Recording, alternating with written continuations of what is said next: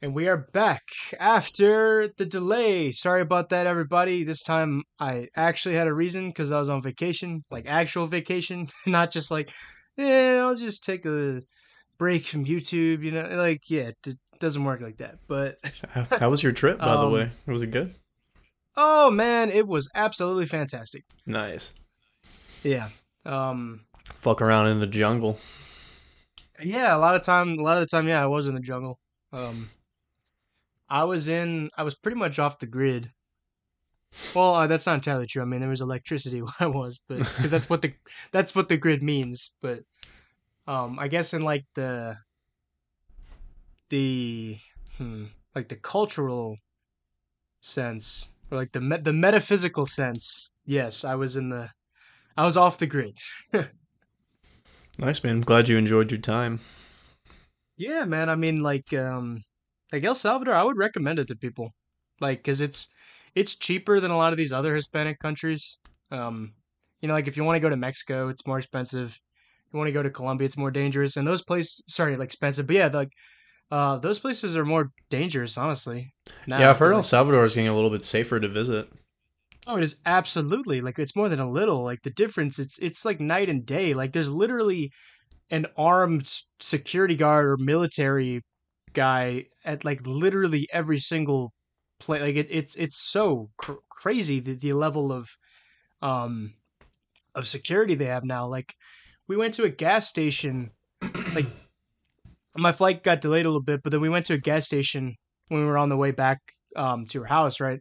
And it was like 1 in the morning, right? And then she's like, "Hey, I want to stop and get some water at the gas station." I'm like, "Are you sure you want to stop at a gas station in El Salvador at Oh, 1 in the morning?" And she's like, "Trust me, it's fine." I'm like, "All right, you're from here, that's fine." And then yeah, there was like literally just like an armed guard there with like a shotgun. damn, So I dude. was like, "Yeah, okay, yeah." I was like, "Yeah, I At a feel gas safe." station? Yeah, It's pretty hardcore. yeah, dude. Like the president is like not kidding. Damn. So, like, because I heard, like, they rounded up a shit ton of people and just put them in massive detention centers, or they're just fucking killing them. Um, I don't know about the killing part. I mean, I wouldn't be surprised, but yes, they've built this like mega prison. Um, because I think the problem was like they had too many criminals to like it. It just they wouldn't fit, right? But also the problem was like they had like they had an under incarceration problem. Like people just wouldn't get prosecuted, or I mean, it didn't really matter because the system which is just sucks anyways. Um, Yeah, and then it was also just corrupt on the inside and out. Like in Narcos and everything like that. Oh, yeah. Like everyone, like everyone was just paid off and everything. But yeah, this new president, like you can tell, like he knows what he's doing, and he's actually done something good. I'm like, wow, that's something that like a politician has done that I respect. Like, wow, I never thought that. I never thought I'd say that sentence. Good on them, man. Fuck them all. But that's Yeah, good that well, they're taking on initiative to actually do something about it. yeah, and a lot of people um so there's two types of people that are critical of him. One of those people I can actually somewhat sympathize with. The other side I'm like, you're just some dumb just like American, like just shut up. Like like the whole I mean we can get into this debate later. But like the whole like left-wing view of crime I think is just ridiculous. Um I think there's a difference and I, between crime and people literally like destroying entire villages and murdering fucking millions. It's not even just selling drugs. It's legitimately just like they have a chokehold on the community. It's not even like with some cartels where they give some money back if they help the community out or they have protection or whatever the fuck, right? But I mean, when it's that bad, well like yeah, because like with Pablo Escobar, you could make the argument that he was Robin Hood, or at least initially, like he was Robin Hood. yeah. He did give a lot back to his community. Like he gave, he owned a soccer team. He gave them like super nice fields, um, But it's like here, it's like the whole like just like the idea that the American political left has is that like I mean even if they believe this or not, um is just like or they're just trying to get power. by making people scared because there'll just be a bunch of crime everywhere. Is like they just had this idea that like criminals are only criminals because of like environmental factors, and like yeah, sure that is there, but also like I'm a big believer like yeah, but like you still are responsible for your own actions, and at the end of the day, like you don't have to do this.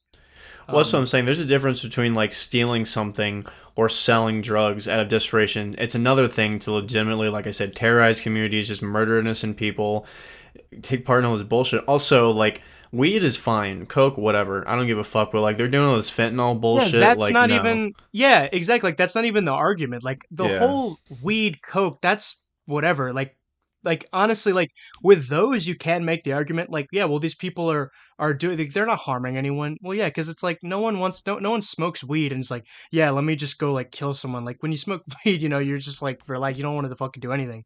But like when like it's like a lot of these drugs, like it's not just about like um you know about like just well it's that person's choice when it's like yeah but it's like some of these drugs like when you take them like they you don't think about like the other effects like the of like well they go crazy and they go kill an old woman like you have to take into account that because like they were like all the fentanyl they also lace all this shit like so many yeah. people have died like but yeah we could get more into that for later in the episode but yeah, like just and then so the other group of people are sad because they had this sort of like no tolerance whatsoever policy where even if like you were like a like this is just how I understand it. I could be wrong, but from what I understand, like if you were just even like a petty thief and they saw you, they would just lock you up.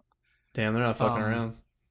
right, and then like apparently, like from what I've heard, like I mean, unfortunately, and this happens, everywhere. Like some people that were innocent, were wrongly in there, Yeah, and yeah. right, and I'm like, yeah, that's sad, but I rather, um, hold on,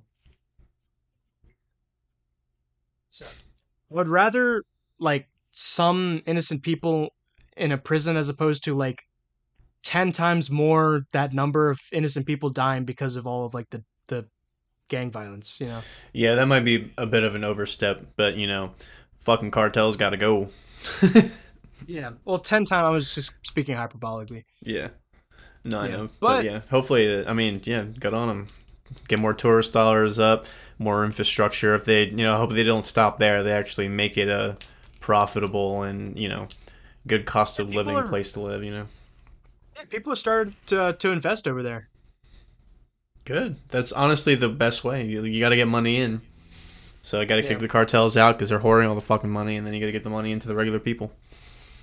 Right. But it's really interesting how, because from what I've heard from some of my Salvadoran friends, is like you can tell, you know, now that this president is actually, doing shit about this and the cartels, like you can tell which politicians are in on it or not Yeah, with the I would cartel. imagine. 'Cause- Right, because the politicians that are like, no human deserves to be treated like this. Like those people Getting paid. are, Yeah.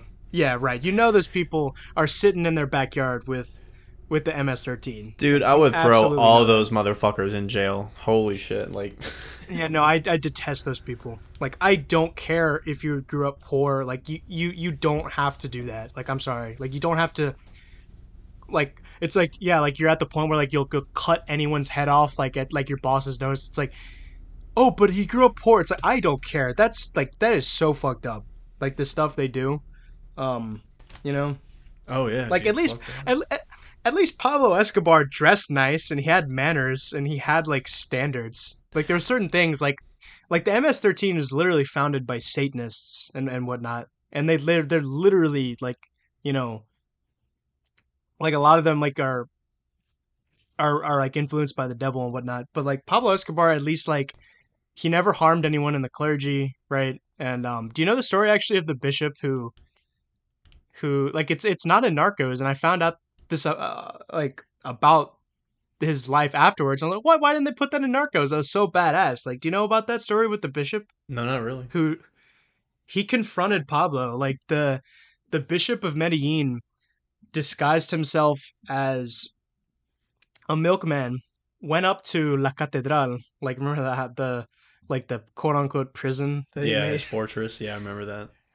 Right, like the so he disguised the bishop disguised himself as a milkman, went to Pablo Escobar's house and was just like, "Hey, I got milk or whatever." And then when he was inside, he revealed himself as the bishop, right? And then Pablo demanded that he tell him who sent him and everything, and he responded, um, like to like who sent you. He responded with the one who will judge you and me.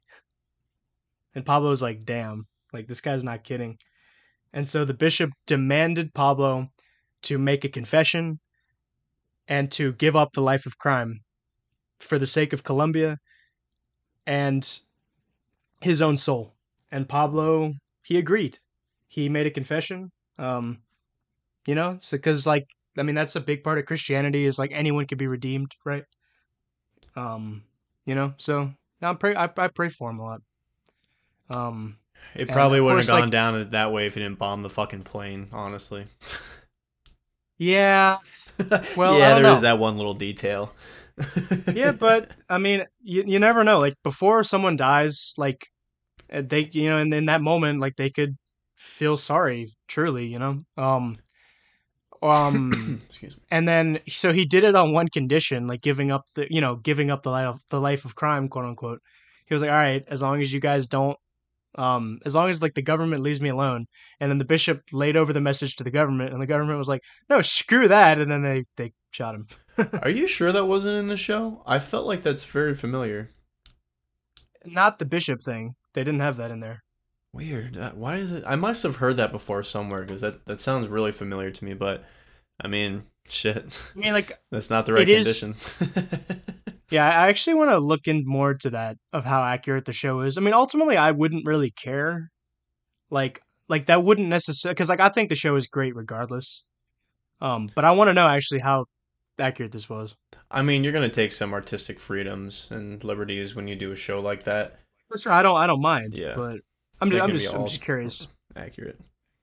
right? Like, yeah, because I know a lot of people. Well, I mean, if you're actually from there and you live through that, I guess like that would make sense. Like why you would want that to be fully accurate, and you would be mad if it isn't. But like I'm just like, yeah, I'm an outsider. I think it's good entertainment. You know, I don't really mind. I think enough parts of it were true enough. Like, I don't think it was misleading, like I the figure, depiction yeah, of him and like the stuff that because obviously like there was real shit that happens and I think they just embellished the stuff for dramatic effect, but I don't think they straight up made up scenarios that didn't happen, or if they were minor. yeah, because there's a lot of based on true story kind of stuff that is just straight up like they do something that is just dishonest. Yeah. Where I'm like, that just like that did not happen, you know. Um, um, I really wish they would put like a disclaimer, like the whole like based on a true. Like I wish like they would just say like or like loosely inspired, but I don't know something. But I guess that's too complicated because no, that's not gonna sell. Yeah, they always have to have that greater illusion That that what they're watching directly connects to your subconscious, so they have to have that fourth wall still intact that you're watching something that is for the most part true. right? Yeah. Um. Yeah. Well. So I recommended to Jason a new genre of Latin music, bachata. Bachata. I sent him a 12 long playlist, which I will put in the description to Apple Music and Spotify. Um, Now, what did you think of my bachata playlist? I, And then the genre in general. So before I start, so what is bachata again? Like, what's the thing behind it? So it's essentially like Spanish guitar infused with um Afro-Cuban drum beats Okay, so and like is it Congo stuff? Yeah. That's the name of the drum, right? Con. I can't Or is remember if it it's bongo? conga or Congo. One of the fucking two Congos. I think I, it's. I forget if it's Congo or bongo. There are I bongos and there are there are two different types of drums. I'm not There's really well versed Congo, in the conga, bongo. chongo, tongo, Man, bongo. Yeah, I don't know. well, either way, it's Afro-Cuban like like percussion. Is Cuba the main um, country that is popular with it, or that originated no, from? well, sorry, Afro Caribbean, not necessarily Cuban. Okay, so just the Because Caribbean. you're right, because it originates in the Dominican Republic. Okay, yeah, I was about to say I got Yes. a really nice, happy summertime island vibes with this playlist. Yeah, well, that's good. I kind of like. I didn't think you would dislike it. I figured, like, based on what you've thought of the past stuff, like with Fajal and salsa, that you would at least think that this is like interesting somewhat with the instrumentation and the stuff that they do in the songs. Yeah, I actually do. I do find the instrumentation really interesting in this one playlist.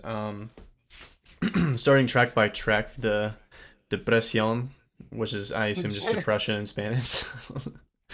You guessed it. Hell yeah. So this one, I think what's this guy's name? Junior? Is that the artist's name? It's JR. JR. Okay.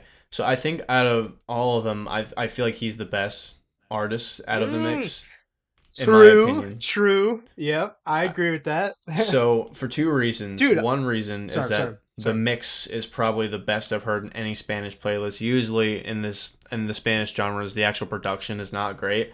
This guy's probably True. has the best production of all the stuff you recommended to me. Mainly because the fucking instruments are level, the vocals are nice, everything sounds good, the volumes are all where they need to be. So great production on that. And as far as the instrumentation goes, I love the really melancholic little sweet melodies, and they're really catchy, and they have like a slight reverb and delay on them, so it's like tastefully done. It's not overbearing on emotion, which I really like. I think for guitar effects, for some of them, a little goes a long way. And then the vocals are also nice and warm, on top of being loud and like forward in the mix, so you could clearly hear what he's saying. It's not like the Tool thing where his vocals are really quiet, it's warm sounding. So everything just Right. sounded great, and I think out of all of them, he probably has the best sounding voice, I think, technically, out of the bunch. um so I that one, might I like that one a lot.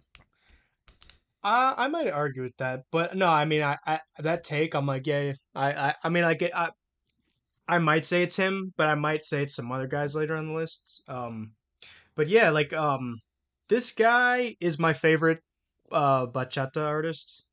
He's out of Puerto Rico. Okay. I could do literally like that album with him. That's like, like the covers inspired by Pablo Picasso and everything. Yeah. Like the blue, years and or whatever. Because like Picasso had like his like red, like or what was it, like the red age or the blue age or whatever it was, like where he was going through different points in his life, so he emphasized like a certain color. Yeah, I'm familiar. Yeah, I could tell that this was like his album, his Magnus album, I think, just based off Oh of yeah, like listening to it. this whole album, I might recommend that. Like the whole album I think is great. um and the other, so like the third song, that album, it's like it's incomplete. Like it's only like 6 songs, and then some of the songs, like one of them is just like an interlude. I'm like, man, this is like, it's kind of half baked, but the good songs on it, like the one I showed you, are really good. I Hmm. just wish the album was like more, um, like, you know, it was longer. It didn't have like just an interlude and whatnot. Um, but yeah, I love the rhythm of these songs. I can't help but just like move. Yeah, um, they all have a groove to them, but like I said, I don't. I mean, obviously you can dance to it, but I always, like I said, get island vibes. Sitting with a drink somewhere, just feeling good. yeah. That's the whole vibe. I think this most island music in general kind of has that vibe. Even though like they mix a lot of sadder, more somber stuff in the songs, it still gives you that happy kind of feeling, which is interesting. I think it's a good dichotomy that these artists kind of incorporate that into it. It's not just the same types of scales and modes throughout the entire thing. Even though the actual rhythm part kind of is very similar, but again, it's a stylistic rhythm, so of course it's going to be similar to each other. I can't really fault people Mm, for doing that because that's the style of yeah. the music. Um, Right. But I think it just works by its nature. Yeah, it Um, does. This one just seems like everything connects the dots well. The next song, Soñando. So I think the same applications for the last oh, song. whoa, wait. I forgot to like that guitar solo in Depresión. I thought was just fantastic. Yeah, that's the Like other thing. Most of the solos in all these songs are really nice and tasteful. They're not wanky. They're not oversimplified. Like they actually fit the mood and theme of the song, which is cool. yeah, and like in certain genres, like riffs can just be like obvious. Yeah, Like, do you know what I'm saying? Or like, yeah, yeah, like the yes, notes they for pick, sure. it's just so obvious. Yeah, but like a lot of these songs, like the riffs they do are just they're really creative and they're just like it's so fun. It's like salsa the way that like you just I mean, yeah, it's like the same it's like essentially the same thing every time, but like you just kind of see like they do something with it and it's like, "Oh, I can't wait to see what like this song is going to have this thing going to be like. Like I love the solos, the accompaniment, the bass is also really good. I don't know if you heard that or not. Yeah, the bass is great. My only thing with bass about any of these genres is there doesn't really go much, and this is with most bass players in general, not just in this genre. Even like with Western music, not that many people focus on the tone and the sound of the bass. They just kind of you hear the low end little thump, but you don't hear the actual notes and the timbre of them that well. And so very few bass players actually fuck with the tone of their bass. So that's the only thing I'll say. But yeah, like the grooves are good. They're simple yet catchy, easy to bang your ass to. So you know, can't really complain. Yeah, and like specifically these first three songs, like this guy, he's so he's so like romantic and like the whole Spanish like stereotype. Yeah, I get that vibe. Um Yeah, but like you still kind of take it seriously. Like I don't think you have to be like Hispanic to like specifically these first three. Maybe some of these other ones you do, yeah, but I really think that these first three and some of the other ones on the list we'll get to those. I can really just see like honestly just like a mass appeal. yeah. There's definitely a mass appeal to them, and I don't think it takes again that much listening power and brain power even to digest it and enjoy it. But I think I mean again, not all music has to be convoluted for no fucking reason. If it just sounds good, it sounds good. But Mm. in the second song, Soñando, or however the fuck you say it, like I said, applications for the Yes, last song I think apply to this one too. Everything's great. I like the guitar melody a little bit more in this one. It's a little bit catchier. It's a little bit more interesting sounding, and then the dude's it's vocals is more. Oh, just sorry.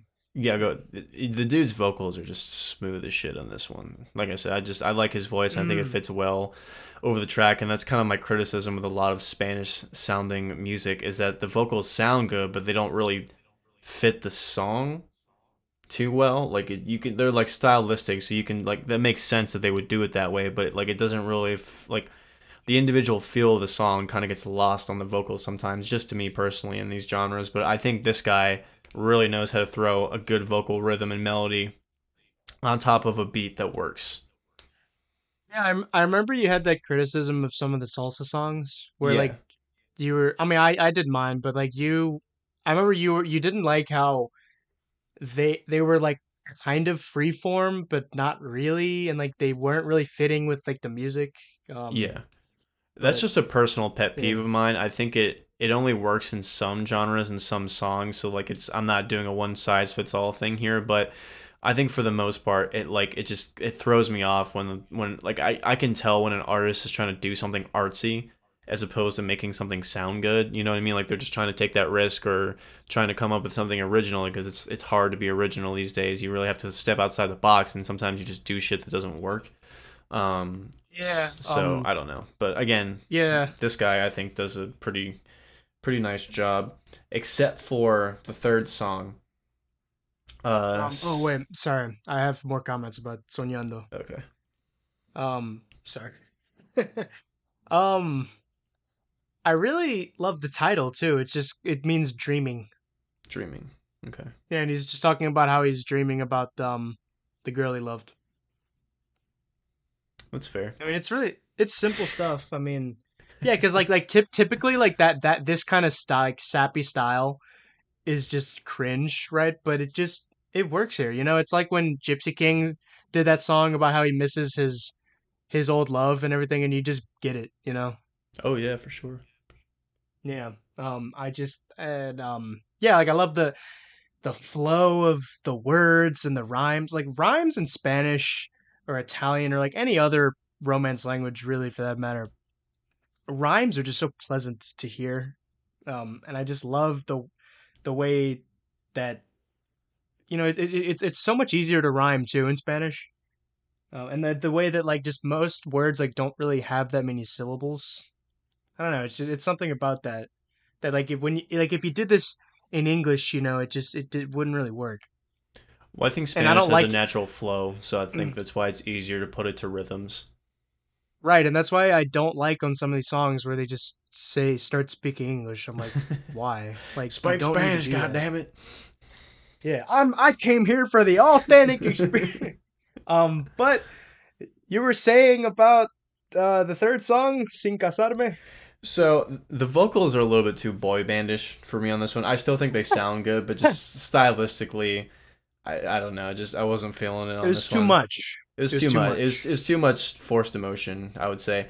However, the palm muted guitar plucking paired with like that whatever that wooden percussion was in the background, that was fucking cool. I love when different instruments harmonize to the same thing and it makes an interesting sound, just for your palate.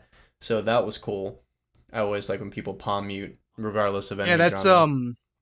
that's a big characteristic of bachata is that like that doom Yeah, and that's it's why I like so it. Yeah, catchy, and then they add on top of that like a riff with another guitar. It's really really good stuff. Like it's such a creative use of the guitar and the yeah. rhythm together. Like it's a really unique genre. I really I'm trying to think like the most underrated like Latin genre.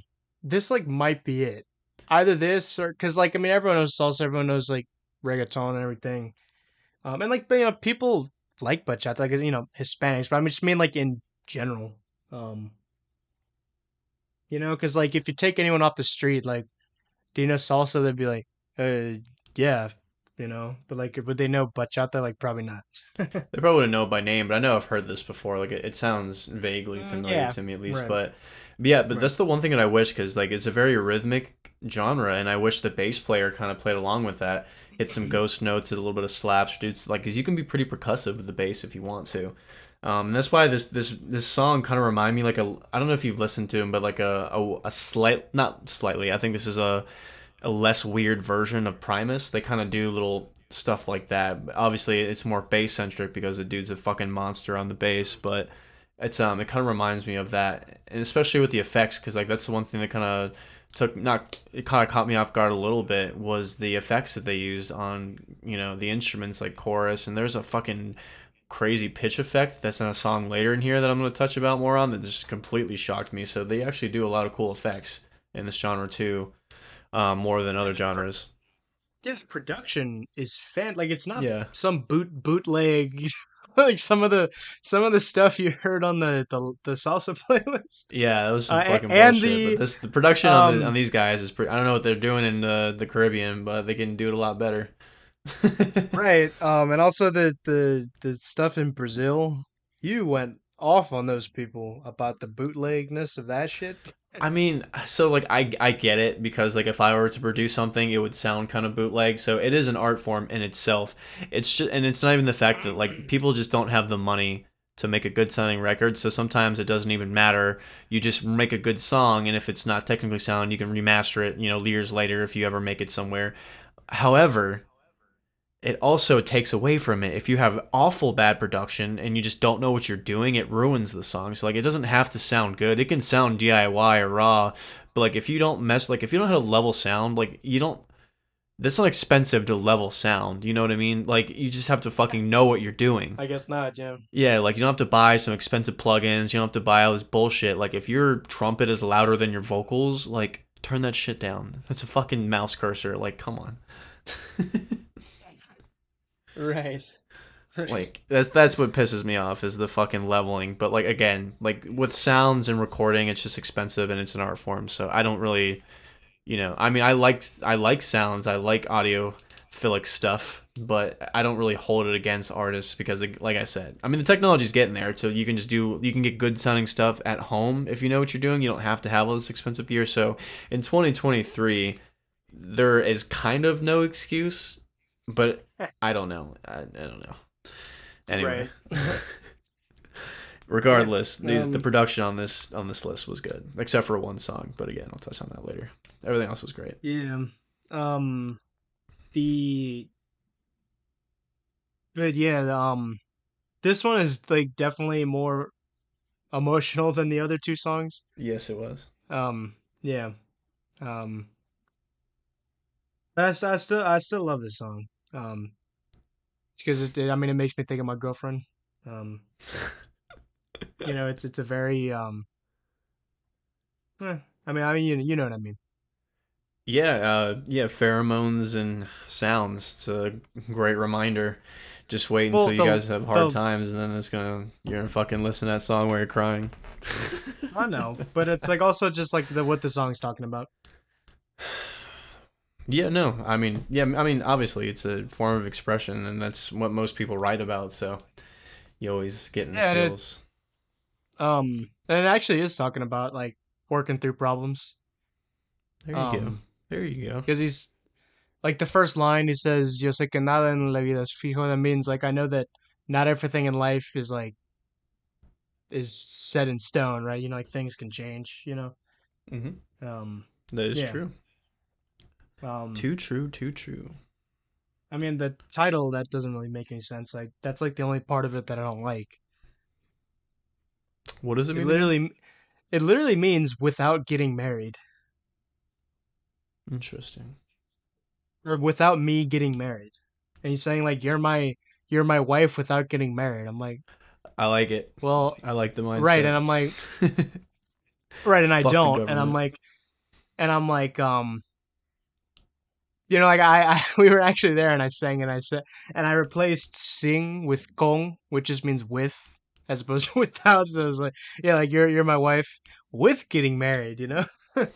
Bro, you did. Oh my god. It works, dude. Trust me. Did she You like smack you? I would have smacked you. she didn't. Because it's fucking corny. Yeah, but like it's just the culture. It's different. Yeah, we're not a very romantic bunch in the States, are we? Trust me, I've had my arguments there. I'm just busting your she balls because I asked, like you. dude. She asked me that. She's like, "Why are like Americans so unromantic and like don't like buy like their partner like anything?" And I'm like, "Well, it's just because a lot of people have just been screwed over by relationships and they think like yeah rather not like risk too much or something like that. I Wouldn't you agree that's kind of the mentality that a lot of like Americans have? Yeah, it's like buy you flowers. You're probably fucking my friend right now. I'm not gonna buy you flowers. You kidding? Right, exactly. Like we don't like the trust levels in this country, that's part of it, are just so low. Off the charts. Plus, everyone's fucking broke and they have mental problems, quote unquote. So it's like doing something nice for somebody else is not on anyone's first list of priorities, Mm. or even second. Yeah, yeah, like something I really noticed when I was there is that like most people just like over there in El Salvador, like I just kind of observed like most people live the majority of their lives outside, you know and that Yeah. has to make a huge difference. Oh, I'm sure. Because yeah, Nothing to like I worry mean, about if you don't read about it on your goddamn phone. right, like inside, all you do is really like cook and sleep and like maybe watch TV. I mean, she had a TV, but it didn't work, but I didn't really care. Um, right, and like it's a lot of people, like you hang out outside because it's so hot, and like a lot of people don't have air conditioning. Like you'd rather be outside, Yeah, so so suffering it four just walls of nothing. yeah, right. It's like you just kind of well, yeah, like just the whole like amount of entertainment we have here makes it more enticing to stay inside and just be cozy. Even though like yeah, right, but like over there, like being inside is not cozy at all. Um, Too comfortable. Boomers are right. yeah, and right, and I saw like a bunch of people where it just like I could just kind of see like how the economy works and like their lives, and like I'm not saying this in a bad way at all. It's just like I could see like their lives are just you wake up, you do whatever it is you do on like your piece of land, take whatever thing like to for like some harvest or something because that's just the thing you sell, and then you get it and then you take it over to the stand and you sell it and you stand out there the whole day selling it and that's it. It's simple. I always wonder if I would thrive doing a simple life or if I secretly need all this bullshit to distract me. It's always a good food for thought. I mean, you can always try it. Like I know a lot of people like um that have been on like Joe Rogan talk about how like they lived in like where whatever place for like a year, and then they saw the difference. And some people stay, some people are like, no, I prefer America, but like I appreciate it on like a new level and stuff like that. Um, I don't know. I'm all yeah, about balance, so I feel like I need a little bit of both. I feel like if I had one of either too much, I would just lose my mind. right, But because it's not in yeah, like none of these distractions are inherently bad, right? Like this just as well as I do. But it's just the balance issue. It's the problem of like people just don't know like what the real point of life is, and it's like how all of this stuff it's like it's just trying to it just serves that and not like CS Lewis actually he talked about this a lot and how like someone who makes alcohol their like number one priority in life like misses out on like the true fun of alcohol, right? When you just do it every once in a while, you don't get like too intoxicated, so you actually enjoy it. And it's just a part, it's just a little distraction like once a week or once a month or whenever it is, right? Um, but like someone who that's just all they think about and that's their priority and that's their number one priority in life, like they're miserable, right? And it's the same thing with like he also gave the example of like a lot of these people that are obsessed with dogs and whatever. yeah, Like if you make that like your right, like you yeah, you make that like your number one priority in life, like you miss out on the true joys of being a dog owner. yeah. I mean, if you invest your time and all your energy into one specific thing, you'll just drive yourself insane. And I don't know, you're mistaking ambition for I don't even know the right word is, but something negative. Fuck, I'm out of my game tonight. I mean, Anyway, taking care of a dog is I mean, you like learn a lot more about like responsibility and whatnot. So that's like better than making that your priority as opposed to making alcohol. So well, yeah, I mean, um it's more you learn something yeah, there. it's more helpful than alcohol is. It won't deteriorate you, but I think just having that mindset in general, just I don't think is a good mindset. It doesn't matter what it is, and hopefully it's not stuff like alcohol or drugs or gambling or porn or whatever vice you have. So Right. Um Now going back to the playlist, the next song. What'd you think of that one? my boy, Me Voy my boy, my boy. by Héctor Acosta, El Torito. I don't know if I like El Hector's voice at all. It's kind of nasally. The instruments don't sound Yeah, as good as the other three. They weren't bad, but like getting a taste of what they could sound like it's not as good. Except for the little electric guitar licks and like the last parts of the song. I like that kind of chorusy effect that they have, kind of a little bit shimmery. So besides that, I don't know. I didn't really. Um, I like the I didn't rhythm of it hate his and like voice. Like I just. the Hmm? yeah, like I'm kind of agree with you. Like this one, I must preface, I kind of just put it out of necessity because it's just such a classic. Is it? Um, yeah, so I just kind of figured, yeah, I gotta give him like the full spectrum, not just like my favorite, stuff. I mean, I Okay. like the song; it's fine, but Yeah, it's definitely not um, a bad song. It's just compared. I think because compared to the first three, it just doesn't hit as hard. I think.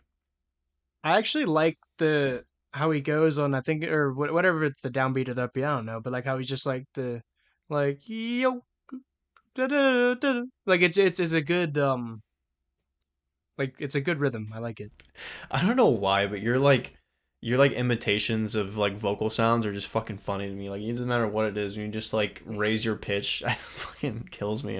Well, because like, well, I don't want to do it at like a low, because like it's out of my, I can't do it in my like natural range, so I No, have I to go either know. up or down. Like But also like sometimes like I mean I have to. Sometimes it doesn't register on the podcast, so I have to like think simultaneously. All right, I need to like make my voice perfect so that like it doesn't, not like the quality, but like just the actual like the amount of like decibels I'm like emitting. it's Or just else like it won't pick up on the speaker. the 1 foot in, 1 foot out sound is just always funny to me. Um, Yeah. but yeah, on this one, it was I think it was a solid song. It's just I think it's just the guy's voice I didn't like. I don't really like that Hispanic nasal kind of sound. I don't know Right. why. I'd rather do like the lower Dos Equis sound for singing if it was me personally Yeah, choosing a type of flavor. that's like the sexiest voice ever. Yeah. It's just like 50-year-old like Spanish dude, like entrepreneur, like Yeah. the whoever the dude is on Dos Equis, you know. For fucking real. Right. The next song, La Bachata. This one kind of Was sounds like a literally what?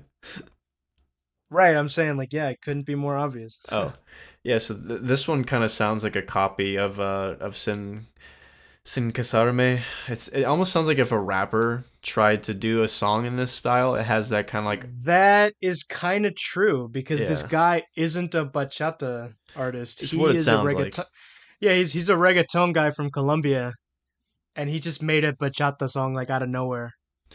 Yeah, I He's mean like, yeah, yeah, fuck it, I'll try, and then it doesn't sound yeah, bad. Like his voice is actually not bad. It just I don't know. It just has a generic feel to it, and there's not really any cool instrument parts that kind of poke out at me. So this one just dude, kind of sounds trust like a me. Billboard song. It's like this would be popular in America. I would feel. Right. Well, that leads me to what I was gonna say. Like, trust me when I say that this song is hype. I'm sure Like it in is. a Yeah. right. Like if you're with a bunch of people, because like everyone knows the words to this song, like to this song. So like I was singing this. I was singing along with this with her in the car. It was great. Do you think it's strange you listen to all this like Latin music, like of your own free will? I know. I think about that sometimes. You know, of like, hmm, you know, like I'm one who talks about like tradition all the time. It's like, maybe I should listen to more music of my own culture. And I'm like, yeah, well, our own culture like completely fucked up music. So I'm like, yeah, maybe there's a reason why I completely converted to just Latin music. So, You like you what you like. I know, just think it's funny. I don't know why. You're a she living actually meme. she showed me her playlist of American music. And I kind of like bopped. It was fun. I was like, oh, you like this? You like that? Like she likes Michael Jackson. I love Michael Jackson. Weird. Yeah, and a bunch of other stuff where like I wouldn't necessarily dial it up, but I still some of them I like. Like I actually like some of Ed Sheeran's songs. Um, a lot, especially the ones that are more like Irish inspired, and it's Yeah. not just and it's not just like folky guitar music. Some of them are actually flamenco inspired, which I like. Um, um, Ed Sheeran. He's also just fun to make fun of too. But yeah, I don't think his songs sound bad. They're just not my some of thing. his lyrics are really cringe. Yeah, that's kind of the thing with him is he just has that persona. That's funny. Like a lot of Right. people that I've talked to, I know like a lot of people that are from different countries that just like our generic pop, and it's just interesting to me. It's like you come from a I culture know. with such interesting music, and then you just listen Such to our great most music. Yeah, and generic then it's just shit. like, yeah, I know. Well, actually, I wouldn't call Ed Sheeran generic. He's got some interesting stuff. Um, I guess I haven't listened to him enough to. I've only heard the songs that are on the radio and that everyone knows. So I actually haven't done a deep dive into his other music, so I really don't know honestly. oh, he just performed at the that like the Redskins Stadium in Maryland. Okay. The FedEx Yeah, Field. and my FedEx Field. Yeah, sorry, I didn't know what the name was. My mom and my sister went, and they actually showed me some videos. He literally looped and recorded like the whole concert. It was like literally just him. He didn't have any backup musicians. He just did it all himself. He had nothing. It was literally Hmm. just him on a stage with his looper. And Interesting. like the songs weren't exactly the same, right? But um it was still like she showed me a video of it. I was impressed. And like the actual um oh, and also his opening acts like couldn't show up, so he had to just start entertaining people on his own. And my mom was like, "Yeah, he held his own really well, and he was just kind of playing a bunch of random songs that he didn't think he was gonna be able to play, and you know, Damn. So he had so no I'm like, backing yeah, tracks. He like looped everything live. yeah, he just looped everything live. I'm like, Okay. wow, Way to go. that's right. That's points for me, like for entertainment, for talent, right? I I was love when like, artists yeah. do that. They actually put you a show as opposed to just doing the same shit every night. That's actually really cool. Yeah, because then like that concert was unique, because he said that he's for the whole tour he's been doing that, you know. Yeah, Um, I just gained a lot of respect for him. That's really cool. right, but it also like yeah, like it displays the talent, because a lot of these people, like bands, like you were telling me, like they're good studio bands, and that's good, but like it's one thing if you do that, but it's another if you can do it live, and it's like you do something really, really like you make it sound really good live. Dude, Like I good remember you live telling me, bands will destroy everything else because like, you can have people that don't even like the genre of music that they're going to see, but if they put it on a great show, everyone will fucking enjoy it. That's just live bands just have that power. They're great. yeah, yeah, because that's the thing, yeah, like the entertainment matters too. Yeah, Like if you put on a good show, like kudos to you. yeah. Um, Big ups to Ed Sheeran for that one. Fucking pour one out. yeah. Um, next song, Su Veneno. Is that how you say it? Yes, your Okay, poison or her poison, his poison. I forgot who was talking about. interesting. So this one kind of made me laugh because his vocals sounded like someone was just gripping his nuts really tight. Like it sounded painful when he was singing, um, and I couldn't get over it. He just was. I, to me, it just sounds like he just smoked a fat joint. does it? And he just has his like his eyes like cringed, and then he's just kind of like, Yeah, I mean it didn't sound I've bad to me. It just I couldn't stop laughing. Like I just was no, I imagining some. know. But I really do think that the guitar was fantastic in this song. It's Yeah, like it sounded the most Spanish, like flamenco inspired. I love those like when he just goes up on like I love when he goes up and down like the scales and it's like the yeah. like, it just sounds so good. Yeah, the little picked melody that changes tone, like different. It almost sound like different instruments. It might have. Those really cool. Yeah. And this is what I Yeah, was no, talking about. That I little really thought so, yeah. that pitch like shifting whammy pedal thing that he did on one of the end of the guitar notes. That really caught me off guard. I wouldn't think I would hear that effect in a Spanish song at all. What was the effect? It's like it's supposed to simulate the effect of like a whammy bar, but you can set the octaves of the pitch that you want to change the note to, and it's kind of has like you can control it with a lever on it with your foot, and so like he just like changed the pitch of his guitar really high and did like a wavering vibrato effect on the end of it. It was really cool sounding. At what point in the song was that, do you know? I don't remember. It was like at the end of one guitar lead part. But I'll listen to it later. Yeah. But that sounds cool. I think that's what that Um, effect was. It sounds. There's not that many companies that make a good sounding pitch effect, so it sounded like that. If it was something else, it's really creative, but it's what it sounded like. It was really cool. So I actually like this song for that reason, even though the vocals made me laugh.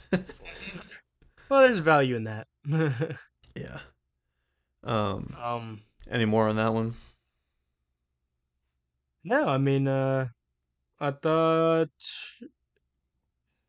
yeah, I mean, I pretty much said everything I wanted to say about it. Cool. Great. Wonderful. Moving on. Te me Yeah, vas. Te me vas. What the fuck does this that is mean? another like class. Like every Hispanic I've know, like they know this song and they start singing to it. Okay. All This right. this guy is like, um, he's like in the top. Um, but just for like popularity wise, I would say he also is like in the top five just for quality. Um, but yeah, like he's super popular. Well, I it's weird when I first heard it, I didn't like it, but then when I gave it a second listen, it actually really grew on me. I think it's because like It this dude has a bops, man. yeah. It the beat and like the way the song builds up, it's so good. Yeah, and like the guy has a fucking incredible voice. It just on the Yes. first listen, it just sounded too forced. I keep saying emotionally forced, but again, it's just, that's how I feel about these types of vocals. But this one I actually really like. I feel like it reminded me of the singer from Tool, not in like the way that it sounded, just in the way he was conveying emotion, which for a lot of people can also sound forced Mm, too. But I like yeah. the actual like the actual sounds that he was getting from it. Instrumentally, there's nothing too much going on that I need to mention except for these little It's just guitar harmonies that dude. were thrown in there. Like every now and again, those are really cool. I don't know what kind of harmonies they were, but they sounded really like it was intriguing to just poke out at me from the back. So I like those ones a lot. Yeah, like the riffs and like just the little guitar things here and there, just they felt so um like I don't know, like just I mean it's swaying, but it has that kind of like classical kind of inspiration because I mean it's inspired by like flamenco and stuff like that. Yeah, You know, like that da da da da da da da da. You know, like I love the way it flows and the beat, man. Like if there's any song like I'm dancing to, um like it's this one. Like I think this song is the best. Like just the beat and like the way like just the perfect like tempo. Man, I'm just always like just grooving to this song. yeah, yeah. No, I think yeah, going back to it, it would be a good dancing song. I didn't really notice that, but until you said it, but I think it makes sense.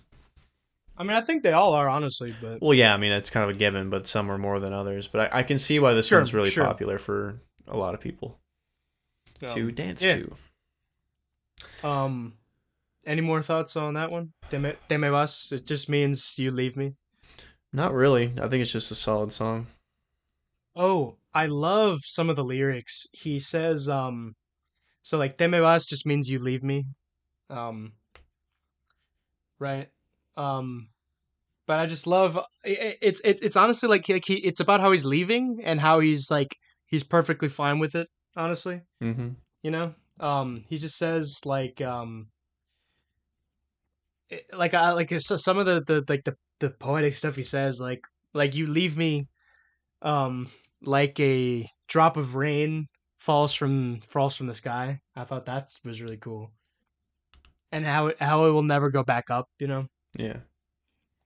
And that's just it just rings true. Like just some things like like they won't ever come back, but that's just can't avoid it. It was fun while it lasted, and just it's a nice memory. Um, I think it's interesting with a lot of these songs. It's always about overcoming something, or just with the overall mentality that it'd be all right if you just chill the fuck out and just listen to this music. That's always the vibe that I get from the little that you've translated to me Yeah. for the I lyrics. mean, yeah, like I mean, he still talks about how he still feels lonely sometimes, and like he misses her. But I just there is that kind of hope and stuff like that that you I think kind of there's get, always especially in hope like in the all these songs, no matter what but topic they're talking about. but I think especially this one, like Yeah, just the note choices and like the key it's written in,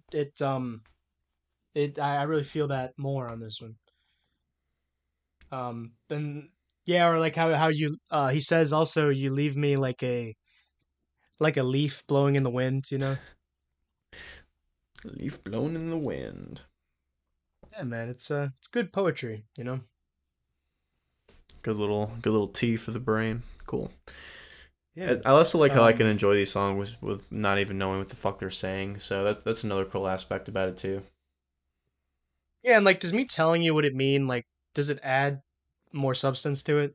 Not really, because I feel like the stuff they talk about doesn't really fit the music, especially if it's sadder. I don't know. Mm. I don't know if it's because I'm not accustomed to the Spanish style. So like I can listen to any lyrics in the style that I like in Western music, and I can like feel the emotion of the lyrics mixing with the song, but not so much with the Spanish stuff. I don't know. I mean, also I don't like the concept of romance and love like that doesn't really get me all the time. I don't find it too interesting just lyrically. I feel like I like more esoteric stuff, I wonder how much of lyrics. that is just because like you're German, you know?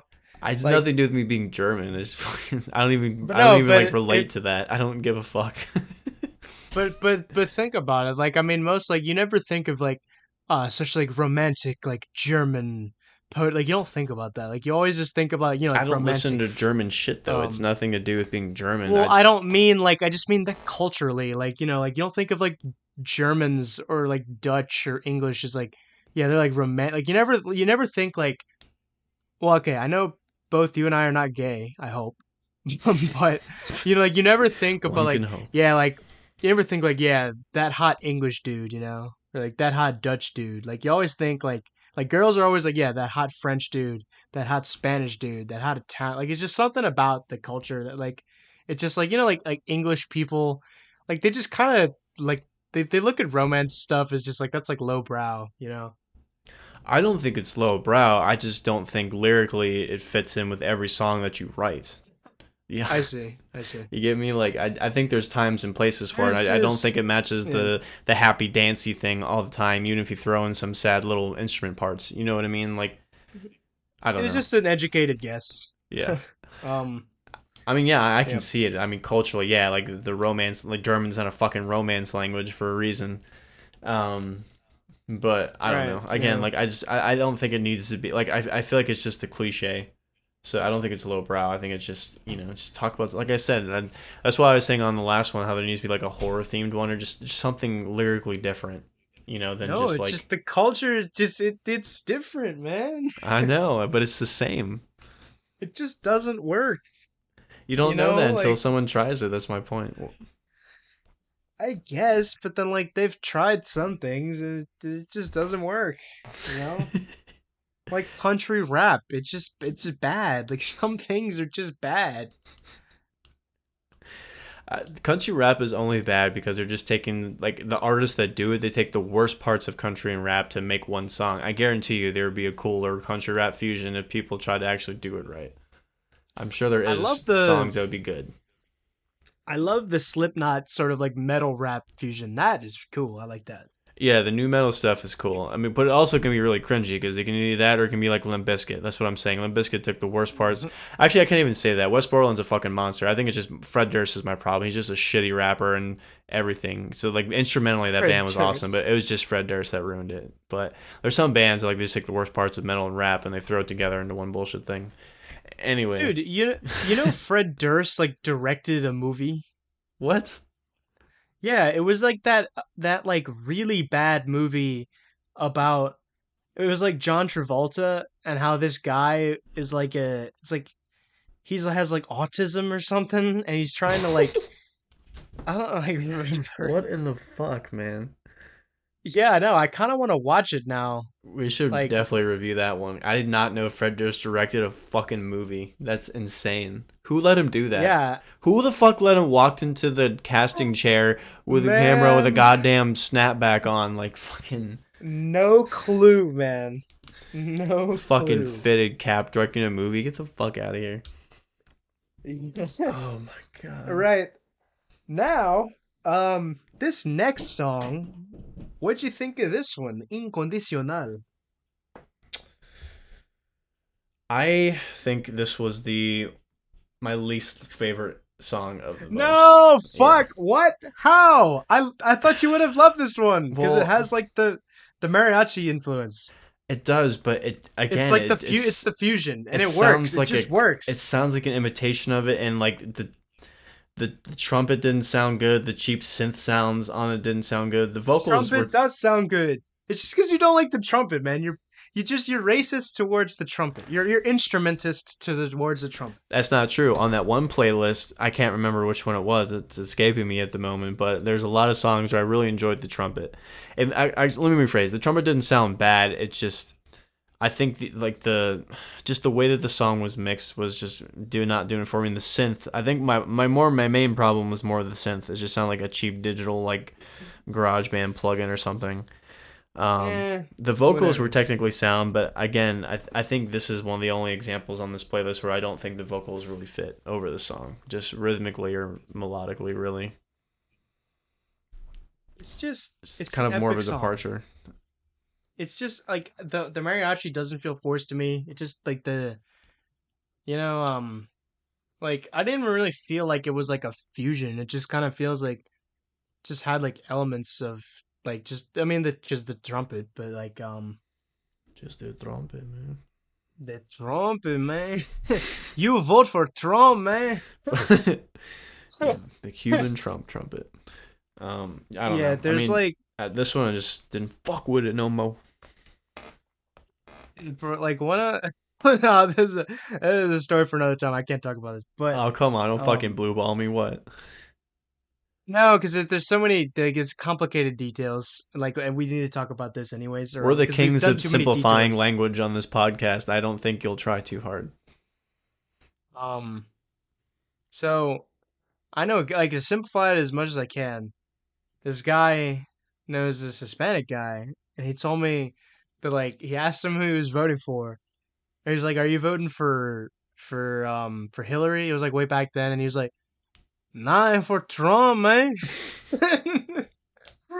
And the way he imitated it to me was just so perfect. Like I knew exactly like how this guy was that he talked to, you know. And then like he asked him again, and then he just started speaking in Spanish. He's like, no sé, creo que no, a mí me encanta. He's like, oh, okay, cool. Dude, it fucking blows my mind how most people don't understand that a lot of Hispanics are conservative. Like, Yeah, no, like if especially like the ones that were born in like the other countries, like people think this like whole like, oh, how could you be Hispanic and support someone like Donald Trump? It's like, like Donald Trump doesn't like you don't have to be like culturally conservative to like Donald Trump. Like, dude, the you know. fucking people that I knew that weren't even legal in this country that were like at risk of getting deported, like fucking Trump. Yeah, exactly. Like all I mean a Like, big for a real. big thing is like abortion because like Hispanics Oh don't yeah, want that. yeah. That's a It's big one.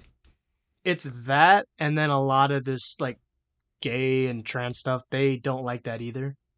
So a lot of them even if they a lot, like that like makes kind of the whole immigration thing like irrelevant to them. Yeah. They're like, yeah, I mean, we can kind of just figure that out later. Like, I'd rather vote for someone who, yeah, I could potentially be kicked out of this country, but they don't endorse all this stuff that I think is just diabolical, you know. Um, but yeah, like people don't realize, and they're also shifting more and more conservative. My dad's favorite thing to tell everyone, like he's so proud of it every time he like meets a new person. Anytime politics comes up, which it will, because boomers mingle. Best stuff of complaining about whatever bullshit topic that they're misinformed of that day. Anyway, fucking my dad's favorite thing to say is like, yeah, those Democrats like open borders until they find out who they're voting for. Like he loves saying that so much. That is like, I mean, I don't entirely like disagree with him, but like just the way they say it is just so boomer, you know. Yeah, he just says it with a smirk. It's just like I'm like, Dad, if you had Twitter, that would be your tweet every day. Right. Fucking zinger.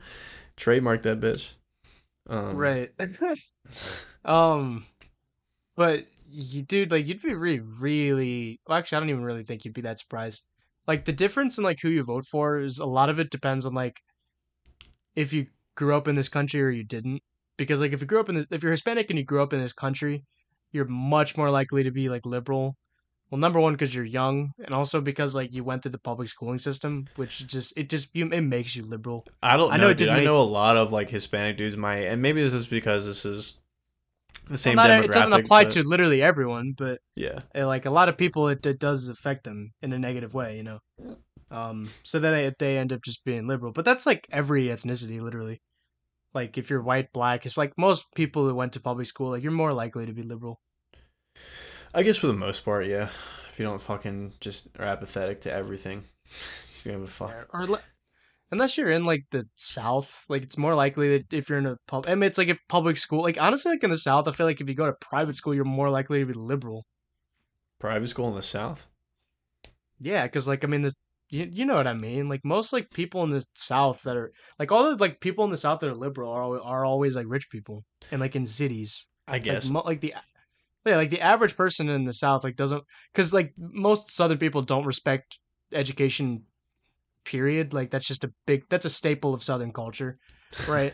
Hell And yeah, like brother. right in rednecks. So they were like, why would they bother paying for school? That just seems like so like cringe to them. So pay Um, for school, you gotta fucking go till the fields. yeah, fuck, I don't got time for that. And Yeah. granted, a lot of these people don't, so I don't really can't really blame them. I don't really know that much Um, private school people to make an opinion. So, well, you regardless know of me, yeah, fucking you, you dude. you, fucking you. Um, Yeah, next, not you plural. Joe Because man, the English language fucking sucks, man. you, and you over there. Next You song, all. y'all, besito a besito. Yes, this one was a little bit more cheesy. It was cheesy, and going I back like to it. It's fun. Southern Boys. This is a song I feel like rednecks would like, where they're just chilling on the river drinking beer. I like you Um, see the cover and you that confirms that idea. yeah, You just see the guy. He's just like he just has that kind of smile. Like it's perfect.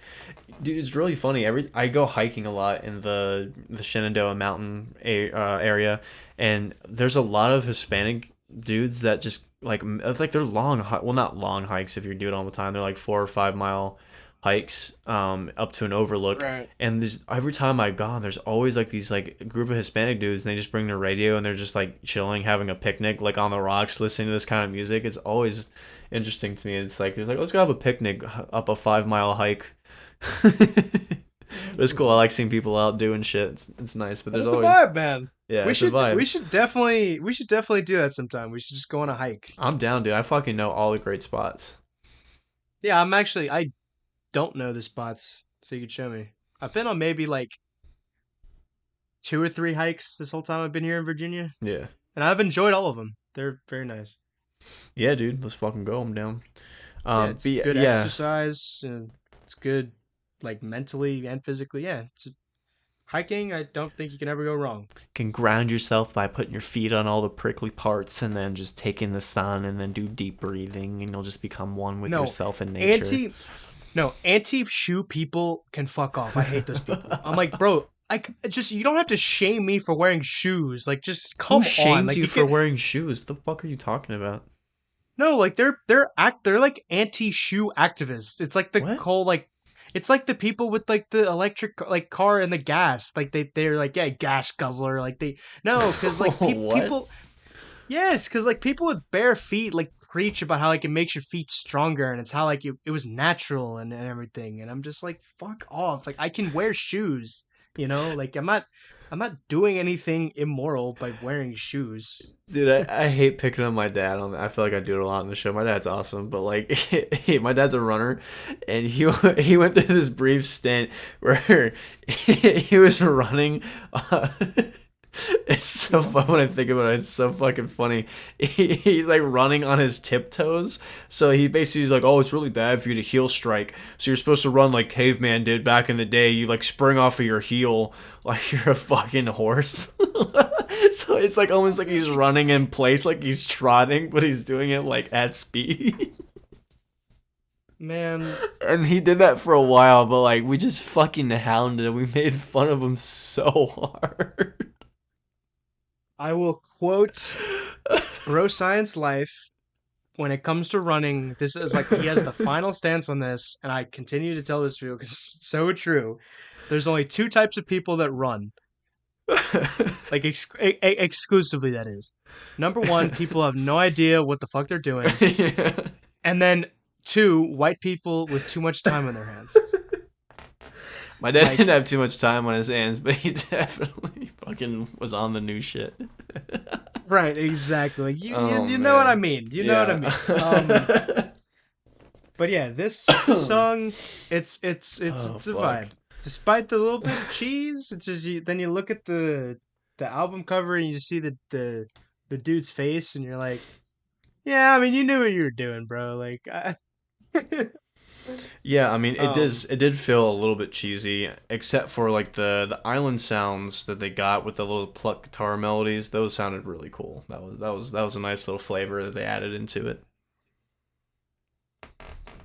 but also like I love the main like uh verse and stuff like that. It's just nice. I love the beat and everything. Yeah. Yeah. Um, yeah, this is definitely like a Corona and Lime song. Yeah. Yeah, this is gonna be a Yeah. commercial.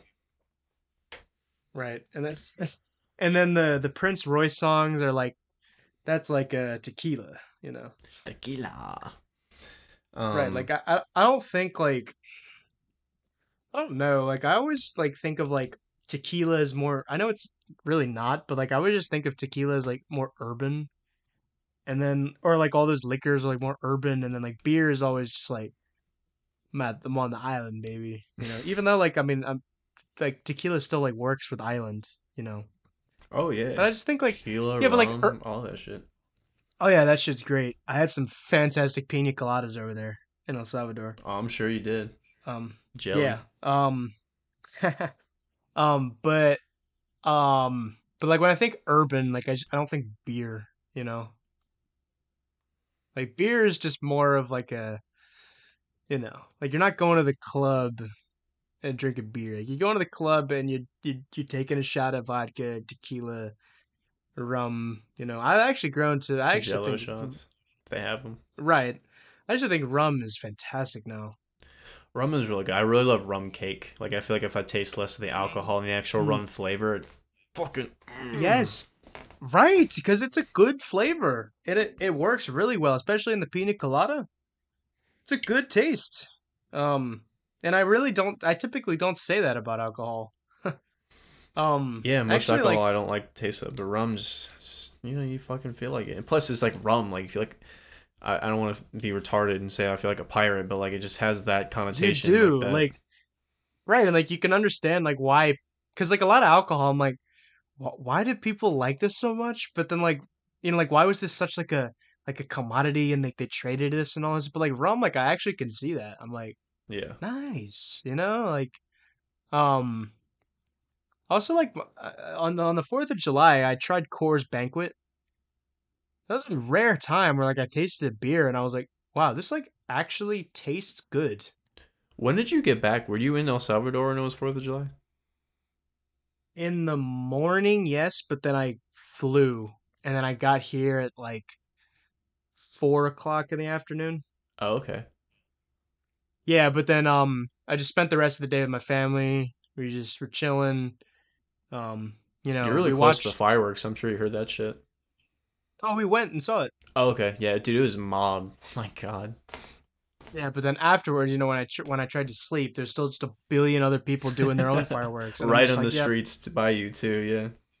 right. So like trying to sleep that night, and I had work the next day after the week long vacation. I'm like, yep, not on vacation anymore. Yeah, back to the grind. Right. But like I tried a Coors Banquet. Like it tasted so good. Like just the way, like the texture. I don't like know what it was, but the way like I could just feel all of the different. Like how a lot of like people when they're high, they talk about how good like stuff tastes and like they describe it to you. Yeah. You know, Or you're really like you just hungry. feel right. I just felt all of like the smacks and like the different components and everything, and it tasted like some sort of like magic elixir or something like crazy like that. I was like, wow, this like it's really smooth, man. You know what's really strange? I don't really like the taste of beer. And there's through a long stint I was only drinking it because I was just with like fucking the boys and that's all they drank and like they would just bitch at me if I didn't do it. It's like whatever. So I went from like when I was very young before like when I was like 15, 16, I was trying beer. I'm like, "Oh, this is fucking gross." And then when I was trying craft beer with my friends, I was like, this is still kind of gross, but it's a little bit better. And then I've been drinking craft beer forever because I don't want to drink like the name brand shit, just for reason because we go to so many local breweries. And then like I'll have a couple of like stuff like Coors or Heineken or Miller's or something like that, and it's like, dude, this tastes way better than most local beers. Like most local beers are just fucking bitter. Doesn't matter. Like Like you what? probably can taste more flavors in them sometimes, but like God, they don't taste good overall for the most part. You're you're talking about like you're saying that the name brand tastes better than the local stuff here? Pretty much. And I don't know if I'm in the minority by Hmm. saying that, but like, dude, a lot of local beer just tastes like shit. Especially the IPA I don't. nonsense. Like it's just goddamn bitter. Well, I don't like any of those. I mean, like the actual design of the cans, I think, are really cool, Oh and it yeah, makes you. no It make doubt. I That's the only want to selling like it, factor. right? But that's the thing. Like, I want to like it. I want to think like, oh yeah, this is some crazy cool, like unique beer, But it's not. Yeah. And like I'm trying to um. drink this to drink less alcohol in general. I very rarely do. But like, dude, Yeah. most local beer is fucking gross. Right. What is your favorite beer if you have one? It used to be. Well, actually, I think it still is. Like, I'm gonna, I'm not backtracking, but like mine is the exception. So like, my favorite beer is actually, I guess technically local beer because it's in Virginia. It's near Massanutten. It's Devil's Backbone Vienna Lager.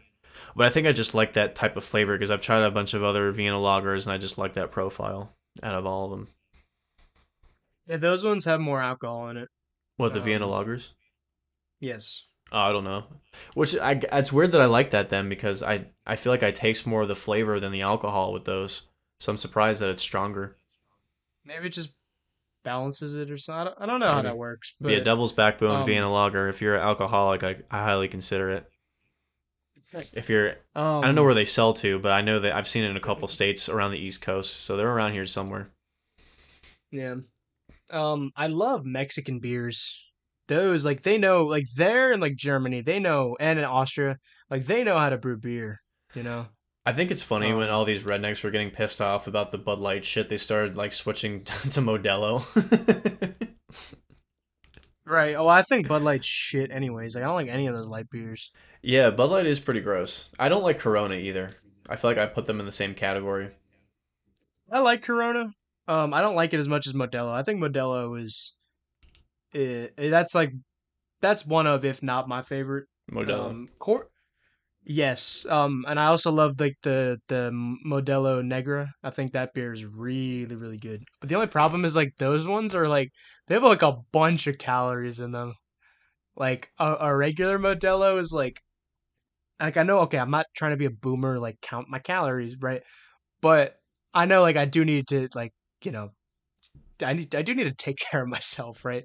Well, just But I don't mean I drink don't a do it. shit ton of it. Like No, fucking I don't, but it's just like I see like you just see the difference between like the regular Modelo and the Negra. Like the regular one is like 170 damn.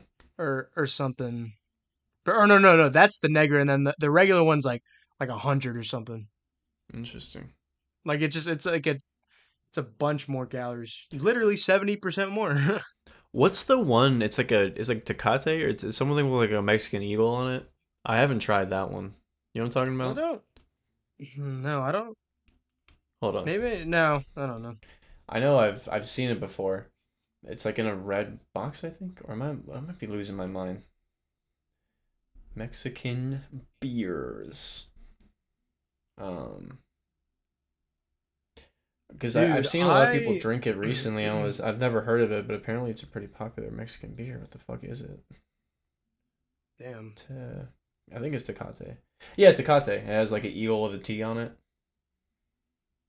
Oh yeah, I think I know what you're talking about. Yeah. Is it real Mexican beer? Its deep roots in both Mexico and the U.S. Oh, hell, wonderful. Yeah, real Mexican beer as opposed to fake Mexican Yeah. beer. Yeah, but I don't know. Like I said, dude, I'm actually getting into. It's dumb to say, but I've actually developed a taste for wine. I've been drinking more wine recently. Wine, I'm still not like keen on. Trust me, It man. just I was the it same way. I don't know why I'm changing. no, I'm willing to admit that like probably as I get older, I'll just like it more and more. I mean, I don't hate it, but um, I can't like drink it straight up It's because just I like it with food. Like paired with food, it really brings that experience out more. So I only make I can't just sit down and drink wine just as itself. I I do agree with you there. You do need some like some bread and cheese and maybe some nuts. Or And with meat or anything, dude. I went for Valentine's Day.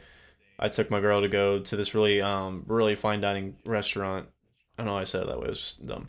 This nice fine dining restaurant in DC. fine dining. Fine dining. And I usually am like, I was just in the mood. I'm like, I want to feel fancy. Like, what's the best pairing of wine with this particular chicken dish? And this dude was so not. He must have talked to me for 10 minutes about it. I'm like, all right, chill. I just want to fucking get a glass of wine. He's like, I Just recommend give me this one. that. Just give me that shit, bro. And so he did. I'm like, dude, this fuck. And he actually was like recommending like how many times I like take bites versus how many times I sip. Like he'd actually give me a rundown. So I was like, holy fuck, dude, like I know people say it, and I used to say the same shit when I worked in fine dining, but I never ate with the food. I just drank it just so I know what it would taste like. But goddamn, it really does uplift the experience. I'm not gonna lie. Well, yeah, food can do that, you know? I mean, that's an art form. You know, like it's like the music, you know, like you do need to figure out like all these other factors, not just of like, what do I write on the staff, you know? Yeah. Like just because food, you know, it's more to it than just what is the recipe, you know? Um. I yeah. Hey, It's just maybe science. I don't maybe we know. should let's go back and finish up the Oh playlist yeah, we're and getting a then little bit divulged in here. right and then we'll go back to beer and wine. All right, let me see Now, here. So the the next next one, one by Frank Reyes. This is another two, this is another classic. I do like it, but another obligation song. tú eres ajena. Yes, you are alien. Ooh, alien. Henna is alien. Yes. Interesting. Alienia. I wasn't really too much of a fan of the guy's voice, but it was fine. I do like the chorusy sounding guitar melodies. Those were hella catchy, and it just this song just made me just feel all snuggly inside. I just got a good little happy little tree feeling. It was a good one. True. True. Yeah. Yeah, that one. There's not really much more to say about it. I just kind of it made me like zone out and like made me just like think about good shit. So I like it. I like when songs can just take me out of being critical. I can just enjoy it. So not really much more on that one. Just made me feel good. Yeah, well, that's good. I don't really have much to say about it. Um, True. I think the album cover is like really bad. Yeah, it's a little It's DIY. the Yeah. that is like yeah. Uh, it's not like poor taste or anything. It's not like what are you thinking? But it's just yeah, it's not doing it for me. With like the baby and then like the woman there and then like the way the lighting looks, it's just really bad. It's like overexposed. I really want to know how Ugh. much because sometimes like if it's that bad, it's like they get their friends to do it. But I want to know how much these artists pay sometimes to get these fucking shits done. Yeah, yeah. Like, how much do they pay the guy who like does the like Tool album covers? I don't know, but that dude's an actual like painter. That's like his style. So I assume since it's been established, well, since he's established now, it's pretty expensive. But I don't know about back then. But this album cover, yeah, looks pretty early 2000s. If that's not the era that it's from. Um, so now the next two songs, this guy is another like super popular, like in that top tier for popularity. Um, it's from New York. New York. I think Prince Royce is as well. Let me see. I mean, like, hold on. Prince Royce. Oh shit! I don't know why this does it. My notes just cut out. Fucking cut out half the name of this song. Put up a West. Yes, What was the Yeah, rest? Prince Royce is from New York, New York. and yes, And this guy also is from New York, and they're both Dominican, or or like ancestrally. Or okay, sorry, Romeo Santos is half Dominican, half Puerto Rican. Island Boys from New York. Yeah, they are island boys. Now Romeo Santos was the founder of Aventura, that band in the one of the songs earlier. Mm-hmm. Remember, Yeah, with yeah, yeah. the with the great vocals. L'Aventura. Right. But then I think they split, and he just started doing solo stuff. Now I think all of his solo stuff is 10 times better than anything Aventura has done. Yeah. Um, it's just so much more like it's so much more sophisticated. Like just the production is better. Um, but this guy can get a little bit too mainstream. I don't think he necessarily did that in these two songs, but from what I've listened to him, he's got that. He has this like kind of creepy edge to some of the parts of the songs, and I actually really like it. The on like I said, the my thing cut off on half of it's Propuesta, and I don't know the rest of the second half of that song name. I don't know the full song name. Um, Yeah. Um, what was it? some people don't. Some people don't like how like he just kind of sings in that like falsetto like the entire time.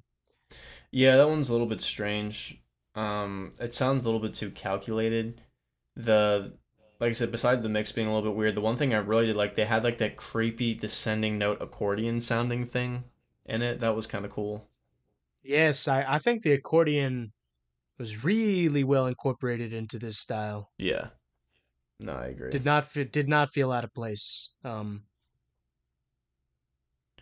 All right, so at least we agree with that, and despite the trumpets, Yeah, I don't know right? why I like the accordion, but it just holds that place in my heart. But yeah, with that one, I don't know if I'd listen to it again, but it was bad. Like, but it still kind of gives me like an interesting feeling. So like something about him kind of is just intrigues me, and especially on the last song, La Diabla. So I'm kind of conflicted. Like, part of me thinks I only like it because it sounds different from the rest of the playlist. Like, this is the one that sticks out the most. And the other half of me just really likes the song in general, and specifically like the whispering parts, followed by the high pitched like wailing falsetto thing that he does, and then like really sharp, hard hitting percussion. So like you can kind of get like if it's I don't know if he's talking about is it a girl he's dated that's a fucking demon or the devil. Yeah, like that means like it's like a female devil, Yeah, because the so I devil himself is male, so that'll be yeah, El Diablo. so that's why I kind of figured he's talking about a bad relationship or something. Right. If you actually like you mentioned, like it has that kind of dark element to it. A little bit, yeah. Like yeah, like if you actually see like a lot of his like the album covers, like I mean they're not like dark, but like they kind of have that vibe. Yeah, a little Um, brooding. yeah. Um, Now the origin of that, like why he wants, I don't know. Um, but you could see it. Um, like I'm trying to find like he has some like single or something where like the album cover is like some like bird or something. It looks actually like kind of like some like Edgar Allan Poe kind of thing. Okay. Yeah, he definitely can have that kind of vibe, I think. Hold on, let me try to focus. I don't want to just spend too much time looking for this, but hold on. It's like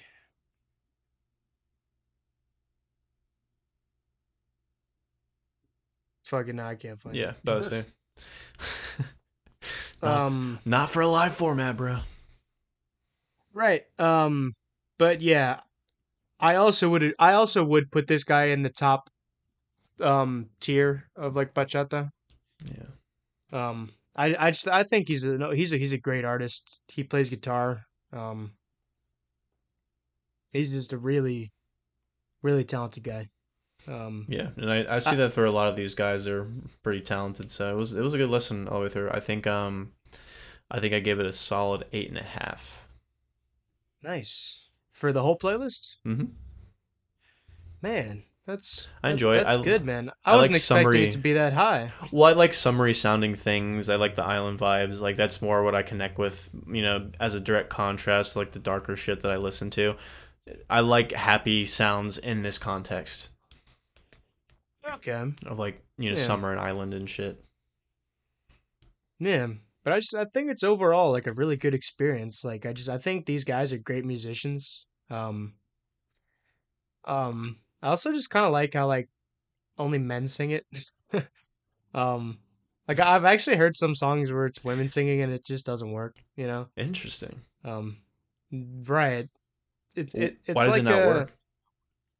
it's just the style, you know? Like it's like a woman singing mariachi. Like it just doesn't really work, you know? Like it's just a I don't think necessarily in bachata's situation as much as mariachi, but like mariachi like is just like a like it's like a masculine music, you know?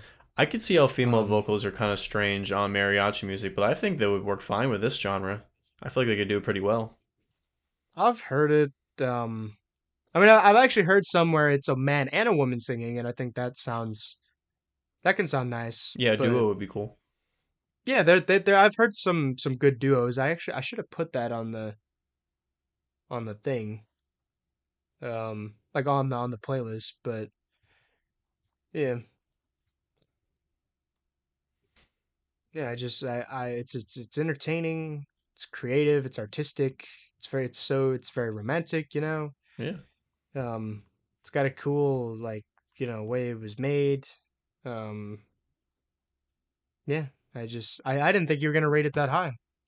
Yeah, I enjoy it. I like this style of music. Like I said, all the island Mm. vibes I like. Now, do you like this more, less, or the same as the salsa or any of the other Latin genre? Mm, I think I like salsa as a sound more, but I like the artist more than the salsa artist I think last time, which is Like weird. the artists in this situation? Yeah. I think I liked them more overall. I had less criticisms on this one than I did the previous salsa playlist. Yeah, I can see that. I actually what I want to listen to more of. Well, like JR, I've pretty much listened to all his music. And I have like a thorough view of him as an artist, but like I want to listen to more of Romeo Santos's stuff. He did a bunch of collabs with like American artists. Like he did a song with Drake, I know, Really? and yeah, I mean I haven't listened to them, but like I'm I fucking curious to hate see. Drake, dude. I don't know how he ever got famous. I actually kind of like Drake. Really? You like his music? Yeah, it's some songs I like. I mean, I think some of his music is terrible, but well, also like to think like him as like him in real life, I think is cringe. Yeah, he's a fucking like he's such a Drake god. is just yeah. I didn't want to go into it, but dude, yeah, he's.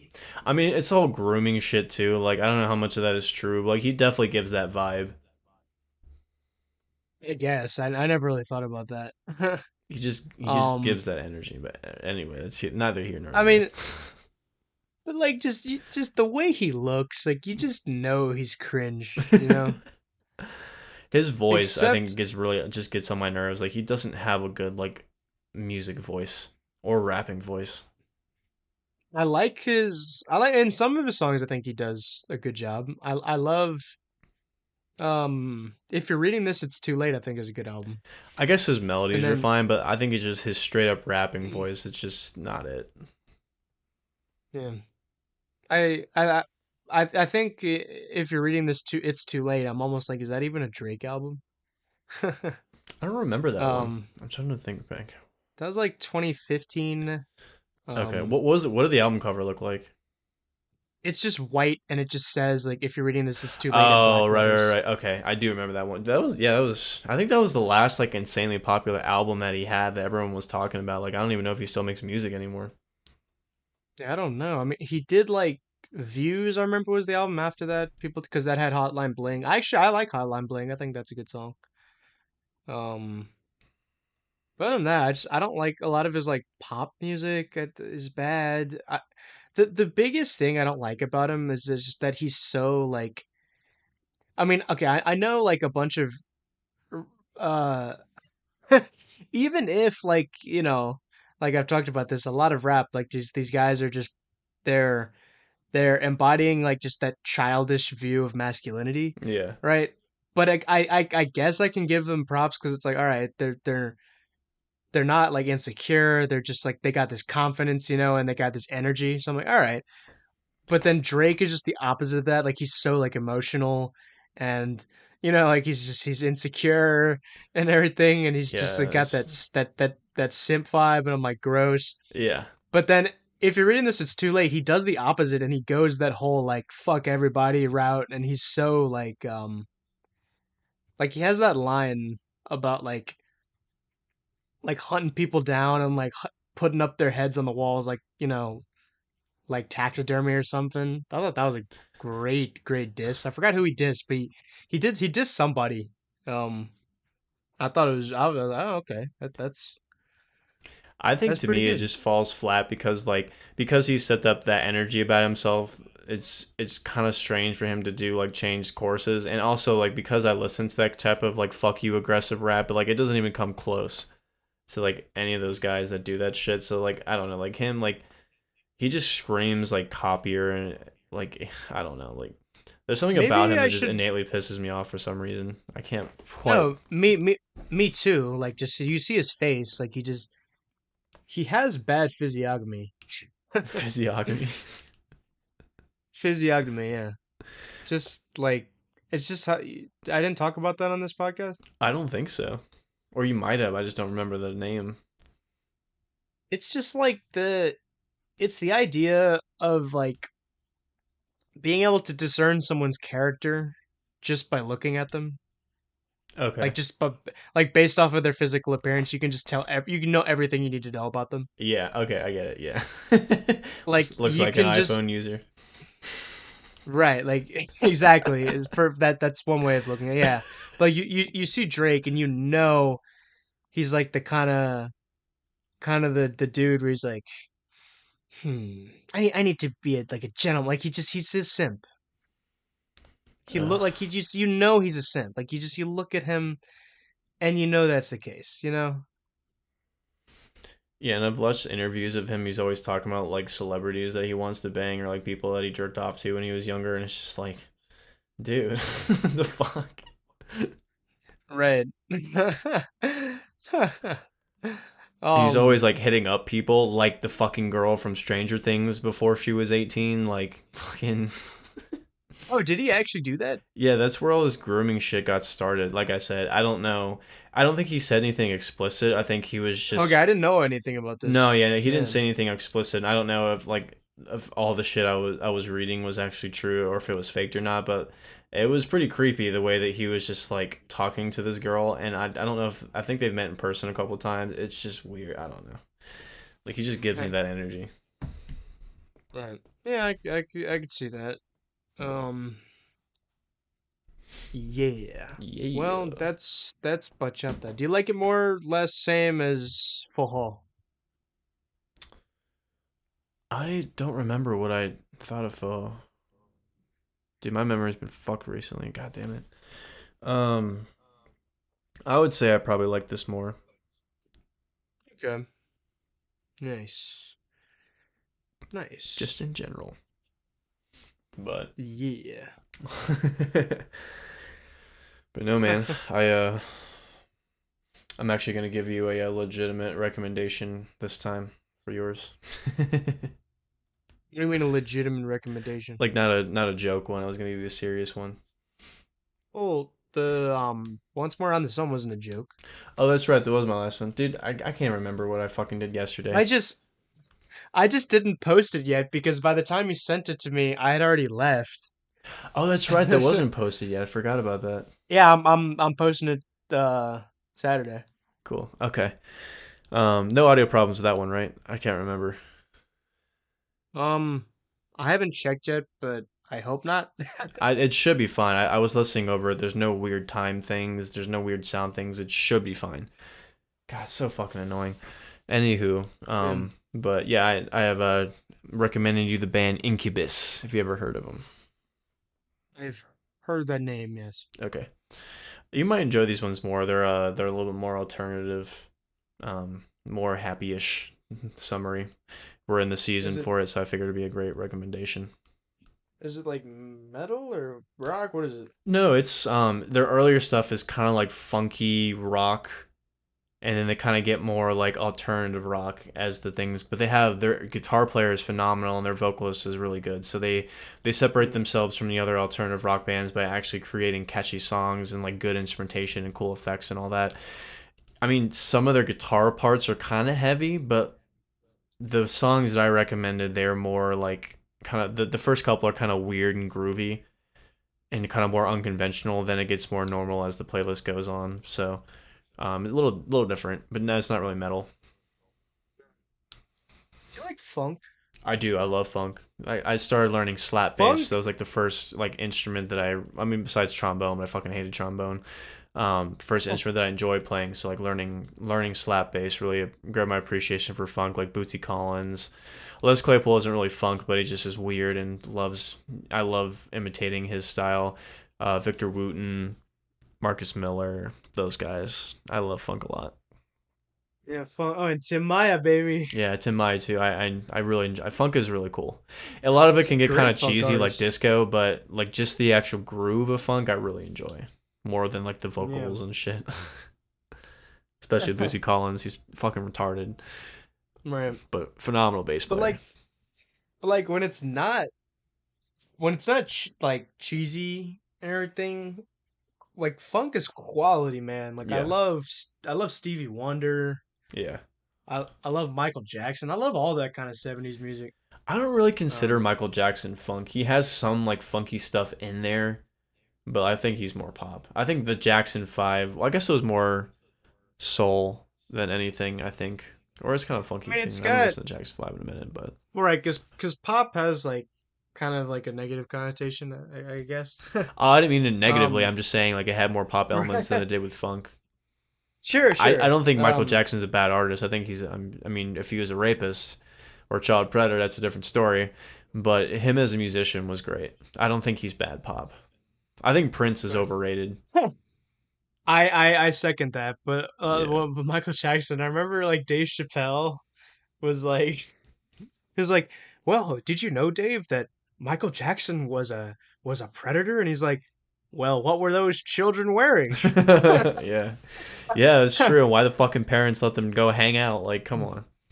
Yeah, his kid funhouse. Like, are you kidding me, bro? Yeah. So But separating the art also, from the artist in that one for sure. yeah, definitely, because his music is catchy as hell. Yeah. Like, that's the best pop music I think that has ever been made. Probably. Yeah, I like think I that's don't safe think to say. anything, I don't think anything will come to that. Yeah. And Like, like yeah, safe to say, there's this right? new Like, kind of movement. I don't know if I might have you can stop me if you remember me touching on this before, but like stuff like Bruno Mars and Steve Lacy, a lot of those guys have that kind of neo funk and actually, soul thing. I like Bruno Mars. I actually think he's good. I don't hate him. I don't think like the instrumentation, the songs I think are boring. Like I think it's just like it's like a rehash of Star Wars movies. To me, is what it feels like. I don't think they're bad Star sounding, and like Wars. a lot of rappers are doing this funk R and What do B. you mean They're on. Star Wars? I meant to do like say like reissues of like movies, like classic movies that people are just like remaking, stuff like that. That's Oh, what it no, feels yeah, like to me. I don't like that trend. I don't think Bruno Mars really falls into that. I just think a lot of his music is catchy and it's well done for what it is, you know. Yeah. Especially like if I'm just in some like random like if I was just in some random party or whatever, like I would be fine if that was on, you I know. actually like Uptown Funk, Um, even though it was fucking overplayed no, I don't like forever. that song. I I like that just got song. so It's I fun to don't. play. No, yeah, that reminds me. I saw this video of this guy in the playing a bunch of riffs, and the title was called "Pop Songs That Have Awesome Riffs." Yeah, there are a um, few. or yeah, no, yeah, it was pop songs that actually have like awesome riffs. It was like that. Like "Party in the USA" was in that. Yeah, I like that song too. I that also would be like "The fun to play. Climb." I'm not gonna lie. The Climb, I I think, is a good song I too. hate the Even fucking if that's song, but so yeah. cheesy, but I mean, it's a good song. I like Yeah. her. I like that kind of. It's country, but it's not. I mean, it is cheesy, but I think it's in good taste. Yeah, if I was in some shitty Um, cover band, I actually would enjoy playing that live, even though I hate the song. that would be fun. Yeah, that is a good point. um, I like what's its I actually like some of Justin Timberlake's songs. yeah, I like some of Justin He Timberlake, some not Robin Thicke, fuck that guy. no, John Legend. he's awful. Yeah. Yeah, no, those guys are. I think that's like the. It's like yeah, John Legend, Justin Timberlake, and then like Bruno Mars. Those they're like the best like neo pop. You know, I think Bruno Mars is a little bit more funk. Like Yeah. Locked Out of Heaven. I love that beat. I think that is really groovy. Oh yeah. Yeah. Yeah, that was my sister loved listening to that shit back in the day. She always well, I mean, she listened to Backstreet Boys first, but then got into Justin Timberlake solo stuff. So I mean, I only know the two songs of the Backstreet because I think everyone does, but yeah, like those two songs hit so hard. I love those songs. I'm not gonna lie, Actually, you know some of them what? aren't bad. Yeah. I'm listening to I'm listening to all this stuff tomorrow when I do the delivery for work. I'm putting this on, man. I yeah, like I love the Everybody Rock Your Body. That song's great. I wanted that like that it's good songs, man. yeah, That like that I'm a fan of like them. music like that makes me like that reminds me, yep, my country hasn't failed me in every single aspect. You know what's weird is I um actually like some of like speaking of old pop artists, like I like some of Britney Spears' songs. I don't know why. I don't really know any of her. I only know like Toxic and that's it. There's Toxic and I'm fucking awful with names, but there's God, what was the other one I like from her? I I don't can't remember, remember. but there's a really funny video that somebody mixed the vocals of Toxic and then put it to Change by Deftones, and it actually does not sound bad.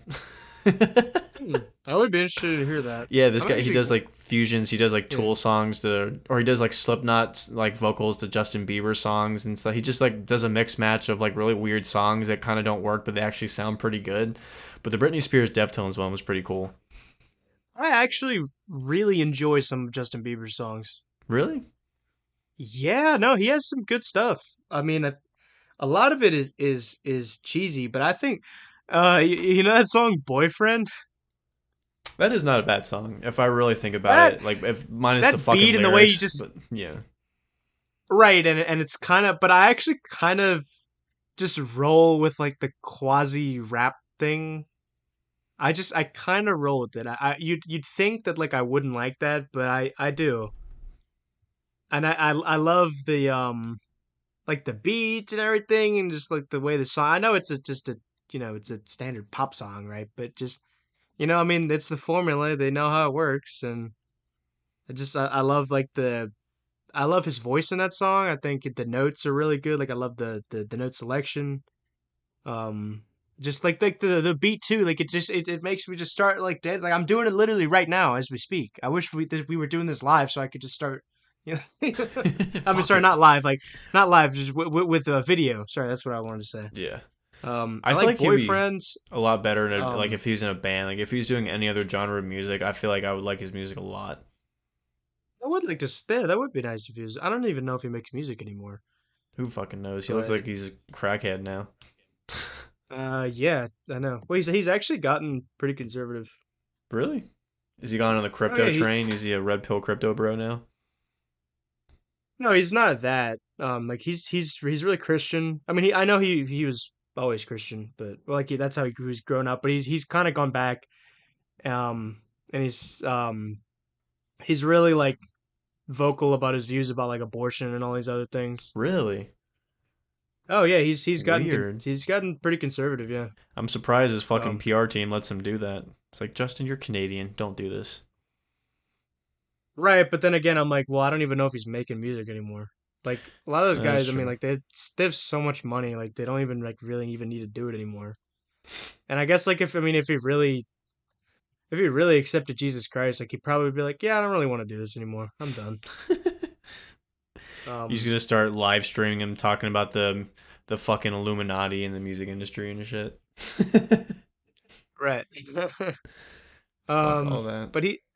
but that song, what do you mean? That song also kind of What do slaps. you mean? That song. Yeah, I like that song. I don't mind that one. I, I, It's a little too influencer for me, and like influencer music, but I don't know. It's not bad. I see what you're saying, but for what it is, and that thing, like, just I think it's good and a lot. It's a lot better than a bunch of other shit in that same genre. Yeah, that's true. Um, I don't even know who's fucking popular. There's a lot of female R&B pop slash rap artists that are coming up now. who Like like like Kali Uchis, Doja Cat, even though people have been listening to Doja Cat for a while. I Ah, had no fuck up. idea There's a those bunch of them. I'm people. blanking, but those are the two that I know. I don't really like their music, but they're pretty popular in that. Like I said, a lot of rappers are doing the R&B pop kind of space. Right. Um, who else? I'm trying to think of like just other genres of music that like we don't really talk about, but like they're popular enough, So that like I'm trying to think like Dude, what like else? EDM and rave and house music is really fucking pop. I don't even know what, like there's so many, there's more subgenres of that than there is metal. I don't even know what the fuck to call it these days, but people that just like get high and go to raves, that shit's really popular, especially here. Yeah, you ever? I mean, there's like what's his name? There's like Tiesto or whatever his name is. I think he was I know more he was. club music. I don't know if he was rave music. Oh yeah, I'm not really thinking about the difference.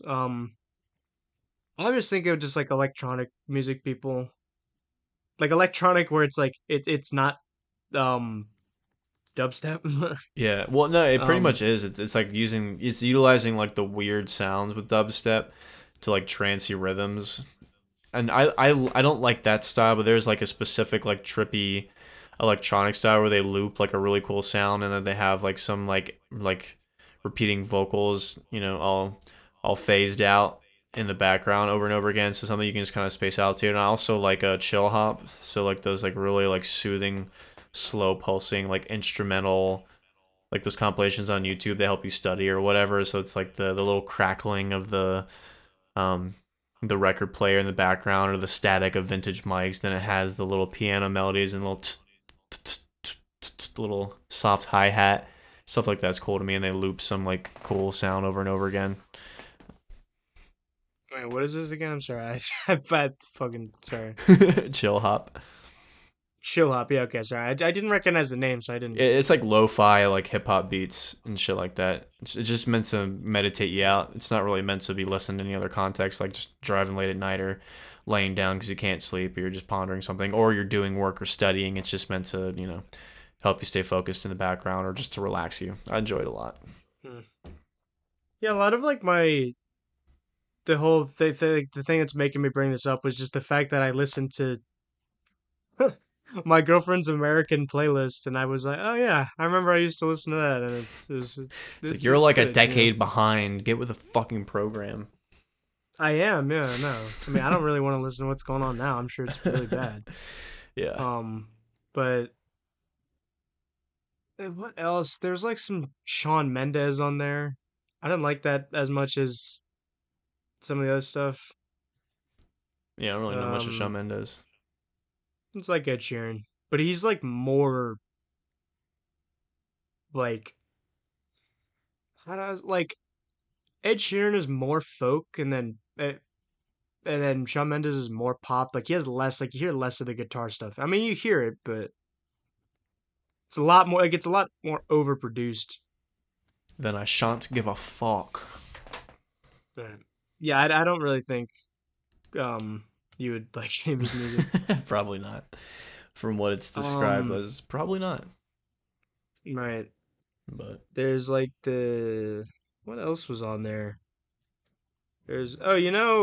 That song by Cobra Starship. Like it's like you make me feel so. I don't remember what the exact title is. Hold on, let me see. the name sounds vaguely familiar.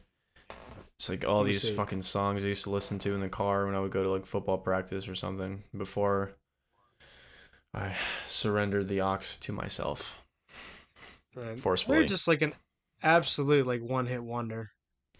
Sounds Um, like it. I know like let me just from you see. saying the title, I'm the chorus I think is coming back to me. I think. Yeah, it's like yeah, it's called "You Make Me Feel," featuring Sabi, and it's like the "You make me feel so na na na na na." Oh You yeah, make me yeah. feel so yeah. That's hype. I like Yeah, that that bullshit. song's that song's hype, man. I'm just Um, glad we're out of the quirky fucking Macklemore era. I fucking hated that era of music so much. The hipster douche metal. I'm not metal. Hipster douche pop and rap. Macklemore, man, God, you gotta fucking love "Can't Hold Us." no, I don't. I hate.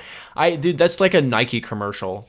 Like there's a bunch. There's like a fucking like a black girl with like an afro running down a street, and then like everyone she smiles at like smiles at her. Then they like start running. So like she inspired a whole city of people to start running. Like fucking hate it.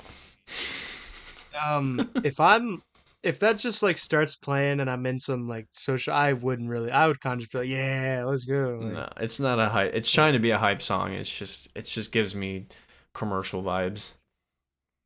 Is he like other than Eminem? They're like the only white rappers, right? No, there's a ton of them. I mean, not at the level I think Like, those two got, yeah, but yeah, there's like a ton of great ones that people like. I mean, what else did they even make? Like, there's Thrift Shop, and other than that, I don't know anything that Macklemore did. I don't know. I think they were two hit wonders. There's two hit, yeah, like Backstreet Boys. Yeah, Like pretty fucking everyone knows much. the two songs, and then like maybe a third one, and then that's it. You know? Fuck.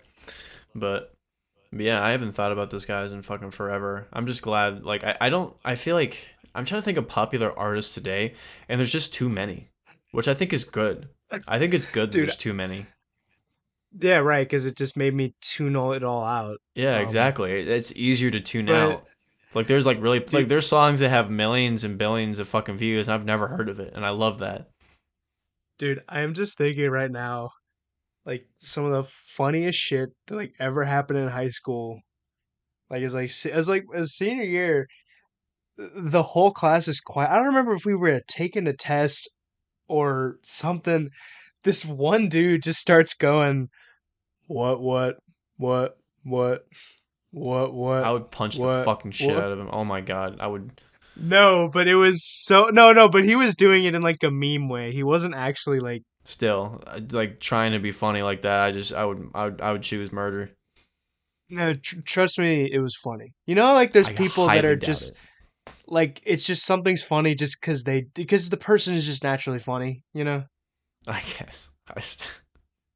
Right. Like it just no, dude, trust me, like the way it just the meme, it was perfect. It gives me PTSD because all the most annoying fucking theater kid douchebags in school like quoted that shit or just like sang it. I just want to fuck like I understood Columbine in that moment. I really did. Like that's the most sympathy I've ever Mm, given those two in my life. I wouldn't go that far, I would go that but far. Fuck um all that. what about oh yeah, we talked about Lil Wayne. I do like Lil Wayne a lot. I don't know why. I just he's a fucking meme to me. But I actually Right. legitimately enjoy his music too. That's like I'm trying to remember like how many of these rappers are like dead? A Like lot most of of them them. are, A lot of right? them are younger Yeah. than you too, or younger than me. What the hell, man? It's a rough life if you actually rap about it. Or they're just like self snitching, so they get fucking caught in these cases and they're using their songs against them in court. It's like, bro, what in the Yeah. fuck? Right. Um they like I know X is dead. X is dead, Juice WRLD's dead. Um, Literally every Lil is dead most except Littles are like dead. Lil Peep's dead. except oh they're in jail and they're not making music anymore. A lot of Chief Keef's homies in the Chicago scene are dead. Um, Lil Skies. I remember he he had a couple songs that I thought were he's pretty good. dead. No, I'm just thinking of the Lils. Oh, I was like, I no way. I was wasn't like, saying damn, I he didn't was know he died. necessarily yeah, no, I wasn't saying he was necessarily dead, but I was like, oh yeah, that's a Lil Lil Xan, is he dead? He should be, but he's still kicking. What about Lil Nas? No, he's still alive. Oh, is he the guy who made that video where he's like with the devil or whatever? Yeah, the one that everyone got all pissed off at. That's him. Okay. But didn't he like make some like shoe that has like blood in it or something? Yeah, he did some collaboration when that song got popular, and he put some bloody thing on it or whatever, and people got pissed off again. I don't fucking know. It's hard to keep up with the dumb outrage, but yeah, I Right. guess. Yeah. But Um. his music is okay. I don't. It's like there's a stint where I listened to it a couple times, like this is kind of catchy, and then I just stopped listening to it again. I don't like Old Town Road though. That song is annoying. That's him. Yeah, that's him. Oh, I didn't even fucking know that. Yeah, I had that's no I had no idea who even like made that song. yeah, it was him and Bella Ray Cyrus. Nice. Oh, it was? Yeah. Well, on one of the versions, I don't. There's a whole fucking thing with that song, but I know that he did it with Billy Ray in one of the versions, and that's the one that I heard. Wow. The baby. I remember His music's fucking there's that awful. all I remember is it was just the meme and that was it. Yeah, and like he That's got I've canceled because he never just went like he went on some homophobic rant. He was like, "All my gay homies that have AIDS, raise your hand," or some shit like that. Like Oh, that's funny. some dumb shit like that. It's just like what? And then he tried to backpedal. And it's just like, dude, just fucking own it. Like you said the dumb shit, just own it. Yeah, like Kevin Hart said some dumb shit and he was like, no. And like they like the Oscars was like, if you don't apologize, you're not gonna host. And he's like, all right, fuck you guys. I'm not hosting. Yeah. I think Kevin But I Hart's think cringy as fuck, but like, yeah, fuck apologies on that bullshit. Because people cherry yeah. pick, dude. I'm tired of everyone getting offended by everything. I know everyone Yeah, says that, but like for real, like people can like I've been around people that are highly sensitive about political issues or like they just police the words everyone says and they say like if not more like equally offensive shit and they do it behind closed doors. That's why like all the people that like try to cancel like anybody, people always go back and they get canceled themselves because they forgot about the old shit that they tweeted or like they can't get rid of the skeletons in their closets. They think they have the moral high ground to judge other people. So they always get fucked in the ass themselves. So right. karma will be a spinning. So I Yeah, don't give a because fuck. like those people like I understand there are some things that are that are like actually offensive, but like there's people like make their whole identity of just like being offended by things. My friend was like, so what? Like you fucking like you can be offended by something. Like just get over it. Fucking grow up. Be a better person. Get stronger. Like, are you really gonna Yeah, I'm let like, something that what do offends you we? ruin your fucking day? Like, just get over it, motherfucker. Yeah, or like God forbid your life, like Yeah.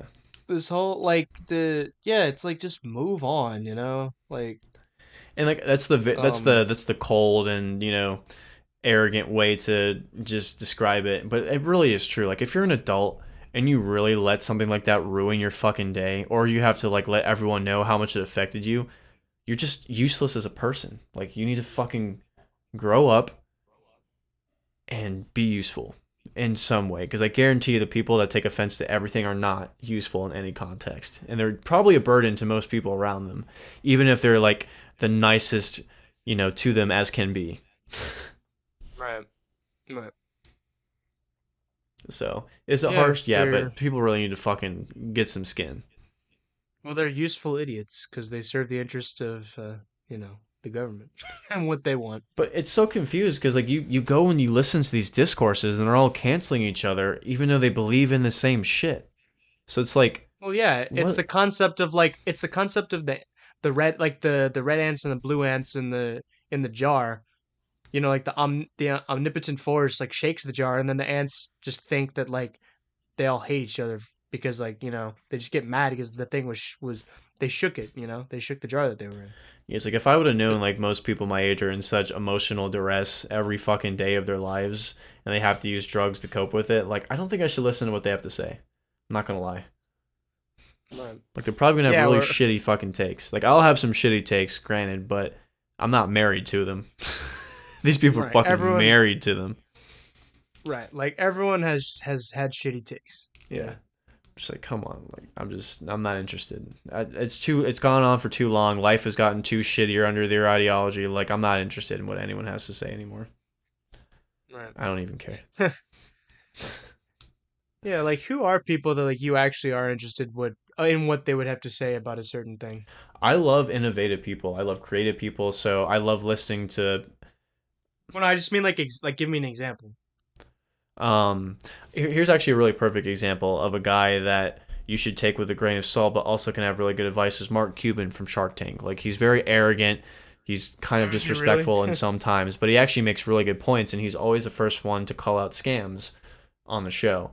And he actually does really successful things. I love what he's doing with his he's basically, I don't quite know what he's doing with it, but he's funny. I don't know if it's a company. It has to be some sort of business model. He has a website where you can buy heavily reduced prices of prescription drugs without insurance, I believe is the kicker. Or he's doing something where it's insanely good deals on prescription medication, either with or without insurance. I don't really know the details. So he seems to want to actually change things and not just like pretend to throw a bunch of money at a problem and like just say all the shit on Twitter that most people like to do. So I feel like he has some genuinely interesting things to say. I don't think all this stuff is. I think he has some pretty interesting, like, pretty wild takes on things that I have no true if it's correct or not. But I think as a person, he's just captivating and has useful stuff to say. Or most people that have advice like that in general, that warn you about the dangers of investing and like what you're supposed to look out for as opposed to doing anything risky. So I like listening to people who invent shit or like come up with different pedals and like instruments or just like actual sounds. So I watch a lot of those guys on YouTube that like actually create different sounds and different types of gear. Yeah. Just anything innovative like that or anything like just advice wise or useful. Yeah, most of those like entrepreneur types, like even if they're all kind of like similar, like I still like generally I mean they all have like good outlooks on life. You know. Um yeah, like trying to think like um I mean like even if he's really fucking just overrated and I've talked about how much I don't like him and he's just so overrated. Like Andrew Tate has some good things to say, but also like I'm sure there's someone else who said it better. Like Yeah, it's not, like I hate to give him credit. Like I don't want to like I can't stand like and even like people that are like that are you know like they hold viewpoints like you know like you know what I mean like me and they hold like they have similar standards as me, right? And they have all these like traditional values and everything, right? And they're like, Andrew Tate is a valuable asset to Western civilization. I'm like, not if you fucking promote polygamy. Like literally one of the defining characteristics of of uh of Western civilization is monogamy. Like if you can't support that, that is like no, you are like the antithesis to Western civilization. Like I don't care if you say, oh, men should be men. It's like yeah, like there's a bunch of other people saying that. Like literally everyone. yeah, like there's not like yeah, also if you're saying that like yeah, men can be promiscuous but women don't have to be like what? Like no, he's not a valuable asset to Western civilization. See, and that's the thing that's interesting to me, or not interesting. The thing that like is why I've never followed guys like him, or like trying to take in advice, whether it's like how to be more of a man or how to be more successful with dating. Just ask your dad, dude. Well, no, I not mean even that. It's unfortunately to feel like I know a lot of these people unfortunately like didn't have dads, which is sad, well, that's why he caters at content to people that are missing that role model in their life. But my point is just like advice like that is really weird to me because like I've dated not a considerable amount of people, but I've dated I think a pretty decent amount of people, and most of them have been different. Like I can't think of advice that would be like obviously there's a couple things that are pretty similar across the board between all of them, but like there was also things that were like the defining problems or the defining reasons why the relationship worked that were different from different people. So it's like I hate when people give absolute advice to young dudes or young women in regards to dating and how they're supposed to deal with their partner because you never fucking know who you're going to run into, or if you get like very specific advice you're just going to attract the same type of person and then you're going to wonder why your life's not working out or your relationships don't work out. Like that's why I've never followed guys like that. I've always been like a learn by experience type of person. yeah, like never follow like some formula or whatever to like Yeah, and that should be getting a common girl. It's sense. like yeah, exactly. And you also just kind of learn that over time. Like Like I get it if through you're not like some ways conventionally. are harder than others, but you Yeah, know, I get it if you're not conventionally attractive or you have one thing that's like really holding you back. But you can get all the advice you want. You can have the best personality, and if it's that bad of a thing, it's not going to make your life that much easier. You might be more pleasant and more people like to be around you, but I don't think you're going to have an easier time dating. right? Or like, I mean, I already said it, but it's like just ask your dad, or like if not, just ask. Like I know this is probably unpopular, but like ask your priest, because like Ask I your mean, priest about dating. well, not everyone, but a lot of like, especially like the good priests I know, like a lot of them had girlfriends before, and yeah, well, then they'll tell you like what to look out for, and and everything. Especially like if you want to have like a good like Christian or Catholic relationship, they can give you advice on that. Um, I think no, the I mean I yeah. what I think the best discourse when it comes like most of the time like guys like that they want like their woman to like because they get sold that whatever skewed version of traditionalism, right? So it's like they want their woman to submit to them, but they have to have something worth submitting to. That's what a lot of response that most true? of the girls Yes, say, right? like So there has to be something of value to submit to if that's something that you want, and not like servitude, but actual like respect, right? I think people mistake that for respect. And with me, like I've never thought of submission as like a like it's not something that I've like thought was too important in my life. I feel like I would just rather like to get along with my partner and like be a power couple and grow together. That's what interests me more. But if I were to be in a relationship where that was the dynamic, it's like I would have to bring a lot of things to the table for a woman to want to submit to me, whether it's security in my job and income, or just like giving them the lifestyle that they want. If they want to be a stay-at-home mother, having the means to do that, whatever the fuck they right. want, right? So it's like for just me personally, that's not what interests me. I don't need someone to submit to me. I don't really give a fuck. I just don't want problems. That's my main thing. I just want peace. So, but when you tell people that you're innately supposed to have women submit to you, but not actually have anything of value to submit to, I just think it's really silly. Right.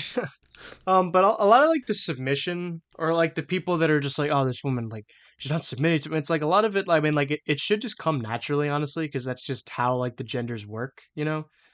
But For the most part, yeah, I think. like you shouldn't try to like, like if I just um if I made this one fix, and it's like a lot of times it really isn't like just this whole like if I wore a hat, or like if I wore a different kind of. If I I mean, worked out what more. well, that is would recommend that.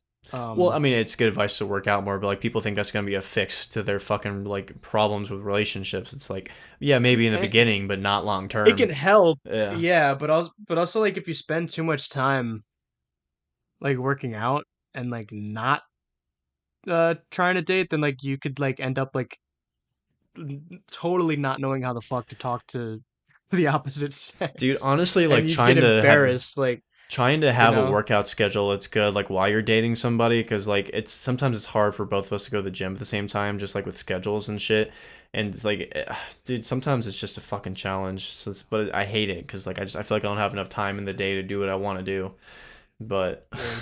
but yeah dude Well, I don't know this all this advice like people just need to fucking just experience life for themselves and not listen to all this bullshit. yeah, and like all these gurus, I'm literally just like ask your parents, or if you don't have parents, ask your aunt and uncle. If you don't have them, ask somebody you're related to, or a friend, or like a father figure you trust. Somebody. I I mean, don't they may know. give you bad advice too. I honestly think you should just like roll with the punches and just see what works and what doesn't work. Or like I feel They like you have to be can, but you be very clear and I mean, they. specific about what you want out of a partner, because you'll lie to yourself and then you'll fuck yourself over, and then you'll try to listen to advice. Like That's I don't know. what I'm saying is like they should give you like an idea, like not like they don't have to be like your your guru, like like the way you'd ask a guru for dating advice is not the same way that you'd ask like your dad for dating advice. Like it just you know I mean, it just depends on the relationship. Yeah, you're not gonna talk about like sexual things with your dad like that. Like how you like, where's the clitoris? How do I make de- a you know de- what I mean? Like depends fucking. on the dad you Well, have, that's but yeah, that's what depending on your relationship. Like I couldn't do that with my dad. There's no fucking way. So, and I have a um great relationship with my dad, but just we don't talk about that kind of shit. Well, right. I had to learn on my own. No, yeah, right. But yeah, what about like so like Mark Cuban, who else would you be interested in to hear what they have to say? I enjoy listening to God, dude, I'm so fucking bad with names. Wait, actually, hold up, dude. I actually really need to take a shit. I'll come back. God, So would you be like 10 minutes? no, it's not gonna be that long. Just entertain the audience in the meantime. Fine, I'll be I will. back. For you listening at home, the other reasons why I like listening to Mark Cuban is he was talking about his purchase of the Dallas Mavericks and talking about how he was losing money by design in the first couple of years because he wants them to actually like win games or he wants to have the experience like they're going to be a great team to watch. So I made the analogy like Apple will have a great quarter, but no one gives a shit unless you invest in them.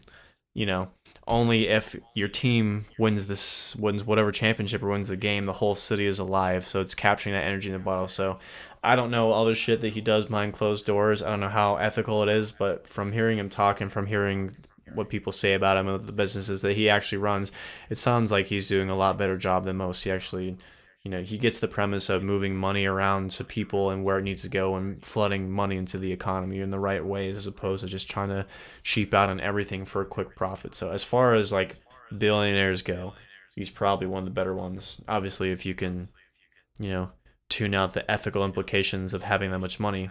But again, how the fuck are you going to solve problems by just throwing money at it? You know?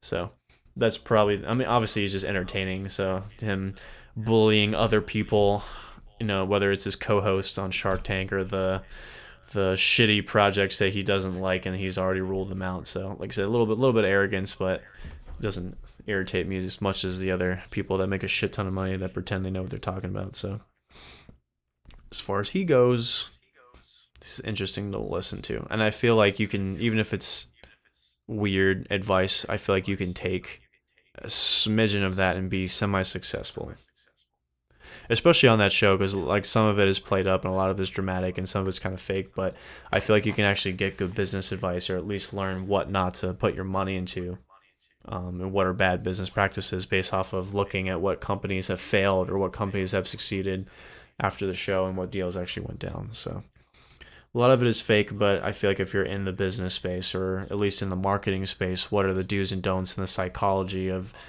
talking to people and giving a presentation and how to be charismatic enough to give your money? Because a lot of times people or the sharks or the dragons dens in Britain will say the idea might be kind of wishy-washy or the actual future of the company is uncertain, but I'm investing in the presenter because of their ability to solve problems or their critical thinking or their charisma. So a lot of it's really useful. I'm back. Hello. Guten Tag. Guten Wait, that's Tag. morning. Sorry. What is it? Guten Gute Nacht. Nacht. And then Guten Abend this afternoon. Abend, but there's like an evening. Nacht. Like, no, but there's something, there's like four. There's one Oh, between that's true. Abend and Nacht. I forgot, because it's not, because I think Nacht you just say before you go to bed. Yeah. Yeah, I don't fucking remember. It's been forever since I've taken German. Yeah. But Well, so who are you gonna add to the list? it was funny. When you were gone, I was giving a monologue about why I like Mark Cuban more and just the actual psychology and practices of being a better presenter in business space on those shows. But I would say like there's a lot of musicians that I like hearing their point of view talk about how they come up with like the emotion behind their songs or what captivates an audience in that way or just how to just emotionally connect on a level that is musical. And I think I relate to that a lot. So I enjoy listening to those kind of people. Um, I cannot for the life of me. Because like I'm always listening to shit where I don't know the people's names. I'm just listening to ideas and things and I don't remember who said them. Um, Right. so I can't fucking tell you. Fuck. I haven't been Yeah. listening to like dudes like that in a while. So Hmm. What about like people from history? Like like or something that they've said that you thought was interesting, mm, or like you learned more about like what they did or something like that. or what they said about other things. Obviously, Confucius. I like a lot of Confucian. Um, That's excellent. That's like Confucius is so good, man. yeah, Confucius is great. I enjoy. There was one Greek philosopher that I enjoyed. For the life of me, I can't fucking remember his name, but I remember we talked about philosophy the last time. I don't really like too much of it. There was one guy that I did like, and it was more about, like I said, it was reflection. I like some of Carl Jung or Jung, however you say his name. I like a Jung. lot of his theories about, like I said, reflection and trying to unlock your subconscious and be more balanced as a human being. You know, using all your energies and being less insecure. So I like some of his He's practices. he's a little bit overrated. A lot of Jordan Peterson is inspired by that. A lot of like that like manosphere red pill stuff is inspired by that. Well, again, like you can take anything and twist it to whatever your Well, narrative I is. mean, I just like I'm I like the idea of self reflection and like looking inside and trying to fix yourself. And I think that's a lot of his takes. He also I don't he has a lot of things about synchronicity. I don't really give a fuck about synchronicity. I feel like that's kind of like the law of what is that? attraction. Like it doesn't really hold that much merit to me. Oh, okay. I But see. besides that, I like I Um, said, the reflective stuff and is what I enjoy more from for him. I don't know too much. I haven't read like books and books. I've just seen a couple excerpts of what he believed about the anima and the animus and all that shit. Um, hmm.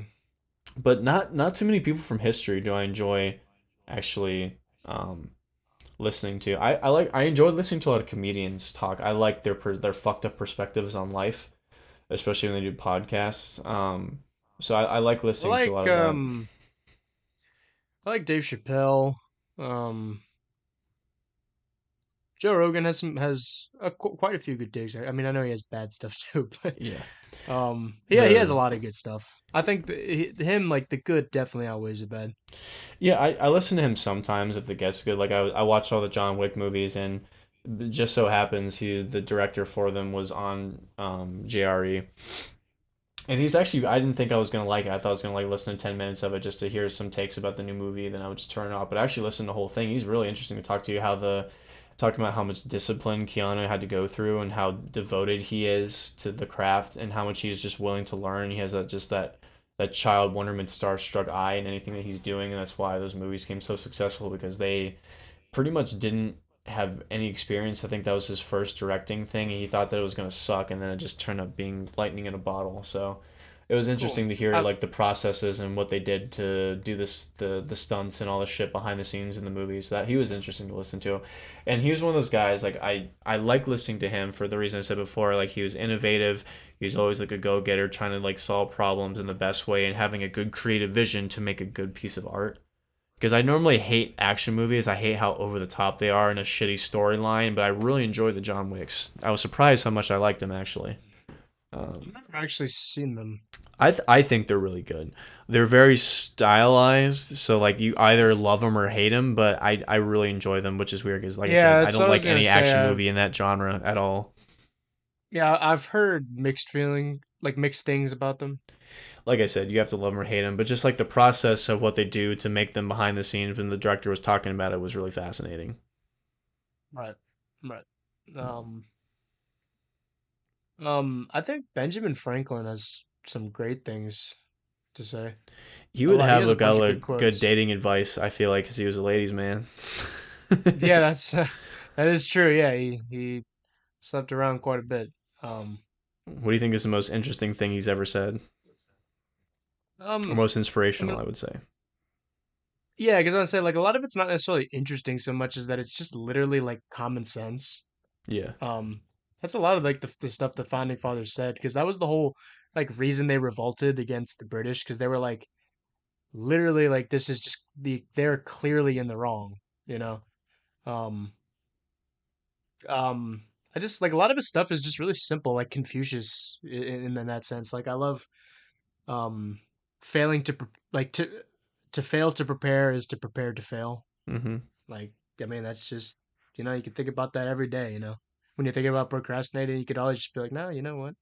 I'm failing to prepare in this situation, and I'm literally failing. I'm failing to prepare, and like it's like it's so simple, and I love that. Like what is that like when the what does that literary device use? Like you know what I'm like you know exactly what he's doing there, like the way that it's just a reflection and everything. I forgot the name of that, but you know what I'm talking about. Yeah, you're not gonna fucking get me there, bro. I don't give a fuck about English terms. I was always bad at that part. I understood them. I just was always bad at like remembering what the fuck they were. It's cool. Right. um, what was the? It was like the. Let me see. Ben Franklin quotes. He has a bunch of good stuff. Is there? Yeah. Hold on. Oh, yeah. Love your enemies, for they tell you your faults. He that falls in love with himself will have no rivals. There never was a good war or a bad peace.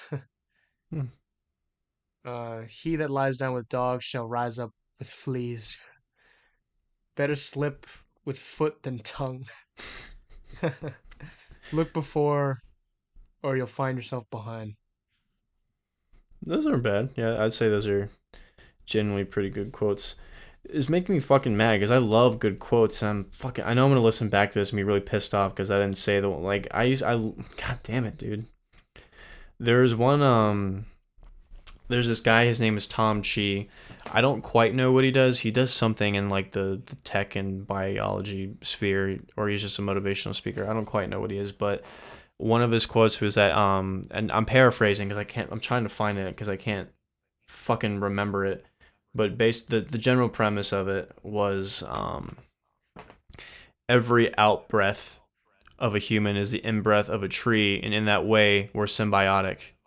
So I like the correlation between like nature and us and how like everything has an effect and like we have to fucking do a bunch of bullshit to just get ahead and just like if you're not in rhythm with yourself or with life you're just going to fall behind. And going back to what I said earlier, people that just complain all the time or like they just find offense to everything, like they can't just sit back and just connect with anything true. So that's why I think like Right. having symbiotic relationships is, oh, I mean obviously it's common sense, it's the way to go, but it's a lot more important than people realize, especially because everyone's like I'm a lone wolf, I have to do everything by myself. It's like no, you can't. You have to have good shit around you. Yeah. And I think I'm looking through my Facebook because I have like a bunch of quotes sometimes I like, and I like cynical quotes too because it makes me feel better about myself. So I took this quote from Tesla, Nikola Tesla, and it's like all the years that I've spent in the service of mankind, it brought me nothing but insults and humiliation, which is disheartening to say the least from the most insane inventor we've ever had on this planet. Right. So those are a Yeah. couple that I'm remembering right now because I'd kill myself if I didn't share that. You Mm. know, I got a good one. You what's gotta up? love. I came. I saw. I conquered. Oh, whatever. That's fucking. That should be on our money. That's epic, though. You can't go wrong with that by Julius Caesar. Well, that's why they Do you know fell. do They you conquered too know much. that's yeah that's part of how it works because you can't maintain it. Yeah. So, But is it well, I good mean advice? I mean people don't understand like that there was like an Eastern and a Western Empire. And when we say like the fall of Rome, like what they're really referring to is like the fall of the Western Empire. Like the Eastern Empire stayed for like a long time Yeah. until it was like it was taken over by Islam. It just got way too fucking big and fragmented. Like, there's no way you can keep that shit under wraps, especially that long ago. Right. But I mean it was also really just the well like the fall of the West and everything, but just the fall of the East one was just the Islam thing because it was in the East. Because like I cannot stand when atheists just do like the whole like well Christianity is like it's part of the fall of the Western Empire. And it's like well okay well what about the other fucking half of the empire where it was literally was thriving? It's part of the reason why it stayed. Like you just I like oh man, I think atheists just they have terrible takes on like everything except I kind of like some of what Neil deGrasse Tyson has to say. Not about those kind of things because it's the same stuff that I think is all terrible. But I remember I talked to you about what um he said about the psychedelics and why he refuses to take them. Yeah, I remember we were talking about that before. Yeah, I thought because like I just assumed he would be like, oh yeah, sure, I'll do it, just to see because this will give me like a better perspective or something. But I actually liked how he's like, no, I'd rather just like do it in like I'd rather do scientific research in the way that I am best suited to do, you know. Like I don't want anything to hinder that. So I'm like, all right, that was interesting. I never really thought he would say that. Yeah, like I like some of the stuff he has to say. I feel like sometimes he can be captivating. Other times he can just be like close minded and kind of arrogant. So like it's just sometimes he's a little bit of a hard listen. But I mean for He the most also, I think, generally speaking, he got way too like political, especially like now. Like he's totally like simped for the whole vaccine thing and everything. which is When really he's like, you, strange for a guy that's really heavy and set on the scientific method. I mean, I don't even think it's political to say because like now like everyone's always going back like yeah even the government's investigating it probably was a leak from the Wuhan lab like that's not even a conspiracy to say that shit anymore. So it's like specifically with COVID, I don't know how anybody could that it is a scientist or a part of the scientific community or believes in the scientific method that that was the way that that should have gone down or that's unequivocally we should trust it. Like it blows my mind. right, yeah, like he literally preaches that, and then he And doesn't do like. I absolutely hate that like all these stupid right wing fucking like conspiracy theorist guys jumped on it.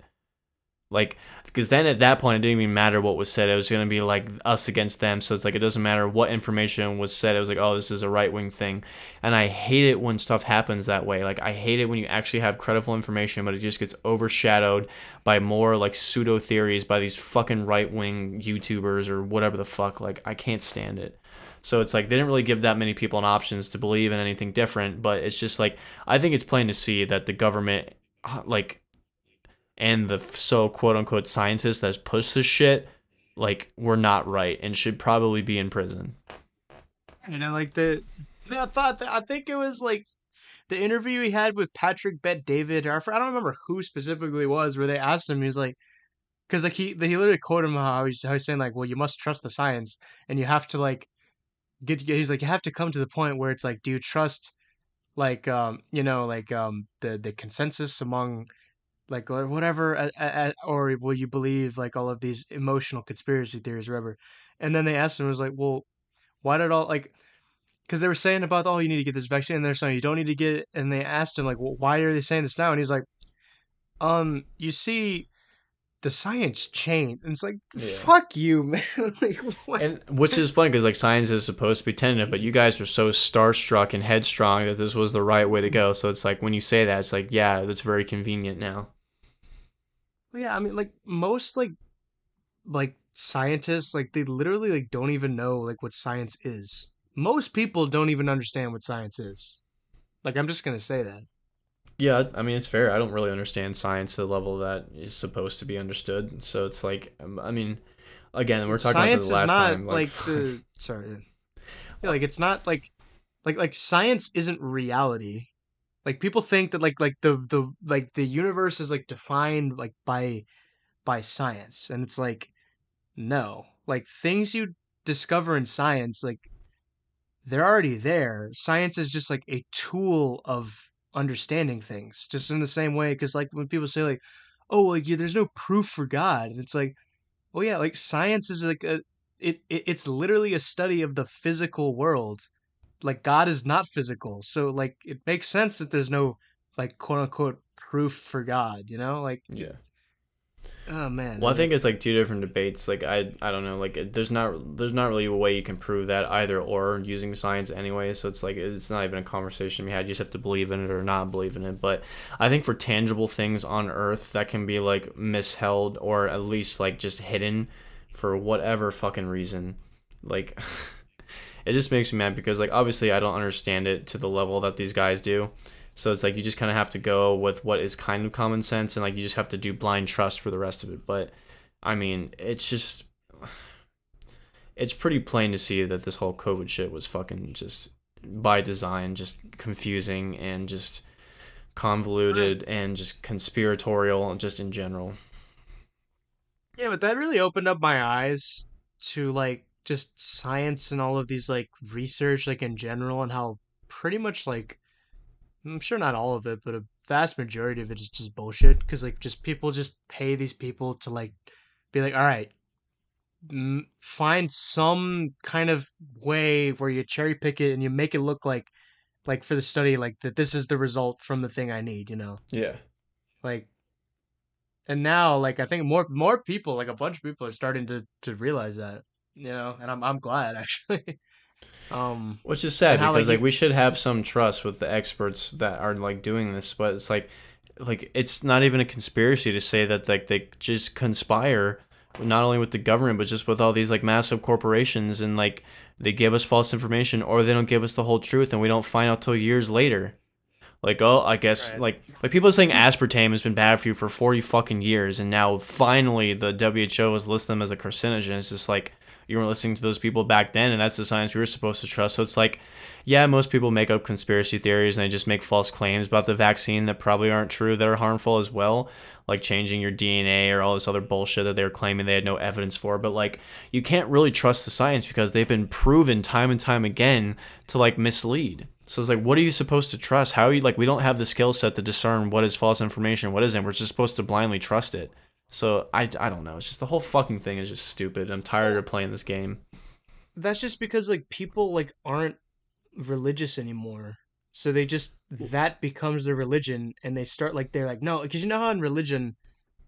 And I mean, it's just human nature. Like we just want to know like everything, right? So then, like the only way, if there's no really way to understand like the metaphysical universe, they're like, all right, well, there's the physical universe, which I see. Oh, the science thing. Okay, the experts, like what do they have to say, and ever, and like the whole like just expert. Like every time I hear that word now, I laugh. I'm like, Yeah.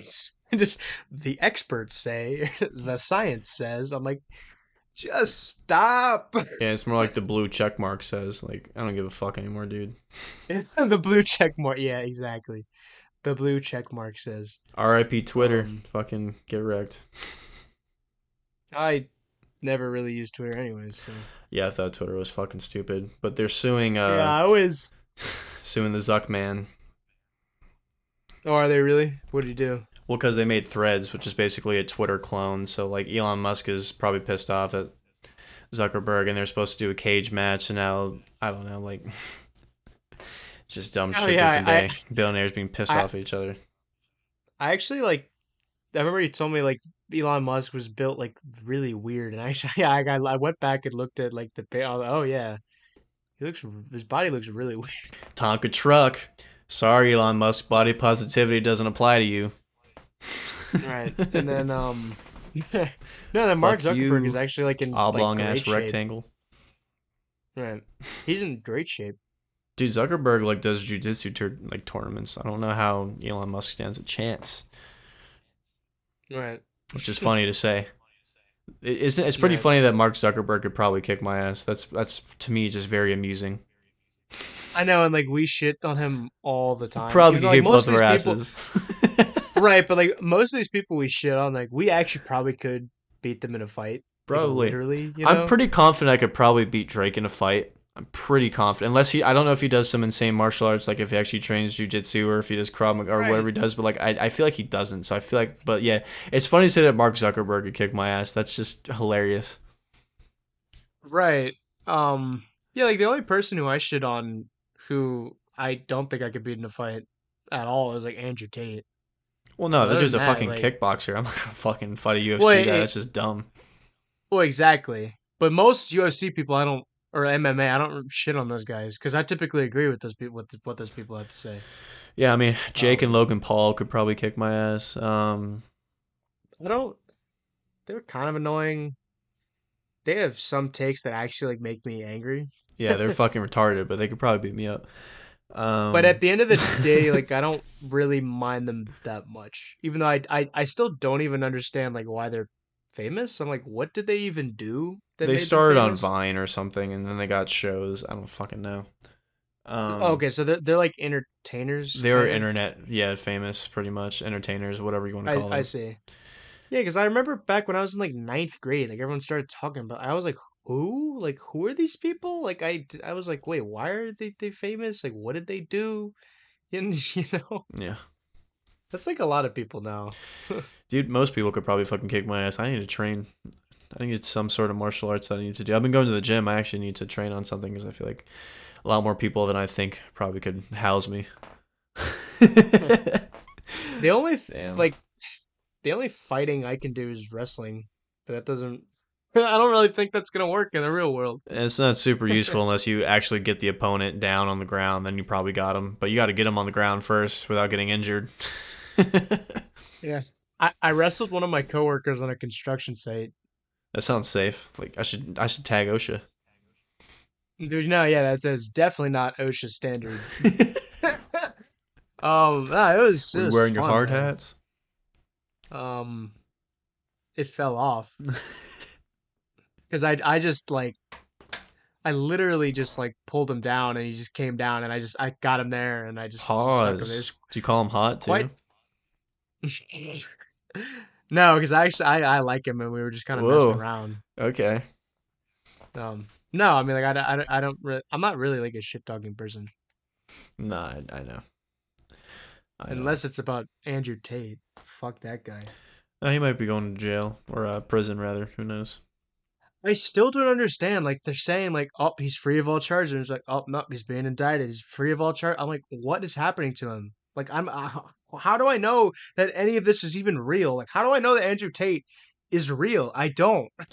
I don't know, man. It's Eastern Europe. The whole fucking place is just screwed up. So who knows what actually is happening? She's probably trying to muster up I, to trying to put the money in the right spots to strategically set him up. yeah, I wonder why how the fuck he ended up out in Romania. Because he said that there was less like sexual assault laws or less rape laws or some shit like that. Yeah, who would have thought? Like, oh, that's sweet. That's fucking sweet. But it didn't end up Yeah. helping him in the long run. So, R.I.P. my man's. Ooh, I found another quote. This is from Rumi.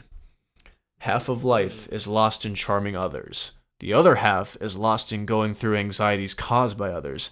Leave this play. You have played enough. Hmm. That's a generally good quote, I feel. I feel. Do you know Thomas Sowell? No. He's a he's like a black conservative intellectual. Um, he's really old actually. Um, but he's written tons of books. He has a bunch of good quotes. The real minimum wage is zero. Um, Compelling title. and it doesn't matter how smart you are unless you stop and think. Um, what else does he say? Competition does a much more effective job than government at protecting consumers. Yeah. Let me see. It is hard to imagine a more stupid or more dangerous way of paying decisions. Oh, sorry, of making decisions than by putting those decisions in the hands of people who pay no price for being wrong. Yeah, most people that have nothing to lose talk the most shit, which is Right. funny. I have never understood why it is greed to want to keep the money you have earned, but not greed to want to take someone else's money. Another great point. Let me see.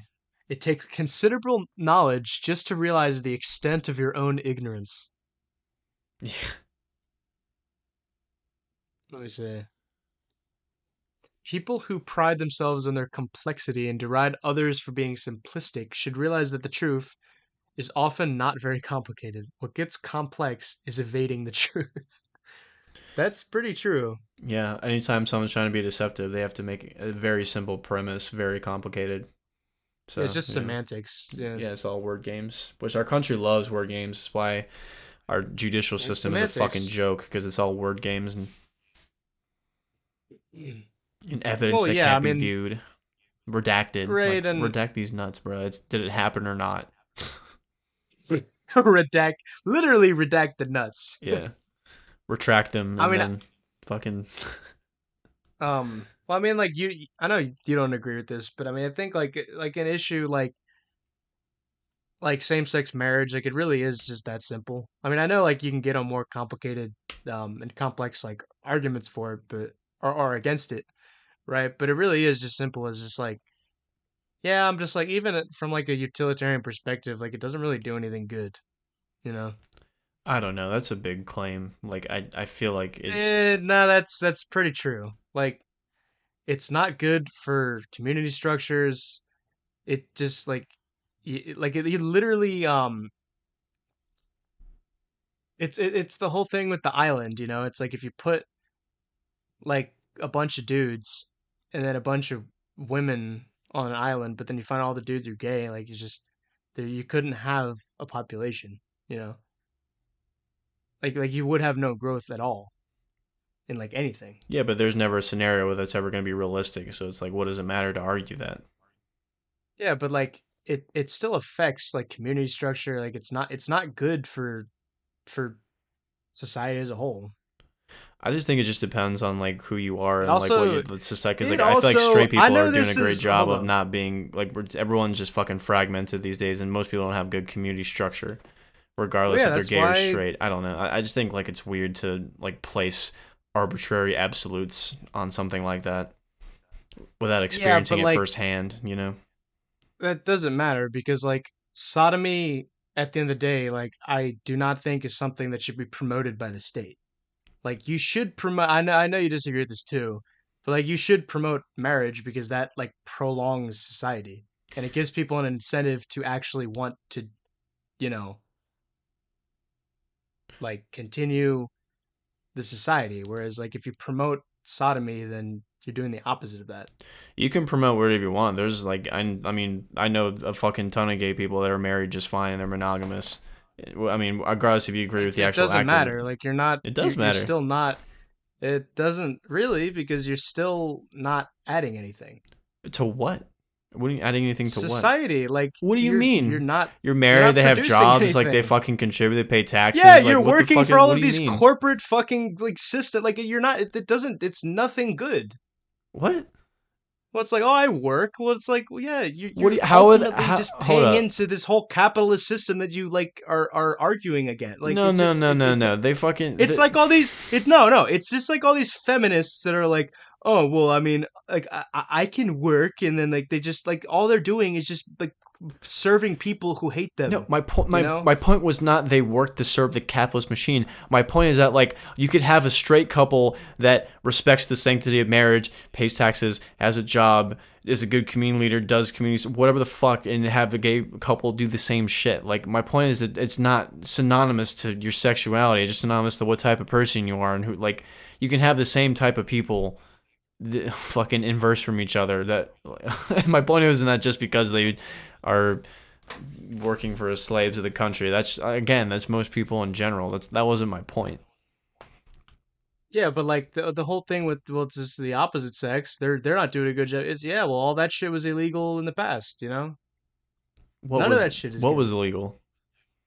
Like you know, being promiscuous or well, I know people do this shit Yeah, anyways, what do you? They guys. do it Like behind closed doors and they promote it. Like, who gives a fuck yes, what you promote? I Just live your know, life the best you can but be. Who gives a that's the shit? thing is because obviously no one is like because that this is my whole issue with all of this like civil rights stuff.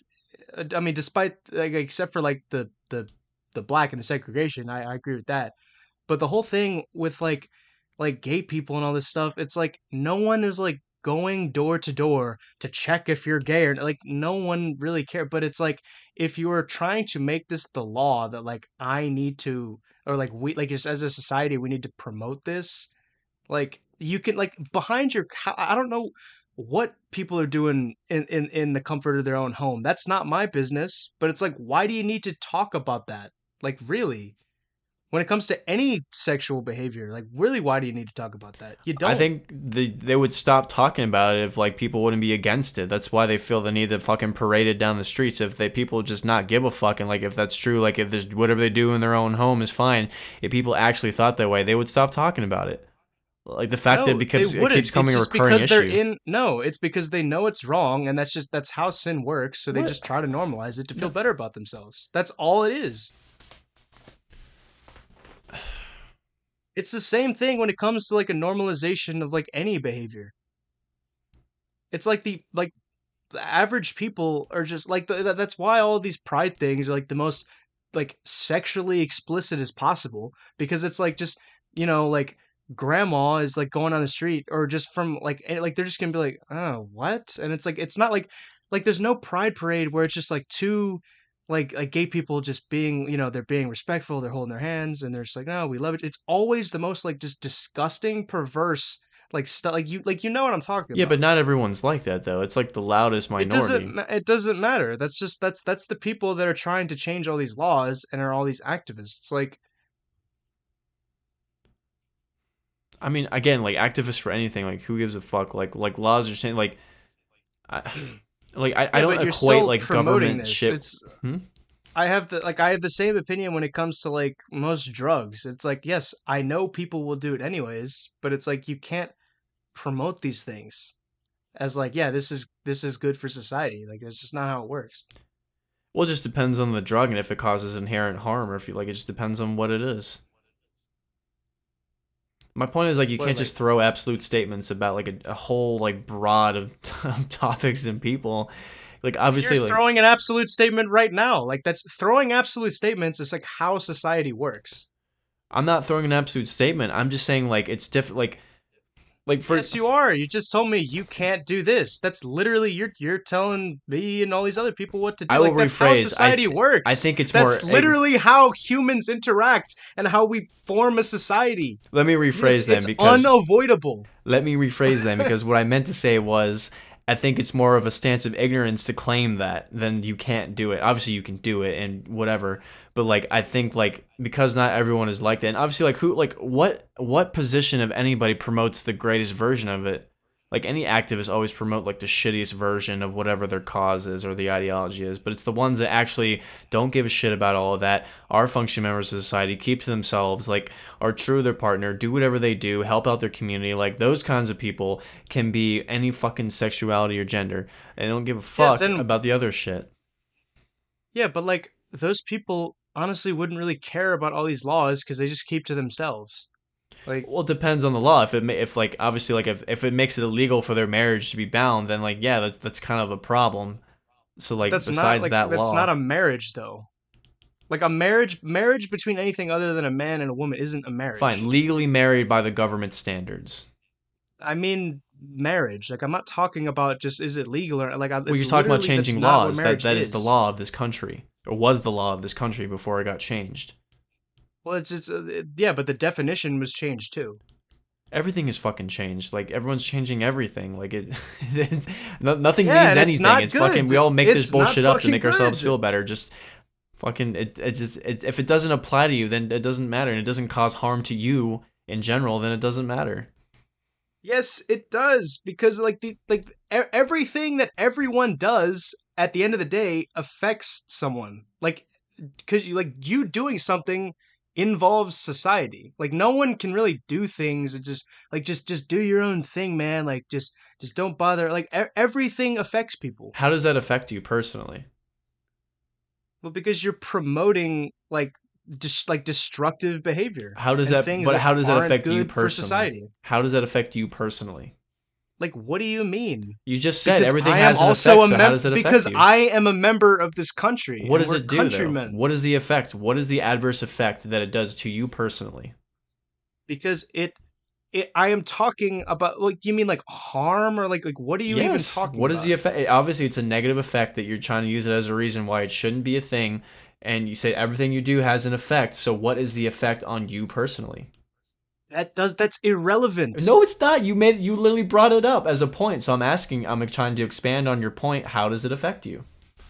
Well, so here's the thing. I mean, like the way I mean, I thought all this stuff was okay, just like everyone does. But when you think about it and the way that it affects like men and it affects like the way that we perceive like our roles and everything, like it just it makes us like just weaker. Like it's just this whole like just this democracy thing. Like it constantly makes like men like worse and grosser and worse and grosser and everything. It's like we can't like promote any of this. It's like I don't care if this whole like, well, they were so mean, but it's like no, because like none of these things like that's what taboo is. Like taboo is like it's unspoken. Like just the thought of it of just is that like that would never even come up. Like it's just like pedophilia. Like shit is just some shit is just it's taboo for a reason. Yeah, And but that's proven to I've have actual inherent harm, though.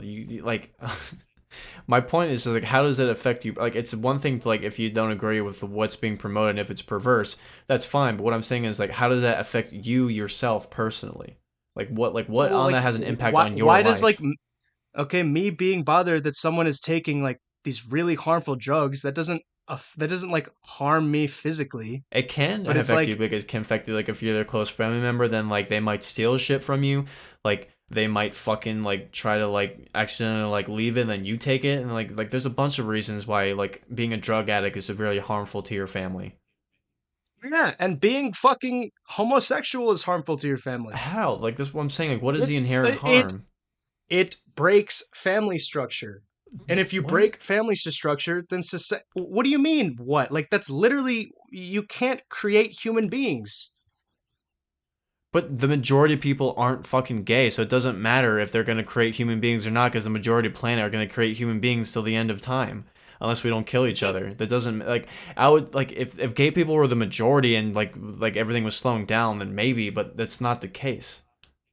yeah, but like at like a communal, like just like a community level, like it breaks down small communities, and small communities are really like what like builds healthy societies. I don't understand why it breaks down small communities. Like you keep making that what Because is it you doing to do can't that? create because you cannot create more human beings. You can't create a like the what's the like the how the What does it fucking have to like do with just a straight people? Like replacement generation. how is a gay What do you person mean? not What is like it? creating a human being affect you as a straight person having a baby? Like how does that affect like that's what my point is. Like who gives a I shit? never said that affects me having a Well then how baby. does Like it that's break not down community if it doesn't affect you? because they cannot create humans. Who cares? They can adopt. They can take all the fucking kids that are in the foster care They shouldn't system. do that fucking either. What? A kid can't grow up with a fucking like two dads. Like what the fuck are you talking about? I mean, it's possible. It's done. Like People do it. Like it's not a yeah, do you fucking. think that's a fucking good idea? Like a kid has to have a mom and a It dad. depends on the parents. There's kids that grow up with two dads and they're fine. Like it just depends on what it is and who the Really? fucking I people are. really Yeah. don't think those people are fine. No. Why? Like dude, like you really think the people that don't grow up with either a mom or a dad are fine. I don't care if it's two dads or if it's one dad.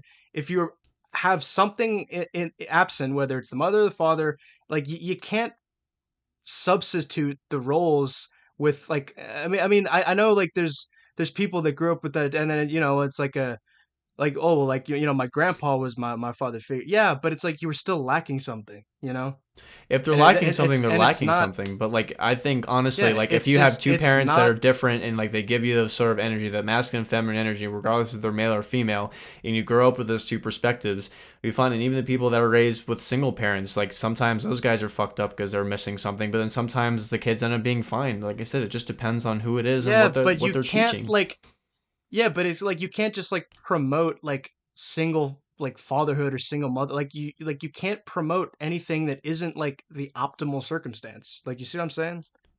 You don't have to promote it, but it doesn't make it inherently bad. Well, yeah, you do though, Why? because like we like that's how a society functions, is like to have like some sort of concept of like what we do as a people and like what our purpose is. If you don't have any understanding of that, then like what that's why we're all like mentally ill and we don't understand what the fuck we're even doing anymore.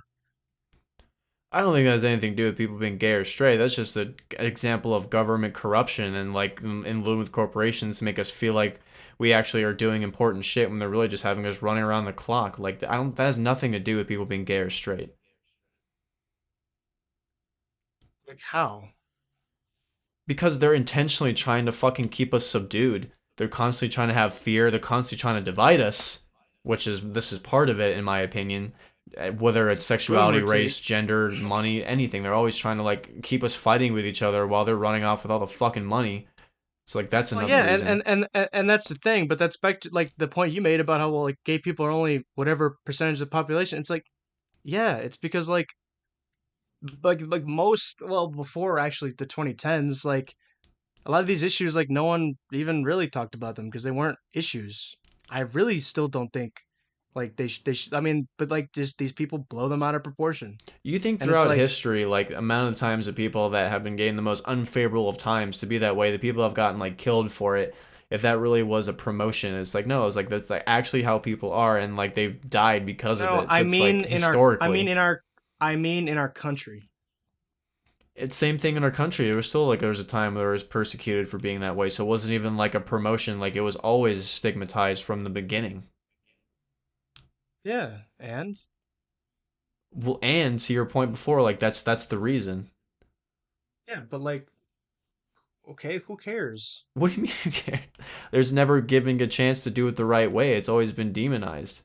Because you can't do it the right way. You don't There's know no that. fucking way to do it. Yes, I That's a big do. claim, is what I'm saying. Like, how can you make that claim? What do you mean? Like that's like Life it's is never so that simple. fucking There's always a simple. way to do Yes, it everything. is. Okay, is there a way to like be an alcoholic? Like no. It doesn't work like that. There's some Like people I that don't be need alcoholics until they're 80 and they're fucking like live their life. There's some people can smoke for fucking million years and die in their 90s. Like, it just depends on what you do and who you fucking are. That's what I'm saying. Like, yeah, obviously the but that's majority of people are, destruct it's not good, but like, again, yeah, like that's you, destructive behavior. but it's not, how do I put, like, No one who's an alcoholic is like living their life and they're just fine and they're paying their tax. It's like but like if you're comparing no, that's alcoholics to people that are gay, it's just like what one I like was giving an example. Like, I mean, I know, like, because being gay isn't the bad part. Like, I understand, like that. I then mean, what's the that's a bad big part of part? the is participating in like homosexual activity. It's not being gay. That's, I mean, like we all have things that are like we're predisposed to like pursue whatever vice. Okay, so let me see if I'm understanding this correctly. So actually like being gay and having those feelings is not wrong, but you acting on them is wrong. No, being gay, like we all have like we all have like like you and I like women, but like, well, I mean, you're not religious, but like I am. So like, like I can't just go around. I know not every gay person is just, I know, like I don't, I'm not saying every gay person is promiscuous, but like, I can't just go around like, kissing whatever girl I want and just like banging whoever I want, like there's limitations to everything, right? Um, and that's what it's like that's why it's the action. It's not like you being gay. Like the reason that a lot of people were killed for like quote unquote being gay, it's because a lot of times they were caught doing these things. Not like they just found oh like you have homosexual. It's like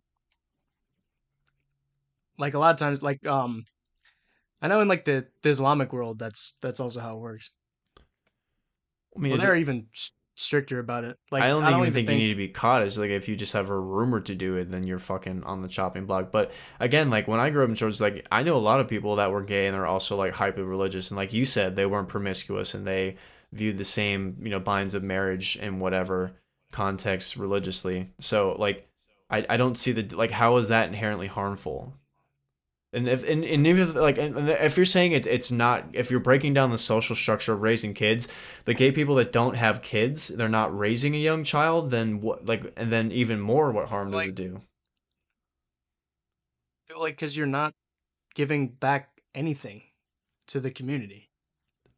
Why is the In only that thing to give sense, back I to the know like community is having children? That's more of a no, I burden on the said fucking community than anything. Our I tax. added no, it is fucking not. Yes, it is. Don't you It is no, it is more of a burden in fucking this not. country to have kids than not have kids. That is a fucking No, fact. it is Yes, it absolutely is. fucking not because you can't replace this. Literally, that's why part of the biggest reason why our country is so fucked now is because it's all just boomers and like no kid. Like the Boomers had a shit ton of kids. That's why they're booming. They're baby booming. That's why they literally call them baby boomers, bro. They all had fucking no, kids. I'm not talking about the boomers having kids. I'm talking about how like there's no people having kids now. Bro, Like it's like you see what like it's done to like our social fabric and everything. everyone's fucking having kids. Our population growth is growing. Like, there's more people than before. This shit's fucking growing. Not if you people are don't have fucking kids, you people be don't. fucking outside of marriage. You know how many people I know that have fucking kids with like a different parent and they fuck a different dude and get pregnant every time? Like people are having kids. No one's not having kids. That's not good for social structure either. My point is people are having kids regardless if it's monogamous or if it's fucking around.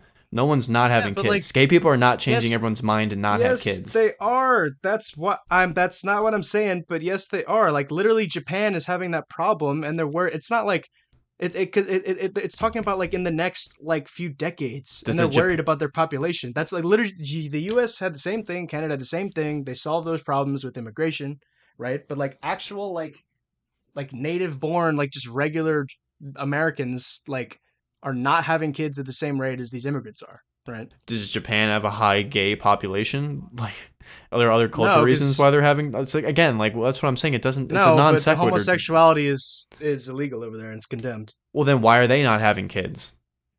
Well, it's a similar thing. I mean, I mean, that's not. It's not like I'm not saying it's not just because of gay people, but it's just really anything that doesn't promote like just man, woman, child. I just think That's it's literally how you crazy that create like the you can't human be race. a. That's how you create a society. I Why just would like it's crazy to me that you can't be a functioning member of society if you don't have kids. Like you can't contribute anything besides having a child. Like that's yeah, insane to me. you can be a priest or a monk. That's the What? only excuse, really. Yeah, no, because you're being selfish. What? How is it being selfish if you like? I'm trying to. Because you just don't want to have the responsibility, and you don't want to raise the next generation, and you just want to focus on your career or whatever the fuck that is. Like that's literally selfish. So you're telling me that somebody that works for fucking like let's say they work on the power grid or like they make some innovation or like something that improves and just makes our lives drastically different, that guy doesn't contribute as much as a dude having a fucking kid. If that person's not having kids, like who That's the fuck that's cares if we gain all wild. of these like it's just some bullshit like material thing that just like makes like honestly like does this really make our lives that much better? What if it's someone that develops an easier way to have a kid, or somebody that develops something that like some rare child disease they eradicate, so that has be able to have more healthier babies in the future? Like that's what I'm saying. Life is just not that simple. Like there's so many factors that go into everything. That's what I'm saying. Like that's why it's wild to me to say that you can't be a contributing member to society and you're selfish if you don't have children. No, I don't think you should have I'm okay. I know social security is just bullshit, but like I don't think you should get any of it if you don't have children. You don't think you should get social security if you don't have children? Yeah, because who the fuck is it gonna go to? Like your dogs? Give me a break. What? No, Social Security is supposed to be used for you when you're fucking older and you're retired and you don't have any money and you're supposed to use that to live off of. You're not supposed to pass that on to your kids. That's not what I'm saying. What do you? Because Well, like the yeah, but like the whole reason we do that is just so that like we can take care of old people, so that like like the younger people can go off and then start the next generation. yeah. So what? It's not like for them passing it on. Like they should have already passed on whatever they had. Social Security is not even that much. Like they don't live that well off of Social Security. Well, no, that's what I mean. That was just a kind that was a weak point because I think Social Security is just we shouldn't really. It's just stupid anyways. But it's just the ultimate point I'm making is just social fabric, and it's really important, and it's one of the biggest reasons why we're all mentally ill. We all hate each other. It's just because like we don't understand like Okay, so relationships anymore. here's a hypothetical. Let's say, God forbid, you go infertile, or the person you married is infertile, and you can't have kids. What then? Are you useless members of society breaking down the social fabric? Wasn't your choice, but that's now the reality. Yeah, but that's an exceptions don't they exceptions prove the rule. I'm just trying to That's something understand, that's like, you're basic. literally outside of your control. If you're saying, I get You that's, physically do not have the ability to do it. but that's my point. If you're saying like, if it doesn't matter the scenario, you're like not a contributing member to Like, society if you don't have children. So if you lose the ability to have children, are you no longer a contributing member to society, even though it's outside of your control? I'll restate in slightly different words. If you're an able-bodied human being and you don't have children, that is selfish, and you are not providing anything to the community. Okay, Because like in that situation, if you can't have children, you're not an able-bodied human being.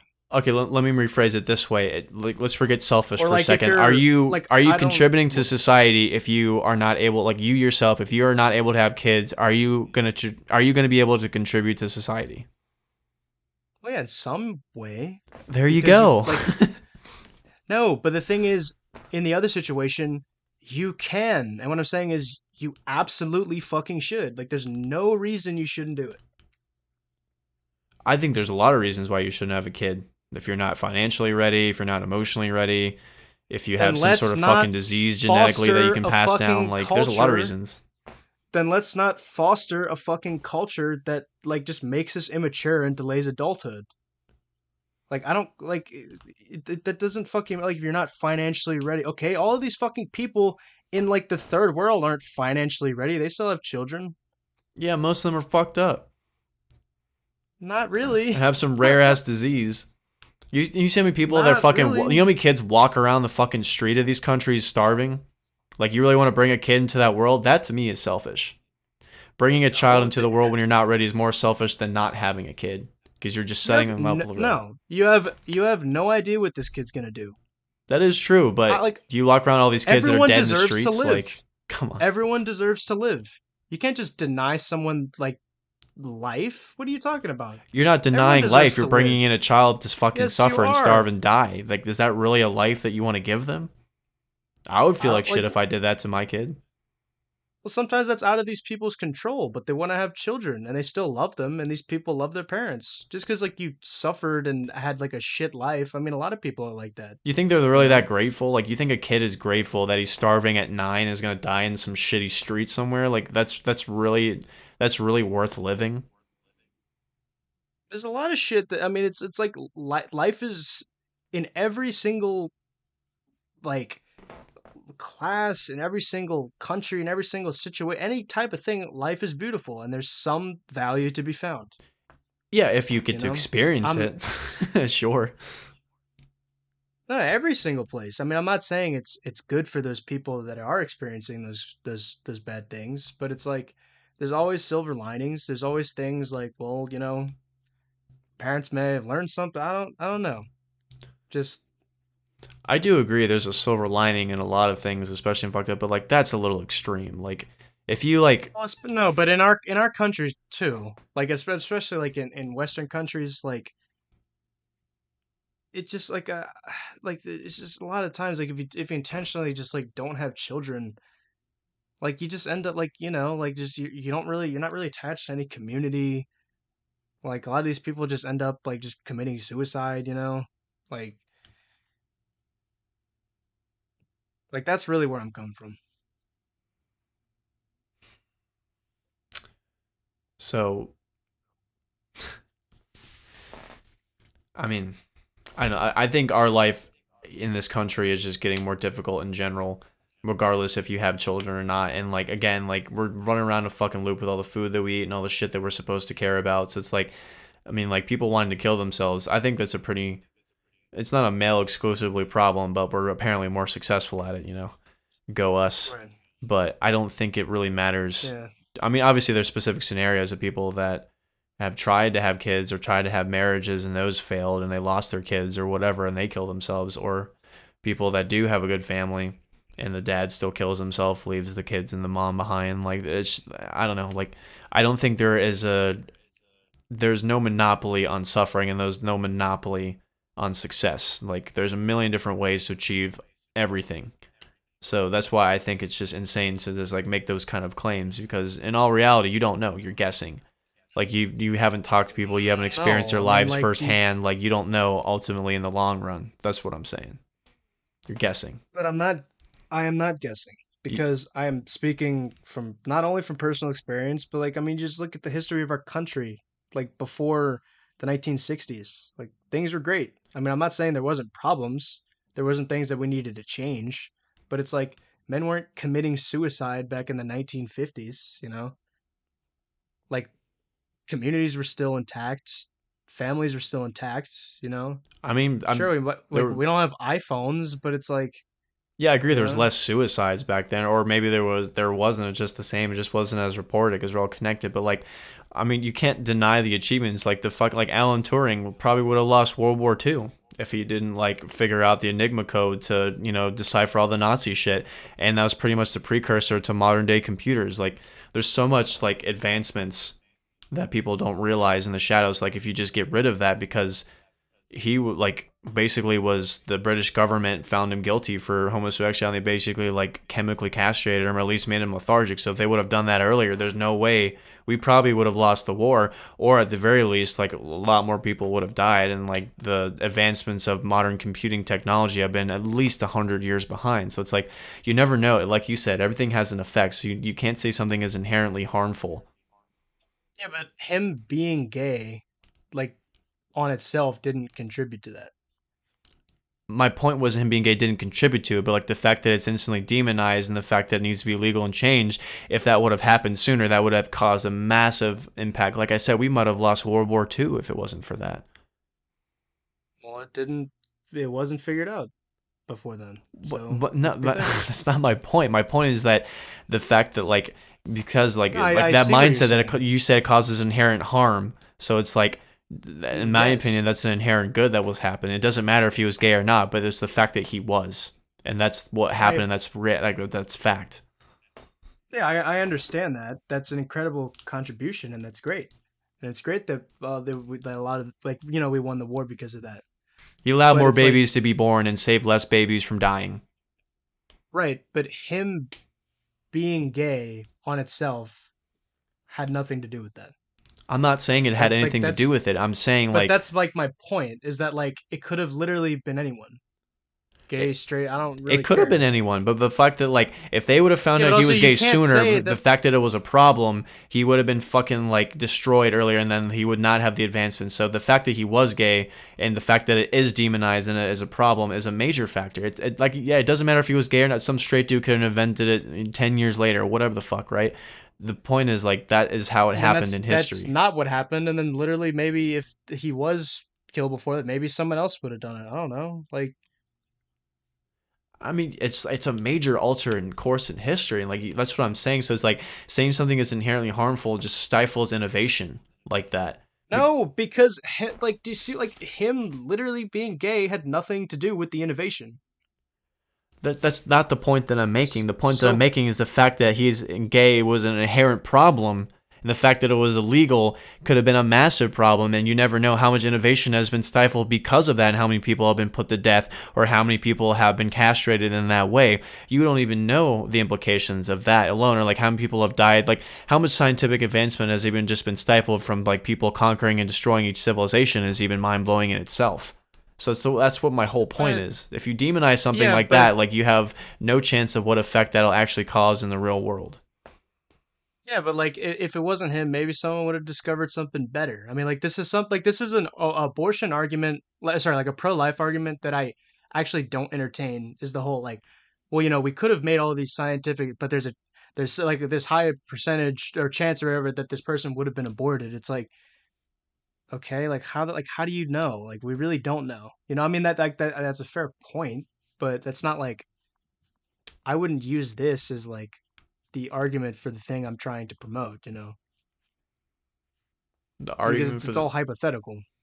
Like do you see the point I'm making, no, right? I get that About it's hypothetical. What I'm like saying is like it's crazy to me that you're saying you can't be a contributing member to society when you really contribute the most insane like fucking like save millions of lives, made more babies be born, more children to grow up, like because of that reason. Like and to demonize that innately is just insane to me. Is what I'm saying.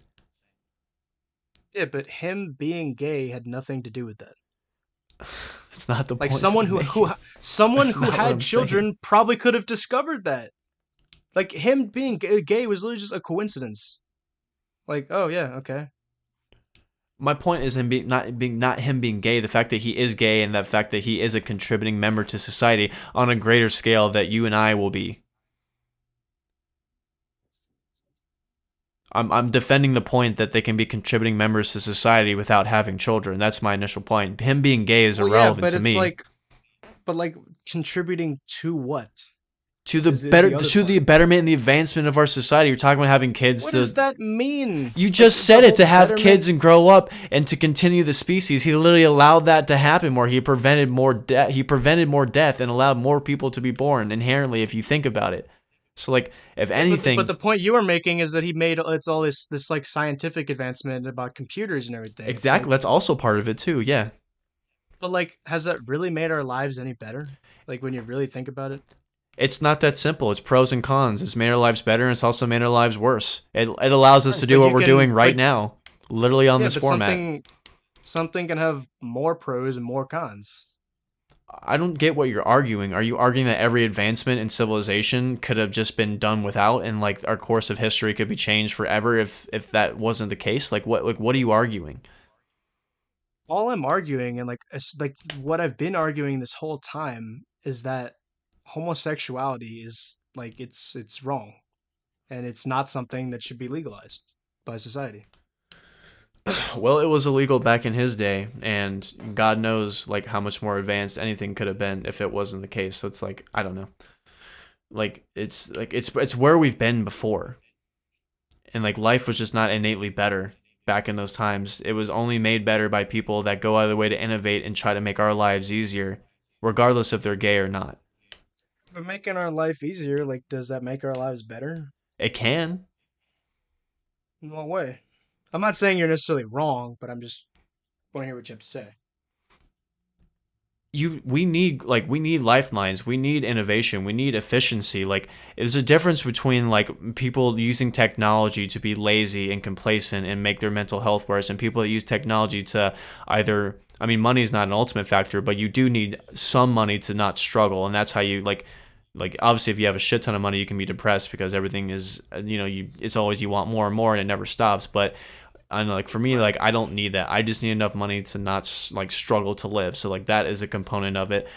Or like I said, using technology to make making music easier. So it's like I don't have the time of the day to fucking like do all this shit with technology to like make songs. So I want to have it easier and possible. So people that innovate that make that easier, that definitely improves my life because you need that sort of, like you said, you need art and culture. And so like there's just I can't like I literally could think of anything that you have enjoyed in your life has been because someone else invented it or thought of it first and then made that for you.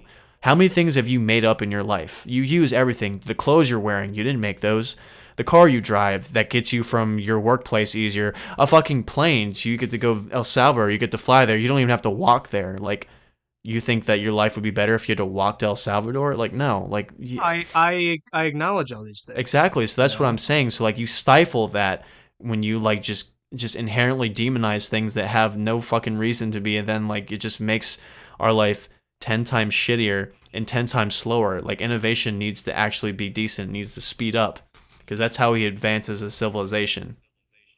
But what I'm saying is that these things always come with trade-offs, and people don't consider that. Yeah, there's trade-offs with everything. I'm not denying Every that. right, but You got to the mitigate that problem is though. like, all right, but when it comes to any of these like innovations, like air conditioning, in the example of like the um it's actually this buddy I have who works on Capitol Hill. He gave me this really great example how like back in the day, like when there was no air conditioning, like people in Washington they would want to work harder during the winter, so that like during the summer when it was just grueling and people didn't want to do anything, like you didn't have to work as much, and also like when there was no air conditioning, like in the Capitol, right? Like when there was office, like it made people like in it inspired more virtue in, I mean, if this is even possible, right? Like it's kind of sounds like an oxymoron. Like it inspired people to be more virtuous in public office, right? Because you'd have to go to these meetings and it wouldn't be comfortable, right? Like you weren't in like some air conditioned room, like you were sweating, it was gross, but it's like, you know what, I got to do this for the sake of my country and everything. But then it's just like air conditioning comes, and I'm not saying it's like inherently bad. That's not at all what I'm saying. But it kind of just it gets rid of that like overcoming of some sort of struggle that's like the source of our like, well, pride, but also like just sense of like um like it also does it can work with the human innovation. Like when it comes to like getting rid of diseases, that's great. Um, but like, does that make sense? No, I get the point of like having like easy technology like makes you like it doesn't humble you. So like you have to find ways to like build your character and you have to have some sort of struggle and some sort of strife, but you don't have to do that all the time to prove you're of like if I didn't have AC in my house, I don't think that would make me a better person. I just don't. Not necessarily, but I mean, it'll make you think about something. Yeah, it'll make me like appreciate that I have it. Like I would think, oh, Right. it's a nightmare if I didn't have that. Especially like because I've been in places where it's been broken, so it's like I fucking overheat really easily. So it's like there's always times where I lose sleep because I'm uncomfortable because I'm hot. I'm not gonna lie, it doesn't really make me ponder life. It just makes me like, oh fuck, I really wish I had AC right now and have to come up with other ways to cool myself down. I have to like sleep naked or fucking Yeah. drink water or like go get a fan. Like you know what I mean? Like I like there's just things that just we should just innately have. Like I don't know, like you can build your character in other ways. Like I feel like I'm hardworking. I'm not lazy. I'm always working full time. I'm always going to the gym. I'm always spending time with my family. I'm always helping people build things. Like I'm always doing shit for other people. I'm spending my time wisely. I'm trying to treat my body better. So it's like I don't think me struggling more will help that. Yeah. Well, it's not like I don't agree like with the you constantly have to be like struggling. Like that's literally like I mean, um that contradicts like a big part of Catholicism and why we have, like Mardi Gras and Carnival. It's actually like despite what socialists say about like and I do think your point is good, by the way. I should have said that. But like despite what socialists say about how like the concept of like a day off and vacation came from socialism, like that is straight up like not true. Like the concept of a day off and vacation comes from the church because like the church thought it was wrong to work people so like often and so many days of the year.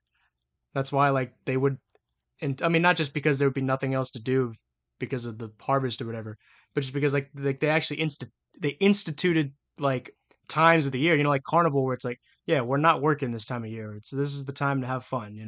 Because like you can't just have life just always on the grindstone. I think it's just Um more of an American thing. We're just overworked and underpaid in this fucking country. Like even take most Catholic countries, and they have more vacation times than we do here. So I honestly think it's just an American thing. yeah, no, yeah, well, because we're not Catholic. Yeah, Well, ancestrally speaking. ancestrally. But oh fuck, man, Eh, I think this is about the time. oh shit, 3.5 hours, man. If we didn't start talking about the gays, this would have been this would have been long gone, man. I'm losing sleep and innovation because of you, fucker. Yeah, because of me expressing my homophobia. I do apologize if I offended anyone who's gay. I really do. I mean, like, I know people like gay people who are religious and they're conservative, right? But the difference is that like a lot of those people, I've met, like they end up actually realizing that what they have done or whatever it has been homosexually, like they eventually realized it was wrong, and they repented, right? Um, right. Um, right. Um, no, like I mean, like we can't, like I mean, I don't hate any like people. It's always actions, like because that's another big thing. I think I've talked about this on the podcast, like when we're judging, like we're like you can't, we're not judging you as a person. We're judging actions because action people cannot be judged. Only God can judge people, but like human beings can judge actions because I mean the Bible is very clear. Okay, this is just, I know you can get in the whole argument of, well, I don't believe in the Bible. That's, I know that's a different debate, but it's just like the Bible is very clear about like what is right and wrong and what God wants and everything. Because I've heard someone say like, well, how do you know what God wants? I'm like, well, it's pretty clear in the Bible. There's a billion other arguments, and it would prolong this podcast a little bit too much. I don't really know if we can hit 4 hours. That'll be you Milestone to know say the least. Yeah, dude, we got to do that for like maybe 100th episode. Like, yeah, 40. Like, no, not 40, 4 hour podcast. Hmm. Yeah, dude, we could have watched Lord of the Rings. That's gayer to me than this conversation. I like Lord of the Rings. It was on the. It was one of the movies on for the flight back. I turned it on. I watched like the first hour. I mean I like them, but sometimes they just get a little long winded to me.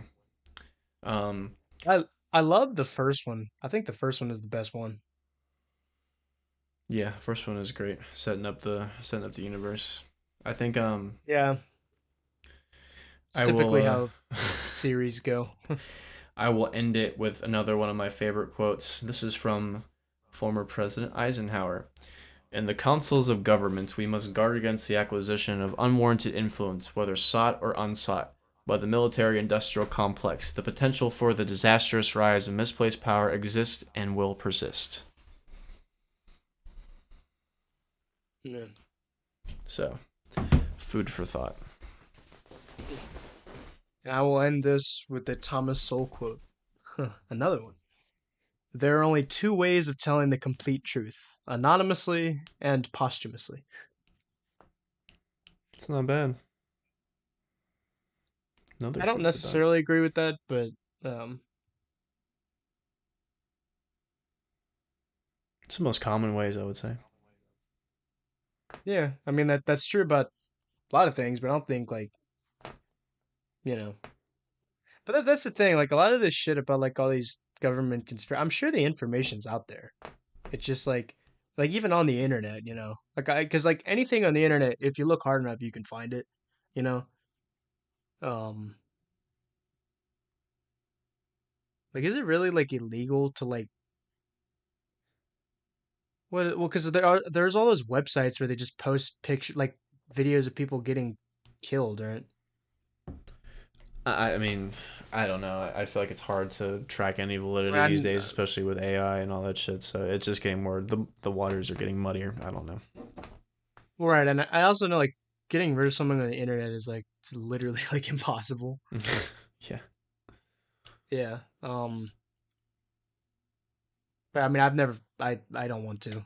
I mean, like, why would I ever want to look at one of those websites? Yeah, I did when I was younger, and it's just like a little bit scarred. NGL. That's another thing. Does nothing good. Yeah, I think it's good to be informed, but like, do you really have to watch it? Probably not. You get the point. Yeah, like you can get the point from like a lot of movies. Honestly, Yeah. they do a decent job of showing these kind of things. Yeah, I agree. You know, like a beheading. Like literally, like a lot of Disney movies are good at showing those to kids. You know, Yeah. like I know in Aladdin, like the guy, no, not in Aladdin, in Tarzan, like I remember the bad guy gets hanged, and like you just see like the shadow of him. I'm like, yeah, I get the gist of that. Like I don't need to literally watch this guy like suffocate and die. Like that's too much. And especially the people that get off on that shit. Oof. That's a thing. Oh yeah. Yeah, I don't want to go anywhere near those type of people. Sorry. All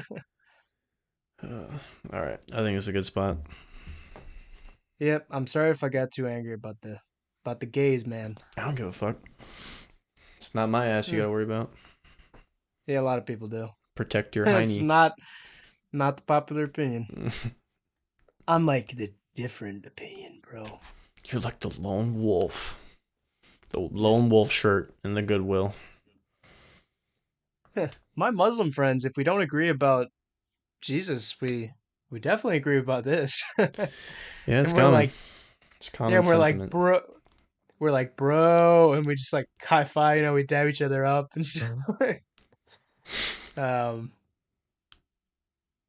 um, like I'm picturing a meme, where that's the Drake thing, where it's just like the like reject, and then the second thing goes, yeah, like it's like the same thing. It would be like Drake, but then he has some sort of thing, and it's like a cross, and then the other one is like he's got like a turban, and he's a Muslim, and they both it's like the pride flag. It's like nah, like reject, and then it's like you see like a man and woman at the altar. It's like yeah, Dude, my I don't know why. One of my favorite memes is like it was like it was a picture of the Saudi flag and it says my meat and then like has the pride flag is like when I'm alone. Beat Yeah. my meat. But yeah, dude, fucking yeah. I'm sure you would get if you get death threats from the what like with the fuckwad I think is what it is. Fuckwad.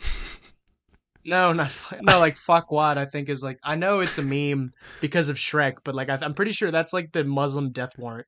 Oh Like my god. if you could like if you commit blasphemy or like apostasy or anything like that. Probably. Those people are intense. Yeah, it's like the people who gave like the death threats to um like the South Park guys. Oh yeah, or the Charlie Hebdo shit, or Mia Khalifa. Right. Yeah, or Salman Rushdie. Yeah. Shit, I actually man. want to read the I want to read the thing that made them so mad. The South Park thing is because they put Muhammad in a bear suit, or they Oh no, I actually. know that. I'm talking about the Salman Rushdie book. Oh, I don't know. I know the Charlie Hebdo thing. They also drew Muhammad too, but I don't know about that one. Have you ever seen the meme where it's like, "Hey Muslims, if Muhammad was a real person, why are there no pictures of him?" Damn. That's actually but like I mean that point is true ironically and unironically because there actually is like no historical evidence outside of the Quran that he was real.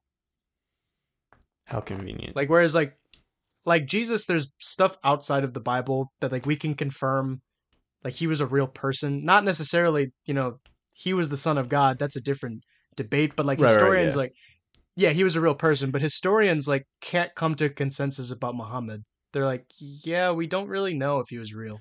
Yeah, same thing with Ragnar Lothbrok too. They can't really figure out if he's a real person or if he's just like a collection of different Viking heroes. But yeah, I don't think there's a single historian that debates that Jesus wasn't a real person. I think they all pretty much agree he was a real person. Right. And then yeah, and then like with the Muhammad thing, I mean like there's a good chance like some historians say that the whole thing was just made up. Never I mean know. that's I know that's what historians say about a bunch of religions. Um but in that situation it makes sense cuz like they don't have sources outside of the Quran or hadith that like say anything about Muhammad's life. Like I think the only thing like the first thing like the first account of Muhammad's life outside of those two things came like 500 years or something after that. Whereas like Jesus had like they have like eyewitness accounts from like Roman historians and like Jewish historians. Like they like they weren't even Christian. Hmm.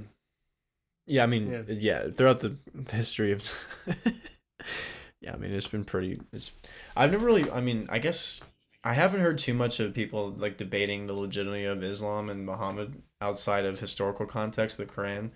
I haven't really looked into that. I don't really know too much about historical shit with them besides like Um empires and whatnot, but not really the I've lore gone on behind that them. rabbit hole.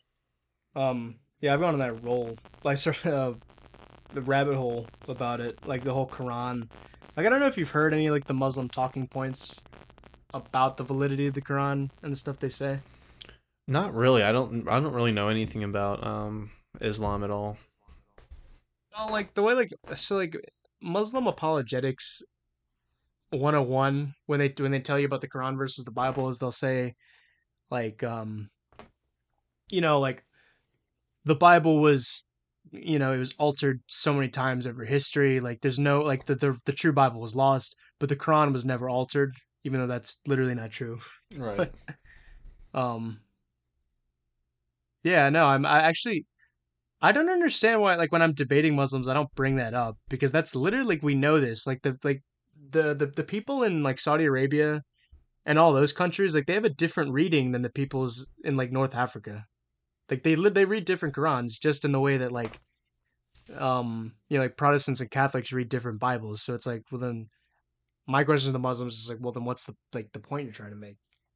So like you're either lying or you don't know, you know? I don't think it really matters. I think most people are just going to believe what they believe, whether it's in the Quran or not, and you can't really persuade them otherwise. I think that's just true with most religions in general. It doesn't actually matter what's written in the sacred doctrine or text. It's just what they. And then now it's tied politically, so that there's just not even going to be any sort of conversation, regardless, either R- hand, between yeah, religions. right, and But it's at least in terms of historical context.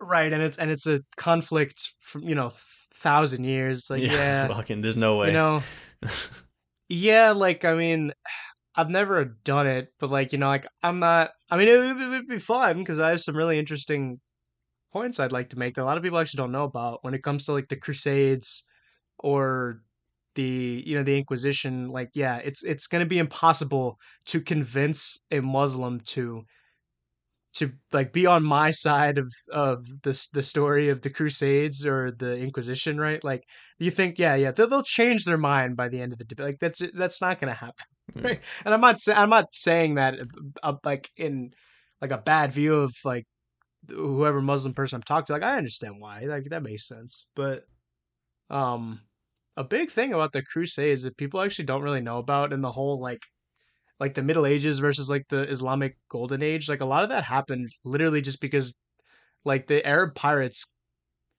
they literally like stole and like they blocked off all of the trade routes in the Mediterranean that brought stuff into Europe. So like Europe, the reason like there was like no growth and everything during the Middle Ages. I mean, there was, but like there was no, like it wasn't like it didn't have that life, that we think about. It was literally just because of the lack of resources blocked off by the Muslims.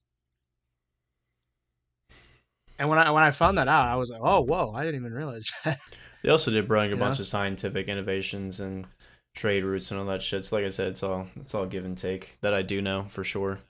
I remember learning Ooh, the Christians or the Muslims. Muslims. I don't remember what empire specifically, um, but a lot like Uh, the Islamic Golden Age is what I'm specifically referring to. I'm blanking on the fucking civilization that it was though, but a lot of scientific advancements and trade routes and all that shit.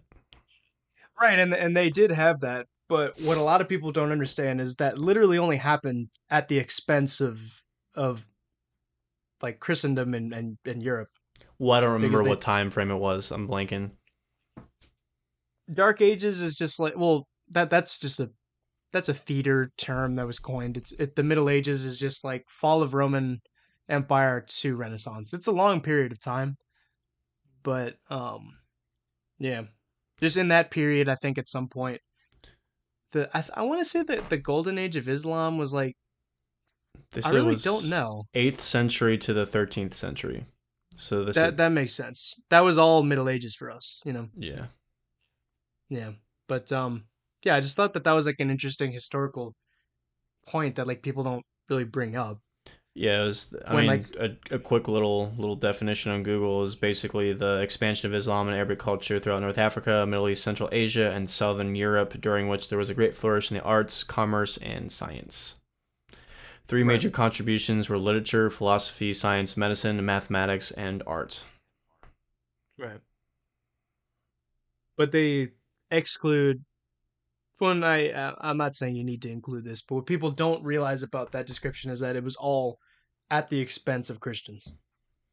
Oh yeah, and I mean anything is at the expense of anybody. There's always got to be a victim. Right, Conquer and take over. Like you right. said, I came, I saw, I conquered. There you go.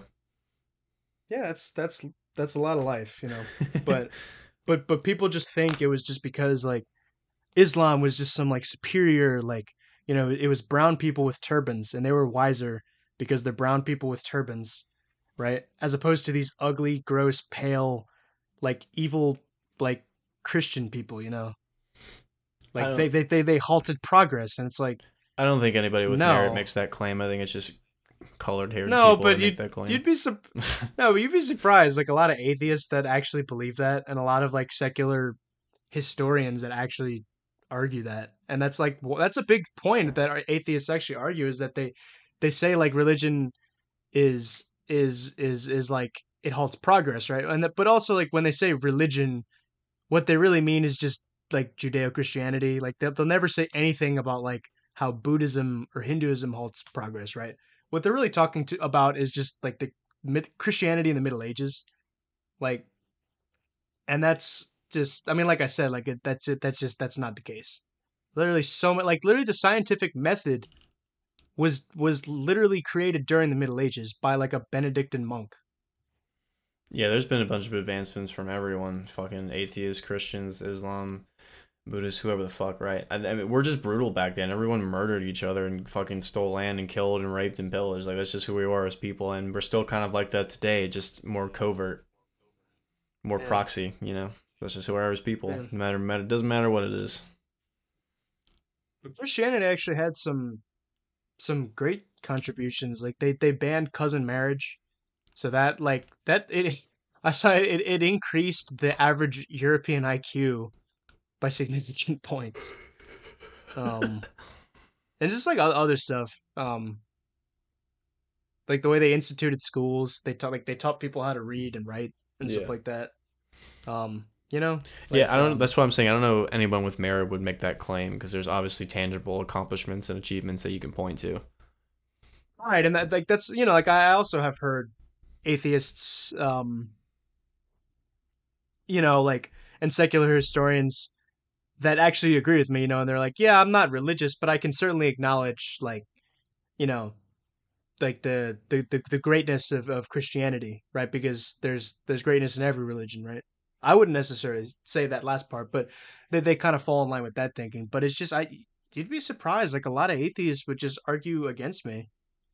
I'm sure, but again, like, who are they? Who gives a fuck? Yeah, well, I don't think it's a because growing sentiment. I think it's like people just hate Christianity and then they'll just say whatever. well, that's exactly what it is. Yeah, so they'll just say anything. They'll try to make any study, any kind of reflect. It's just because that's what the goal is. It's not what they claim it is, where it's just like, no, you must examine all evidence objectively and just make a claim based. It's like, no, your goal is you look at things through the lens of like Western Christian civilization is bad. So I'm just gonna like, like that. That's the lens that these people look through. Yeah. Yeah. Also, like merit, like, well, I mean, not necessarily merit in your eyes, but merit in a bunch of people's eyes. Like Sam Harris believes a lot of this stuff. I don't know who Sam Harris is. He's like one of the, like he's on like Richard Dawkins. I do know Richard Dawkins, yeah. He's just that kind of like neo atheism Okay. Yeah. where he I'm just up to speed. they just kind of like finally like intellectualized it to and like they made it mainstream. Yeah. I mean, because atheism's always been around, but it wasn't like even in the 1970s, like people weren't atheist. Like people still like went to church, or even if they weren't atheists, they still like did some sort of new age or some sort of like religious practice. Like the hippies, like they're really religious, but um, like they wouldn't necessarily say like there's no God, or like they wouldn't say like, oh yeah, because hippies believe in spirituality, right? But atheism is like, no, I don't believe in any of this divine stuff, Yeah.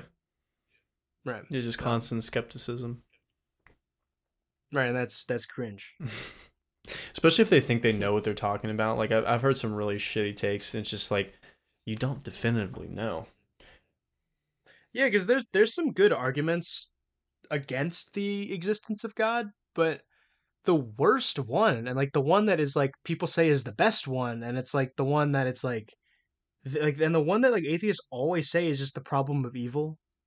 It's like, okay, just because there's like bad stuff doesn't mean that like God doesn't exist. And even, okay, well, you're saying, well, he's not all loving and all powerful. That doesn't matter. It's like I'm just saying if he exists or not.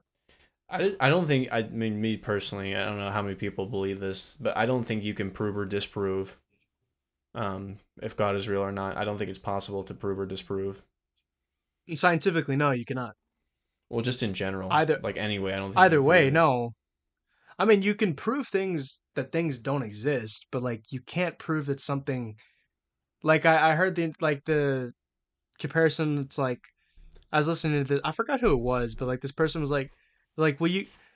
It's like, how can you prove that something doesn't exist? And he's like, well, I can prove that there's no Muslim sitting on the U.S. Congress. Like I can certainly prove that things, but that's like something that's physical, though.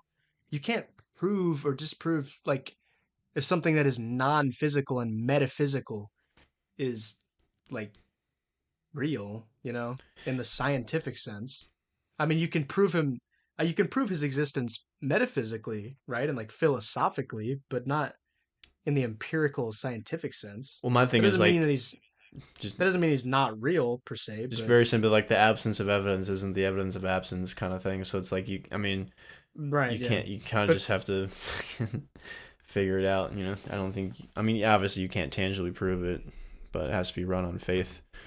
But I think just like not right, even like you can disprove and like pick out holes and like man-made religion just based off of the texts that have been written, but like just the concept sure, of a higher sure. power in general, no matter what it is not able to be proven or disproven. I think. No, right. I mean, like you can make observations, Yeah. and be like, yeah, this is why I probably think there is one. Like stuff I say is, like a big reason why I believe in a higher power is like I just see like every single human culture throughout history like always like worships something. Like it's not necessarily the Christian God, but like they always worship something, and they always have this concept of like the cosmos and the beyond, and like the afterlife, and like there's stuff beyond just this earth and matter. Yeah. Um, I like hope that's so. an observation, right, right, and like that's an observation I make in nature, right, and I'm like, when obviously, like I said, right, like yeah, I can't scientifically, physically, empirically improve, but it's like you really can't scientifically like prove anything because it's like what does prove mean? Like prove like that this is like true? It's like, well, I mean, science can't really prove anything is true. I mean, you could prove something is like 99.99999 whatever percent chance that it's true, but that you can't like definitively say like because like all you're doing is you're just making it like a deductive claim based on observations you make of the physical world. You weren't given any sort of revelation or anything like that. Yeah, you're just going with your instinct or your gut feeling, nothing else. Like you're essentially just you're going off of feeling. That's Yeah. like what I'm saying. Like that's a big point I make when I argue atheism is like this whole like well like all this like this religion is just it's all about feeling and stuff like that. It's like yeah, I mean atheism is too.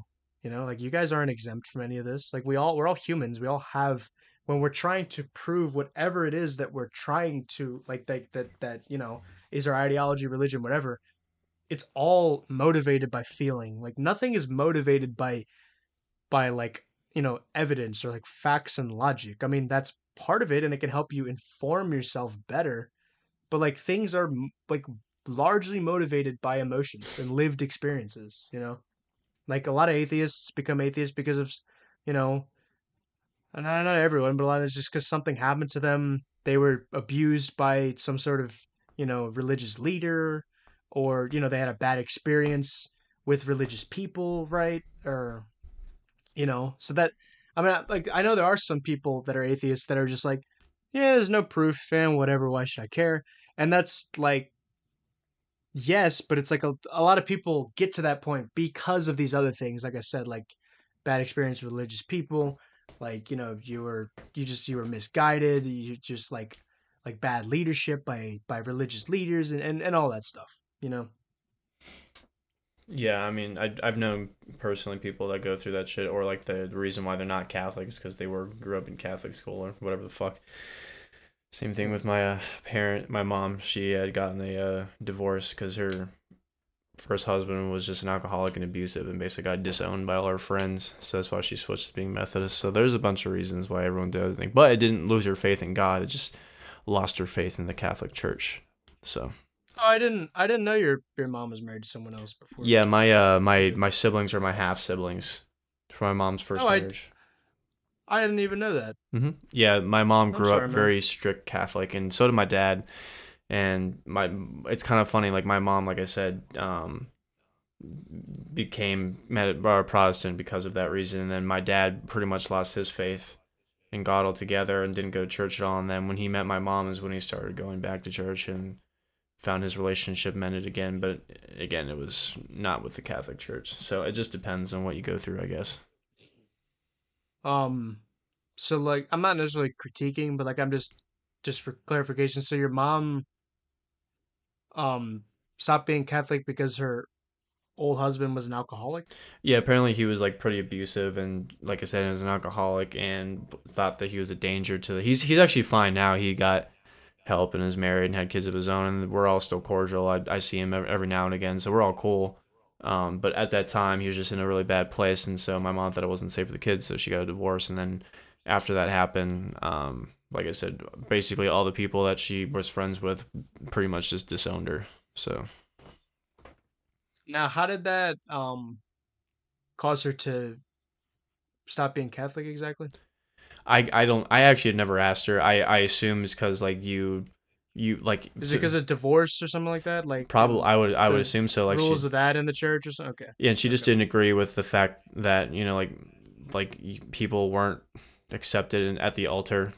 Like you had to be Catholic to be accepted. So I think it was a bunch of things. But I guess to me, like if that happened to me, like if I was growing up and like I had a strong, because mom has a pretty strong faith in God. I don't think she's.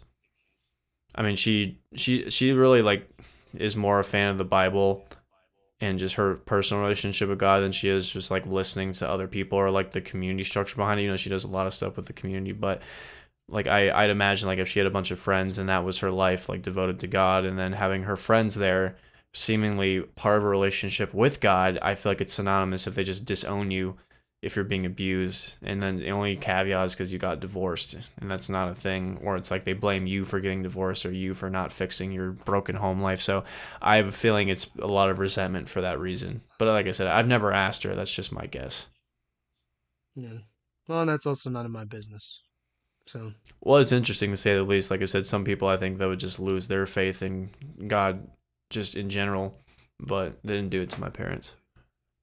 I mean, it happens for a lot of reasons, Um, some more reasonable than others, Yeah. Um, like like the argument of for atheists, like I understand why someone would be an atheist if they were abused by a church leader, but I don't think that that's like a good argument, like intellectual argument for atheism, Yeah, it and like doesn't why God isn't disprove God. real. It just like dispels the idea that people aren't divine. Right, because they're not. Yeah. So Because I mean, a lot of that just comes from people, like, honestly, I mean, they're just putting their faith in someone who isn't Jesus, yeah, I mean I because people like because like the only person who will never let you down, who always is there with you, loves you unconditionally, is is God, is Jesus Christ, right? And like no one else can fill that, like no human being can fill that void the same way he does. I'm not saying you can't have like emotional support from your friends and family and stuff like that, and you can't have people that are important to you. You obviously can, but that's just they don't have that same love that God has. I think the cyclical argument that I've always heard people go back and forth about is like most of the stance is like how can God allow these travesties to happen, all this bad shit, and then people like God works in mysterious ways, there's always part of his plan, blah blah blah. So I feel like people just That's go the back and problem of forth. evil, yeah. Do what?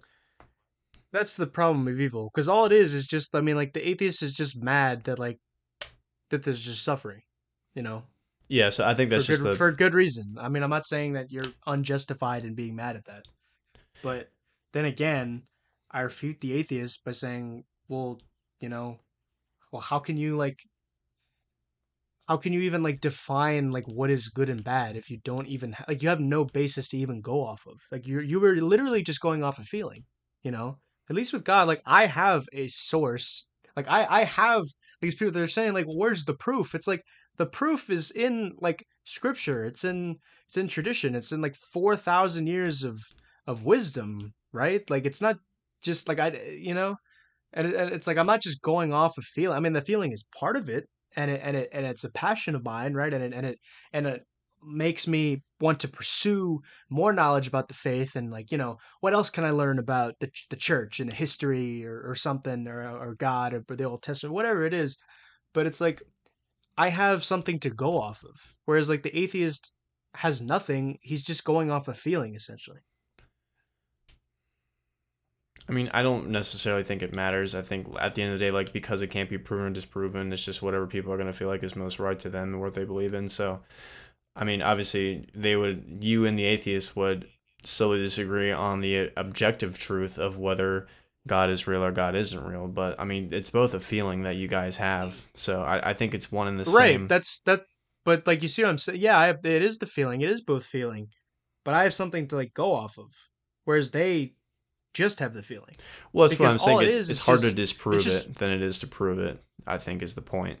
It's like it's almost like a losing battle anyway, because most people think it's a losing battle to say you believe in it because there's no evidence, so you rely on faith.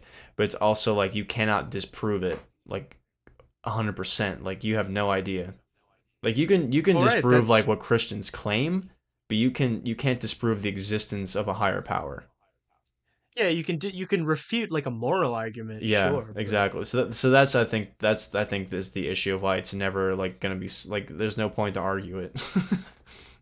right, but it just it's just the atheist misunderstands like why he is really arguing because he thinks it's from this like facts and logic like point of view, but it's not. Like it's rooted in just like you know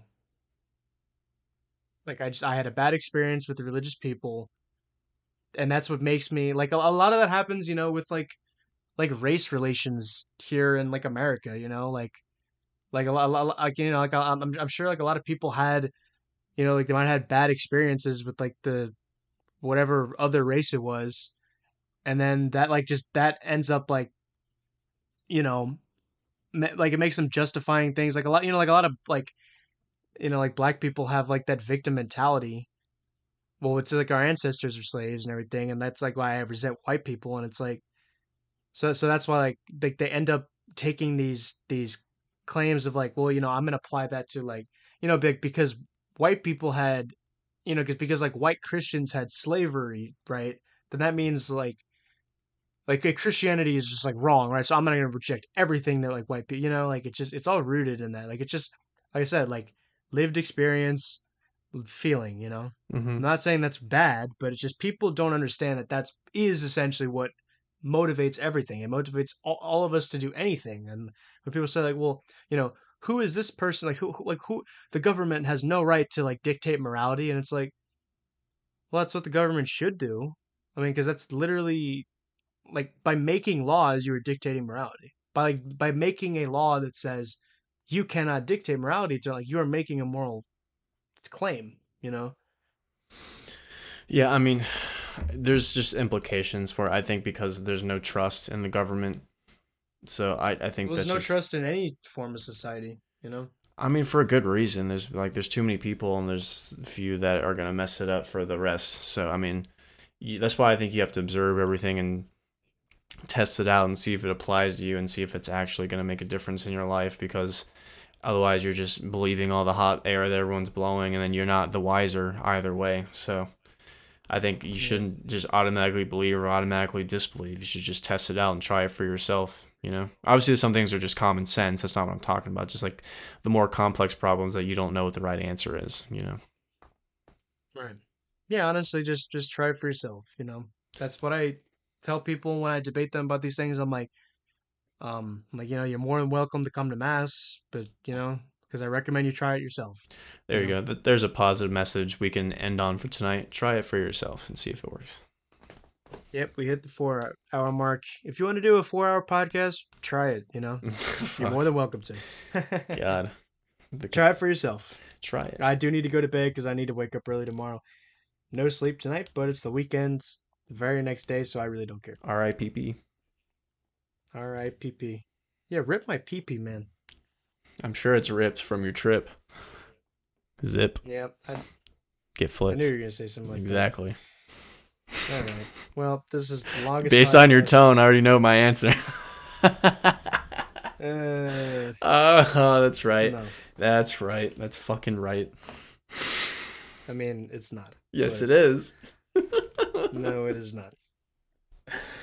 Uh, Anyway, we're going to sleep now. Congratulations, buddy. You're no longer a simp. Good night. Oh well, yeah, that is a compliment. So thank you. JK, get sucked. Have a good night. Good night.